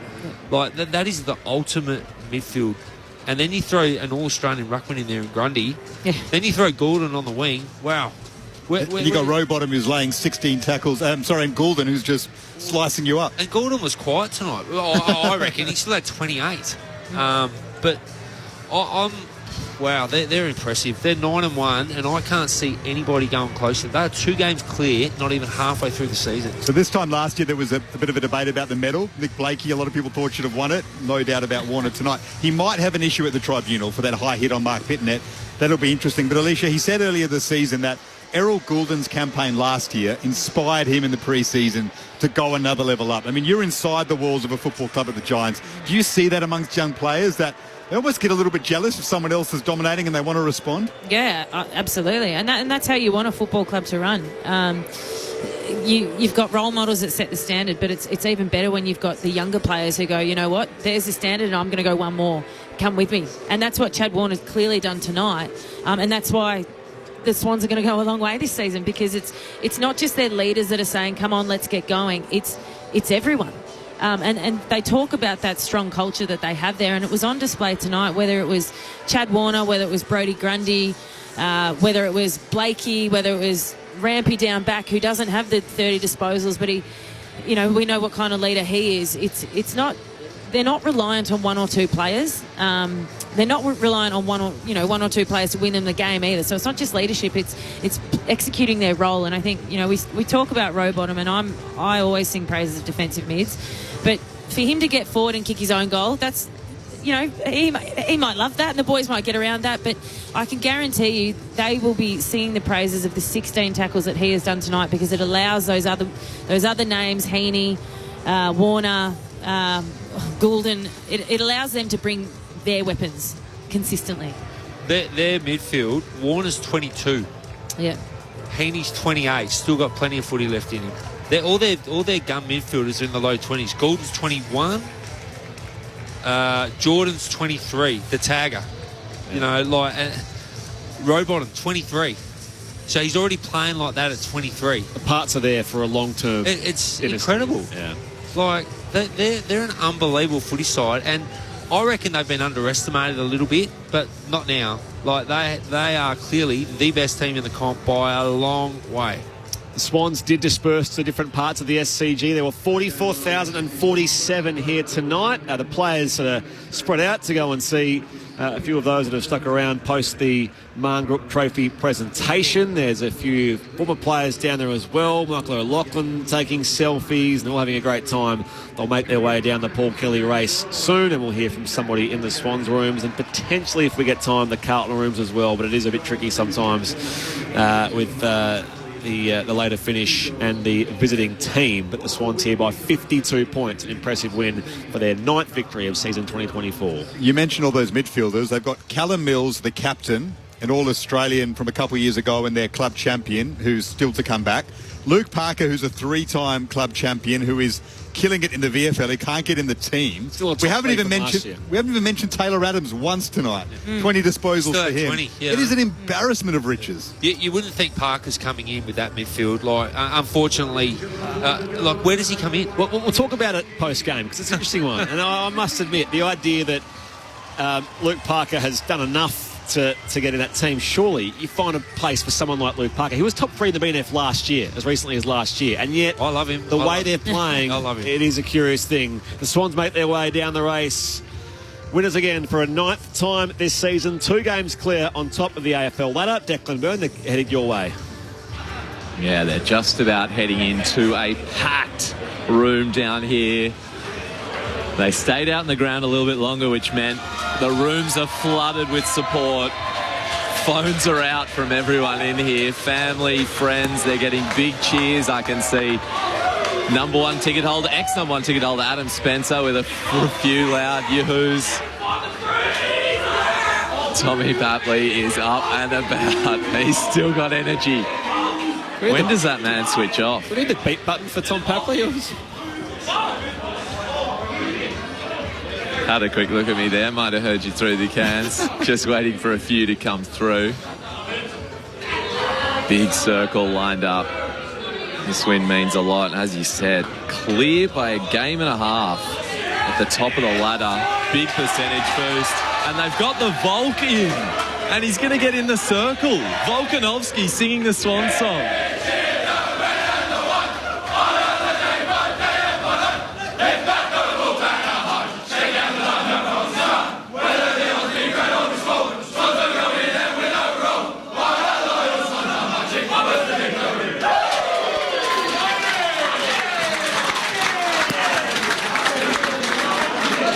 Well, that is unexpected. Thanks, Declan. We'll get more from Alex Volkanovski and the Sydney Swans very shortly with Declan Byrne in the Swans room. You're not going to say no to Volkanovski, are you? He was a special guest at their captain's run this week, Volkanovski, and he addressed the players. Go ahead, Declan. Sir, how did you get in the circle then? No, we just had a good chat with the boys yesterday. Went in, seen them, got to see the mat facilities, and obviously a big game. They just went and said hello to the boys, kicked the ball around, and they want to be a part of the team, so very happy with that. So. What did you know about AFL before tonight? Well, I've watched a few games now, so I've always been Swannies, but obviously now it's a whole nother level. So I've always been a Swans fan, but now it's in the blood, you know what I mean? So I'm hooked for life, that's it. All right, there you go. Volkanovski down in the Swans rooms. I've now got James Rowbottom with me. James, let's get your thoughts, first of all, on that game, a huge win. What did you make of that standout performance, in particular that third quarter? I think it was off the back of centre clearances and contested possession and starting to surge the ball forward a bit better. Brody was massive at the start of that third and really getting the boys on the front foot. And, and then we're able to get on the end of it, and Chatty and Haynes were able to get the ball going forward and kick a couple, which was nice. Talk to us about Brodie Grundy. I feel like every week you come down here and hear how much he's brought to the group this year. For you, deep in the midfield, what has he meant to your crew? I think the third quarter is exhibit A of what he's able to do and how important he is for our ball use going forward. And if our contested possession can get on top and our pressure is as good as it was tonight, it'll put us in good stead, and he's the start of that. Each quarter, each bounce starts with him, so it's vital for us. I know you're a humble man, but let's talk about your tackling. Is it the favourite thing when you walk out on the ground, is all you want to do is tackle? I guess it's something I pride myself, and it's my role now. So we speak a lot about doing your job, and everyone's got their own individual job, and that's mine. And if I can do it to the best of my ability each week and able to keep playing footy that way, I'll keep doing it, and I'm very happy to do so. I think you had 12 to half-time. Can you feel out there when you've stuck a few early? Not really, to be honest, because I love getting the forefront of it, so sometimes they count, sometimes they don't count, so it's always good to get some effective tackles like today, but yeah, I don't know, mate, I just love it. I love doing it because everyone else loves that I do it, so it's pretty good when the reward for effort comes to fruition like it did tonight. You guys are a game and a half clear at the moment, massive percentage. In your mind, what has gone so well in 2024 for the Swans? I think what I just touched on, everyone playing their role. And just to the best of our ability, we've got a bit of continuity now with the people who have been playing, which has been fortunate. And yeah, if everyone continues to play their role, we've got a good system-based footy going at the moment. And yeah, it's holding us in good stead, obviously. Talk to me about Luke Parker. Obviously, you've worked so closely with him over the years. He's been kept out of the team at the moment. What have you seen from him that shows just how good a leader he is, and when he does come back in, what he'll do? Yeah, obviously it's disappointing for Luke himself personally at the moment, but you wouldn't know. Coming to the club with him every day, he's an unbelievable leader of the footy club and has been for a long time, and continues to do so, and I have no doubt he'll get back in the team whenever that may be, and he'll play his role to an absolute T like he always does. He's as hard as they come, and he just keeps working hard every day, so he'll be right. And let's touch on Sir Doug Nichols' round in Marngrook. Incredible jersey you're wearing again tonight. What did it mean this week to speak to, you had the likes of Mickey Owen, Adam Goods come through. Yeah, what was something you took out of the week? Yeah, it's obviously a massive week, and to show a sign of respect for all the Indigenous players that have come before us and paved the way. Like Mickey Owen standing next to me, him and Goodsy who've started the Go Foundation, I think 22 years ago now. We're wearing them on the warm-up jerseys this evening, and just to show the respect for the work they do and the scholarships that they put Indigenous kids through off the field is a massive effort, and yeah, it's something that should be held in a lot higher account. And last one, a funny one, Volkanovski in the team song. We had a quick chat to him there, said he just got involved, hasn't seen much footy. Tell us the story of what's he come down and done at the Swans this week that's got him in the circle singing this song?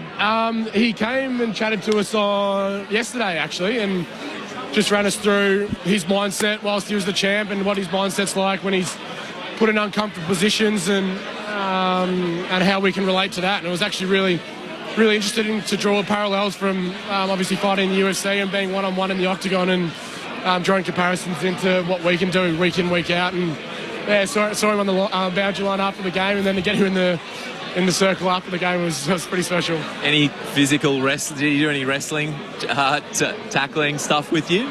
No, not at all. It was just more about his mindset and how he approaches training and being out of fighting and into fighting, and how he takes fights on and how he comes up against opposition and that kind of thing. So we can take a lot out of what he does, which is pretty incredible. Who's the UFC fan, or who's getting him through into the club? He ran into Macca at Jared McVeigh at an airport a couple of weeks ago, and his manager actually went to school with Macca, so that was the connection, and then he was able to say I'm coming to the club this week, and then yeah, obviously in the rooms now.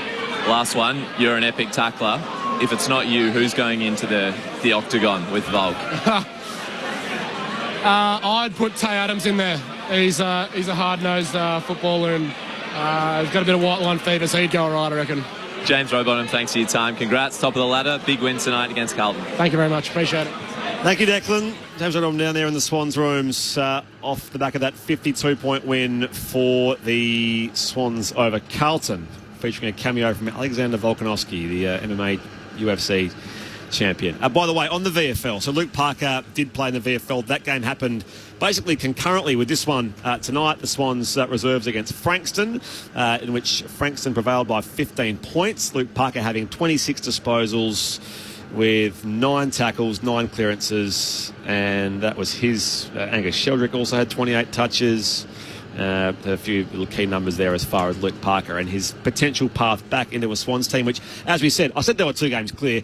Bombers will beat North Melbourne on Sunday, and that then makes it a game and a half, as Declan mentioned. But they are certainly putting some distance between themselves and the rest of the competition. Well, I reckon Luke Parker's back next week because of Robbie Fox's injury. So even if he's in at the sub and they want Campbell to be half back in place of Fox, you'd think Parker comes in as sub.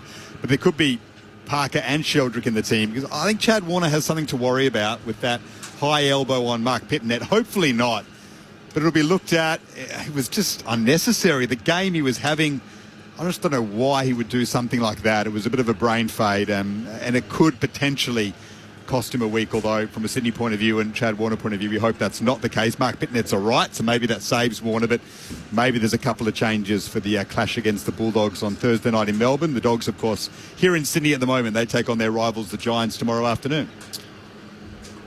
Alex Volkanovski's a good get. Like that, You're a big fan? Oh, I love the UFC. I love him. But when you're on top of the table, like people like that want to get involved. You know, the world's a better place when you're winning. I mean, life's good when you're winning, isn't it, Alicia? Everything just seems to, fall into place. You've got world champions wanting to get involved. He's from down Wollongong way, Yeah. so you don't readily think of that as being AFL heartland. No. He's a late comer to Aussie rules, but James Bell's from down that way, and he had a hand in through his uncle Richard Campbell designing the Indigenous Guernsey for the Swans tonight. So there's a few little connections there, but yes, that was a bit random. When you're winning, people just want to get involved with you. So great to hear. But he's an impressive young man, Nick Rowbottom. He's only 22, 23. Talking like he's played 100 games and been around for a while. And that's Sydney recruiting for you. They recruit the person, Sydney, and obviously you've got to have some sort of talent as well. But they really go deep into the person when they recruit the Swans. They've got such a great history of recruiting just amazing people, and not only players but coaches, and it's an amazing footy club, and they're on the march again to something pretty special, I would have thought, this year. And they were only in the grand final 2 years ago, or 2 years ago. So a bit of a slow one last year, but they're in some serious contention again this year for sure. You can keep your texts coming on ABC Sport 0437 774 774. Your experts wrapping things up at Dean Brogan and Alicia Eva. The text here, Phil from Victoria. I thought the Swans would be good this year. I thought the Swans would be this good last year, flying under the radar, but they fizzled out. Certainly this year, Longmire has delivered. One of the best coaches going around. Steve from Ballarat says, no, I didn't mean to undermine the Swans. They are awesome, but disagree with Dean Brogan. Injuries don't matter. It has destroyed Richmond's season. It will destroy Carlton's season as well. So just on that, to add further context to what they're dealing with, the Blues, with Jacob Wiedering being subbed out today at half-time with a leg complaint, his right leg. Still, obviously, they're missing this week Adam Chera with the hamstring, Matt Cottrell the foot, and Jack Martin with a calf. Add to that, of course, there's the long-term knees for Sam Doherty and Jack Silvani. Zach Williams came back in this week. Mark Pitnet had the finger surgery and still played today. Jesse Motlop, a hammy. Lockie Fogarty's got the his wrist injury as well. Sam Durden, concussion protocols. So there is a bit of a list there for the Carlton side to deal with. Like Cottrell and Wiedering tonight and Chera, they're three big outs. Like Wiedering wasn't side time because he was injured. They're massive outs. Like Silvani was in and out of the side. Like there's a few that are on the fringe there, but yeah, no doubt injuries are hurting Carlton, and it's clearly that it hurt them tonight. But Sydney are doing that to most teams at the moment, though. So whether they're full strength or half strength, Sydney probably play like that anyway. Just Carlton probably don't fade like they did tonight. But yeah. Just elsewhere quickly, the NRL, I mentioned the Magic Round, the first not a Magic Round at Lang Park in Brisbane. Canberra beat Canterbury 24 points to 20, and the Broncos beat the Manly Sea Eagles 13 to 12. Was that Golden Point, or just, I'm still catching up on that, but that is the result there. And the big story in golf was Scotty Scheffler, world number one and recent new dad, was taken into police custody as he was trying to enter the Valhalla Golf Club in Louisville, Kentucky for the PGA Championship second round. What's happened? What's the latest, Garvey? What's happened with Scotty Scheffler? Well, he was taken into the police office.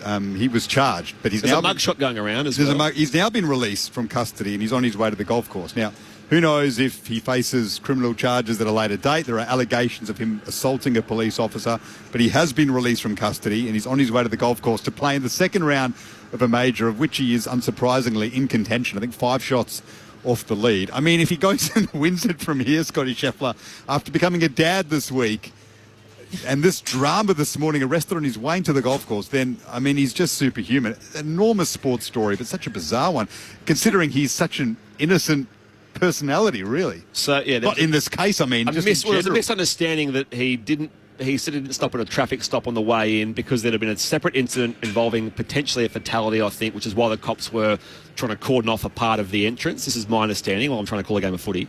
And he, went past the police car. Police officer was pretty keen to then sort of make his authority known and actually said to a few reporters and other golfers standing around, no matter what you do, he's getting arrested. He's going into custody. Or he's going to jail. Scheffler must have done something. He must. So, yeah, they're dealing with that at the moment. But in the meantime, he's in round 2 of a major championship, of course, as the world number 1. Just a bizarre story, but a major story in the world of golf. Sure, he wouldn't be short of his bail money.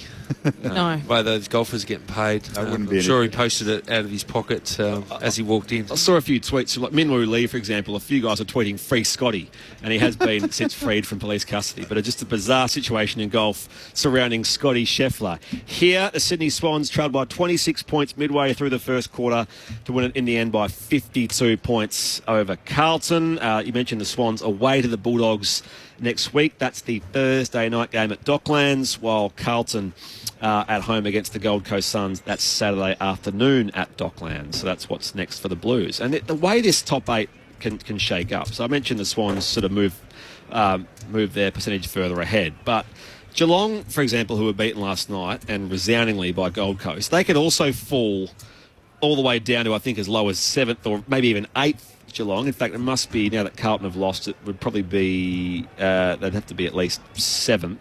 But Essendon, Melbourne, are expected to win. The Giants Bulldogs is a great game tomorrow. Can't wait for that. You'll hear it, of course, from 4:30 Eastern with most of this commentary team and Alicia Eva working behind the scenes. Yes, I will. At the Sydney Showground. First game, by the way, for the Giants. First home game in Sydney in 63 days, which is an extraordinary road stretch for the men's team. Yeah, we're not counting or anything. Not counting, but back home. Last played at home in round 1. It's round 10 now. And then, of course, Gold Coast had that big win last night, and Yada Pulti, Port Adelaide, in action on Sunday against Hawthorn. So you'd think they'd win as well. So the top 8 will move a fair bit this week. Alicia, where are Carlton at for you? Because they're such an interesting team. Haven't won a premiership since 95. Make the prelim last year. Blues fans optimistic that they'll make a massive charge at a premiership this year or next year. I mean, we know they've got a lot of injuries. Mm-hmm. They started so well tonight, but then they were blitzed, albeit by the hottest team in town or in the country at the moment. Mm-hmm. Where are they at for you? Are they at that top level as a contender right now, or is there something they need to do in order to get there again? Well, it is remiss to not talk about the injuries. And it does run deep, but in saying that, could there have been a few more players have shown up tonight? I think we can all sit here and say yes. And Sydney had more contributors across the ground. For mine, Carlton have got some areas of their game that they're really strong at. And we've spoken about contested ball. They've been leading the competition in contested ball. They're a strong CB team.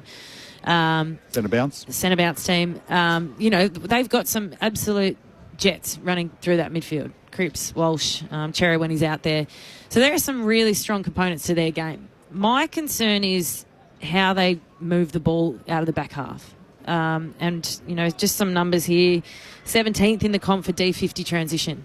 So if you're not winning those contests in between the arcs and that the ball is getting locked in your defensive 50 and you aren't able to move that out, and I think we saw that tonight. Early when the Swans' pressure wasn't quite there, Carlton were scoring, and with ease in that first 15 minutes. But as soon as Sydney set up the ground defensively, Carlton tried to move the ball in different ways and not just surge it long down the ground. But then there was fundamental skill errors. And was that conditions? Was that pressure? It certainly was pressure. It had gone up from a Sydney perspective. But they just didn't have the same polish as the Swans. And we know that the Swans have got the likes of course, Blakey and Goulden and all of these elite ball users. But for mine, it's just Carlton have got some areas of their game that they're really strong in. When the ball goes inside 50, they score really heavily. But moving the ball out of their back half is an area that they need to work on if they're going to go deep into finals. Well, just to back up what you said there, there's second, they're 17th in the comp for marks play on. That's not the modern game. The modern game is intercept mark and go. And you're right, they don't have a lot centre back. They were hoping Zach Williams could give them this drive off half back, and unfortunately for him, he just keeps getting injured, and he hasn't been the player that they've wanted. Sard's out as well. Sard's out as well. Like they just got no bounce off their back line, so which is probably why the numbers are the numbers. Yep. Again, are they? I look at Carlton and. Sorry, mate. We'll ask a few questions in the Carlton rooms. Declan Byrne is down there. Yeah, I'm down here with Nick Newman in the Carlton rooms. Nick, what did you make of that performance?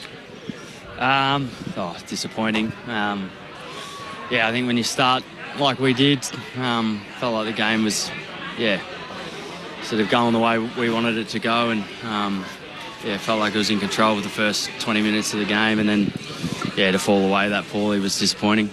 Could you identify at half-time or even three-quarter time after that Swans run what was going wrong? Half-time, we knew they were going to come back and challenge. Quality side, top of the ladder for a reason. So, I think they just ramped up their pressure, and that felt like clearance dominance. I haven't seen the numbers, but it felt like, centre bounce is a big part of it in the second and third, especially the third quarter. And then, I just thought, their pressure was better than ours, and tackle efficiency and getting after us. And, we didn't really deal with it well enough tonight. How does it look from the back half? You're one of the best users. They love it in your hands in the back half. Transitioning into the forward line, how's it sit with you at the moment, looking from your angle? Wasn't great tonight. It felt like it was coming in pretty quick and easy. So, they're tough games as a defender when they're coming in like that. So, I don't think we'll focus too much on our ball movement. I think a lot of it was around our contest and pressure, and when you don't get that right, you're not going to win many games of footy. How much does losing someone like Jacob Wiedering halfway through a game disrupt the back six and the whole team? Obviously it doesn't help. He's a star of the competition, integral part of what we do, and especially down back. But, it's no excuse for sort of what we dished up in the second half. We don't rely on any one individual, and we needed guys to step up, and we just didn't get it done. So it was disappointing to lose him, clearly, and he would have helped, but we don't rely on too many individuals, and no excuses with him going down. I can hear the disappointment in your voice, how annoyed you are, how frustrated you are. How long does it take to get over a game like that and just being blown away at certain parts and in certain areas? Yeah, it's hard. It's you sort of really consciously got to sort of deal with it, address it, and move on. Have a bit of a 24-hour rule. You sort of sit in it for 24 hours, win, lose, or draw, and sit with the excitement of winning and positivity. And then also when you lose like that, just sit with it for 24 hours. Then you got to move on pretty quick. I think I've been in this game long enough to know that. The next week rolls around pretty quick, and if you hang on to it too much and let it affect your prep for the week after, then this does no good for anyone. So we've got a couple of days off. We'll refresh, and then we'll review it Monday, and then we'll move on to the Suns pretty quick. You spent a big time at the Swans. You're still mates with a lot of those guys. Talk to us about someone like Isaac Heaney, who you would have played a fair bit of footy with, and just the crazy form he's had this year in the midfield. You've been watching on from afar and admiring where he's taken his game. He's been in some bloody good form, and got drafted with him at the Swans, and always knew he had the talent, and he's played some amazing footy in his career already. But I think clearly the move into the midfield's been a good one, and dare say it, he's probably winning the Brownlow by a bit at the moment, so he's going to take some stopping. So he's been a pretty big part of their success, and he's playing some good footy, and he was pretty good again tonight. No, we appreciate your time on a not-so-fun night for you. Thanks, Nick. Thanks, Declan. Nick Newman with Declan Byrne there in the Carlton rooms. And thank you, Declan. We'll see you tomorrow at the Sydney Showground. We're off in about 10 minutes' time here from the Sydney Cricket Ground, where the Swans have beaten Carlton by 52 points on the Friday evening of round 10, the first week of Sir Doug Nichols' round. Give us a quick stats roundup, Garby, just before we get the 3-2-1 Player of the Year votes. Well, Nick Newman there was the leading possession getter on the ground with 32, albeit largely out of defence of 50. He was the main go-to man for Carlton, but he did his bit. Paddy Cripps had 24 with 6 inside 50s. Blake Acres 23. Elijah Hollins had 22. Sam Walsh, this is interesting. So only 20 touches for him, tagged by James Jordan. His previous lowest number this season was 31, Sam Walsh, after coming back from injury. The leading possession getter per game in the competition. A big job by James Jordan tonight to tag him, as Mark McVeigh told us in the pre-game that he would. Errol Goulden, 28 touches, 8 score involvements, 8 inside 50s, 10 marks. Chad Warner, the winner of the Goods O'Loughlin medal for best on ground tonight, 28 possessions, 14 score involvements, 3 goals, 2. Isaac Heaney, the Brownlow medal favourite, 24 disposals, 12 score involvements, 3 goals, 1. James Rowbottom, 16 tackles and a goal. That's just a remarkable number. And then Brodie Grundy again, 21 disposals. He had 8 tackles as well, the ruckman.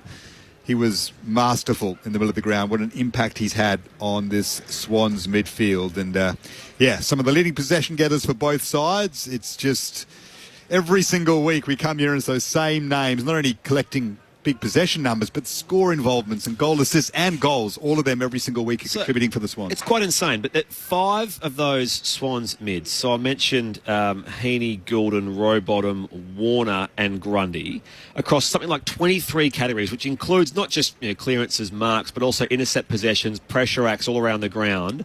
And they're all like top 5 across 23 or something category. It is just ridiculous. So you can look at scoring and score involvements, but whatever they're doing all around the ground, we've spoken about it at length across this game. It has to be seen to be believed because it's far bigger than just the score involvements across particularly those 5. Well, it's hard to see weakness. Like, what's their weakness? What is their weakness? And all I will say as well about a game like tonight, so they're 26 points down midway through the first quarter, early in the first quarter. Having a little win like that, being challenged the way they were to come back. So you can look at this on paper and say 52 points, big win at home. We'll look at their sort of win-loss matrix and say, well, they have beaten. The only loss was to Richmond, which is, I can't really explain. That was in, round 3. But the fact is they were challenged. They hit back strongly across quarters 2, 3 and 4. And so you look at little stories inside games and say, well, this was the game where they were challenged. They come back. And if they can do that and have that belief across the season, well, it's going to be something very hard to stop. No Tom McCartan tonight, their best key defender against the best key forward combination in the competition in Curnow Mackay. Yeah, just on my point with Carlton is, like, are they too tall? Like, when they're on, it looks great. Like, don't get me wrong, they are powerful, but it doesn't always work. What works is medium forward lines with probably 1 or 2 talls, because the game, hard games, the ball's on the ground a lot. Like, very rarely do you keep marking it for the whole game. And that's why maybe Carlton fade in and out of games so much. Because if Curnow and Mackay aren't marking, kicking goals, like, what else are they doing? Like, I know that's their game style. They got 3 big tools. Like, you throw De Koning in there as well. Like, he had 6 touches tonight. Didn't even notice him. So, are they too tall? Like, I don't know. It's just a question that you look and go, can they win it with that big forward line? They've got the all-conquering Gold Coast Suns at Docklands next week. I'd still get you to do the votes, but I think you're doing them tomorrow anyway, the Giants-Bulldogs game. So Alicia Eva can do the 3-2-1 votes in the ABC Player of the Year. Well, all great discussion. I think, let's lock away 3 votes. That goes to Warner, and for obvious reasons. We've spoken about him a lot tonight. He got them going. He kicked 3 goals, 2 or something. He was just the standout player on the ground tonight. Now, the contentious one for me and Brogues, because Brogues has put another player at number 2. I put Heaney as 2 votes, purely because I think he kicked goals, at really important times of the game. He was getting a fair bit of attention early, so for him to finish up with what he did, kick 3 goals, 1, 24, with the 8 tackles as well, I thought he had another outstanding game. And the 1 vote tonight, and Brogues wanted to give him 2, is James Rowbottom. Look, he had an outstanding game. He did hit the scoreboard late in the game. He had the 16 tackles. He really is, even in his interview then, was just really impressive. He values the defensive side of the game. And, yeah, I thought he was clearly one of the best on the ground tonight. So well done to Sydney, 3-2-1 votes there. And what is their weakness? Well, we're yet to find out. We'll see you tomorrow at the Giants Alicia, all the best against the Bulldogs tomorrow. Thank you very much. Alicia Eva, Giants skipper and two-time All-Australian. Dean Brogan, we'll see you on the ABC Sport airwaves again. Can't wait. Daniel Garb, see you tomorrow. Fun time to be a footy commentator in Sydney when the Swans are playing like this. We'll wait and see if the Giants can bounce back to their best form tomorrow. Thanks to our work experience kid, by the way, Zali Goldsworthy, AFLW Rising Star winner and Giants best and fairest of last year. Thanks to Declan Byrne in the rooms and on the boundary, to Tegan Nichols, our tech, and Akash back in the studio. Tomorrow, local programs in SA and Tasmania from 11 a.m. Sports Talk in WA from 10 at midday Eastern. For most of you, Corbin Middlemass, Mick Moldhouse and Luke Ball lead you into the day's footy. Collingwood and Adelaide Ghana at the MCG. We're back here in Sydney for the Giants and the Bulldogs for the Saturday twilight fixture, followed by concurrent night games. St Kilda and at the Saints and the Dockers. Fremantle Wallula up at Docklands. Brisbane v Richmond at the Gabba. As always, you can find everything on the ABC Listen app on either the AFL or AFL Extra button. Tonight, the Swans by 52 points over Carlton. We leave you with the highlights from Marngrook at the Sydney Cricket Ground. Farewell from us on ABC Sport. Away he goes across the arc, looking for a mark. He does find Ollie Hollands. He's 45 out from goal, slight angle, looking to lay it off here by hand. Does so now for Mitch McGovern. Bombs it long from 45, all the way there from the defender. And Carlton have the first. He moves it out wide to Akers on the wing. Plenty of options. Goes deep and finds Curnow, who just muscled Rampy out of the way, Charlie Curnow. He's won the last 2 Coleman medals. And he's on the board here at the SCG. Icy kick inside 50 here. Swans chop it off here. Warner to Hayward, who can snap from 40. And he delivers their first goal. Who else but the informed Will Hayward? Big set of hands here. Comes to Patley, 45 from goal. He lets fly as well and rides it all the way home.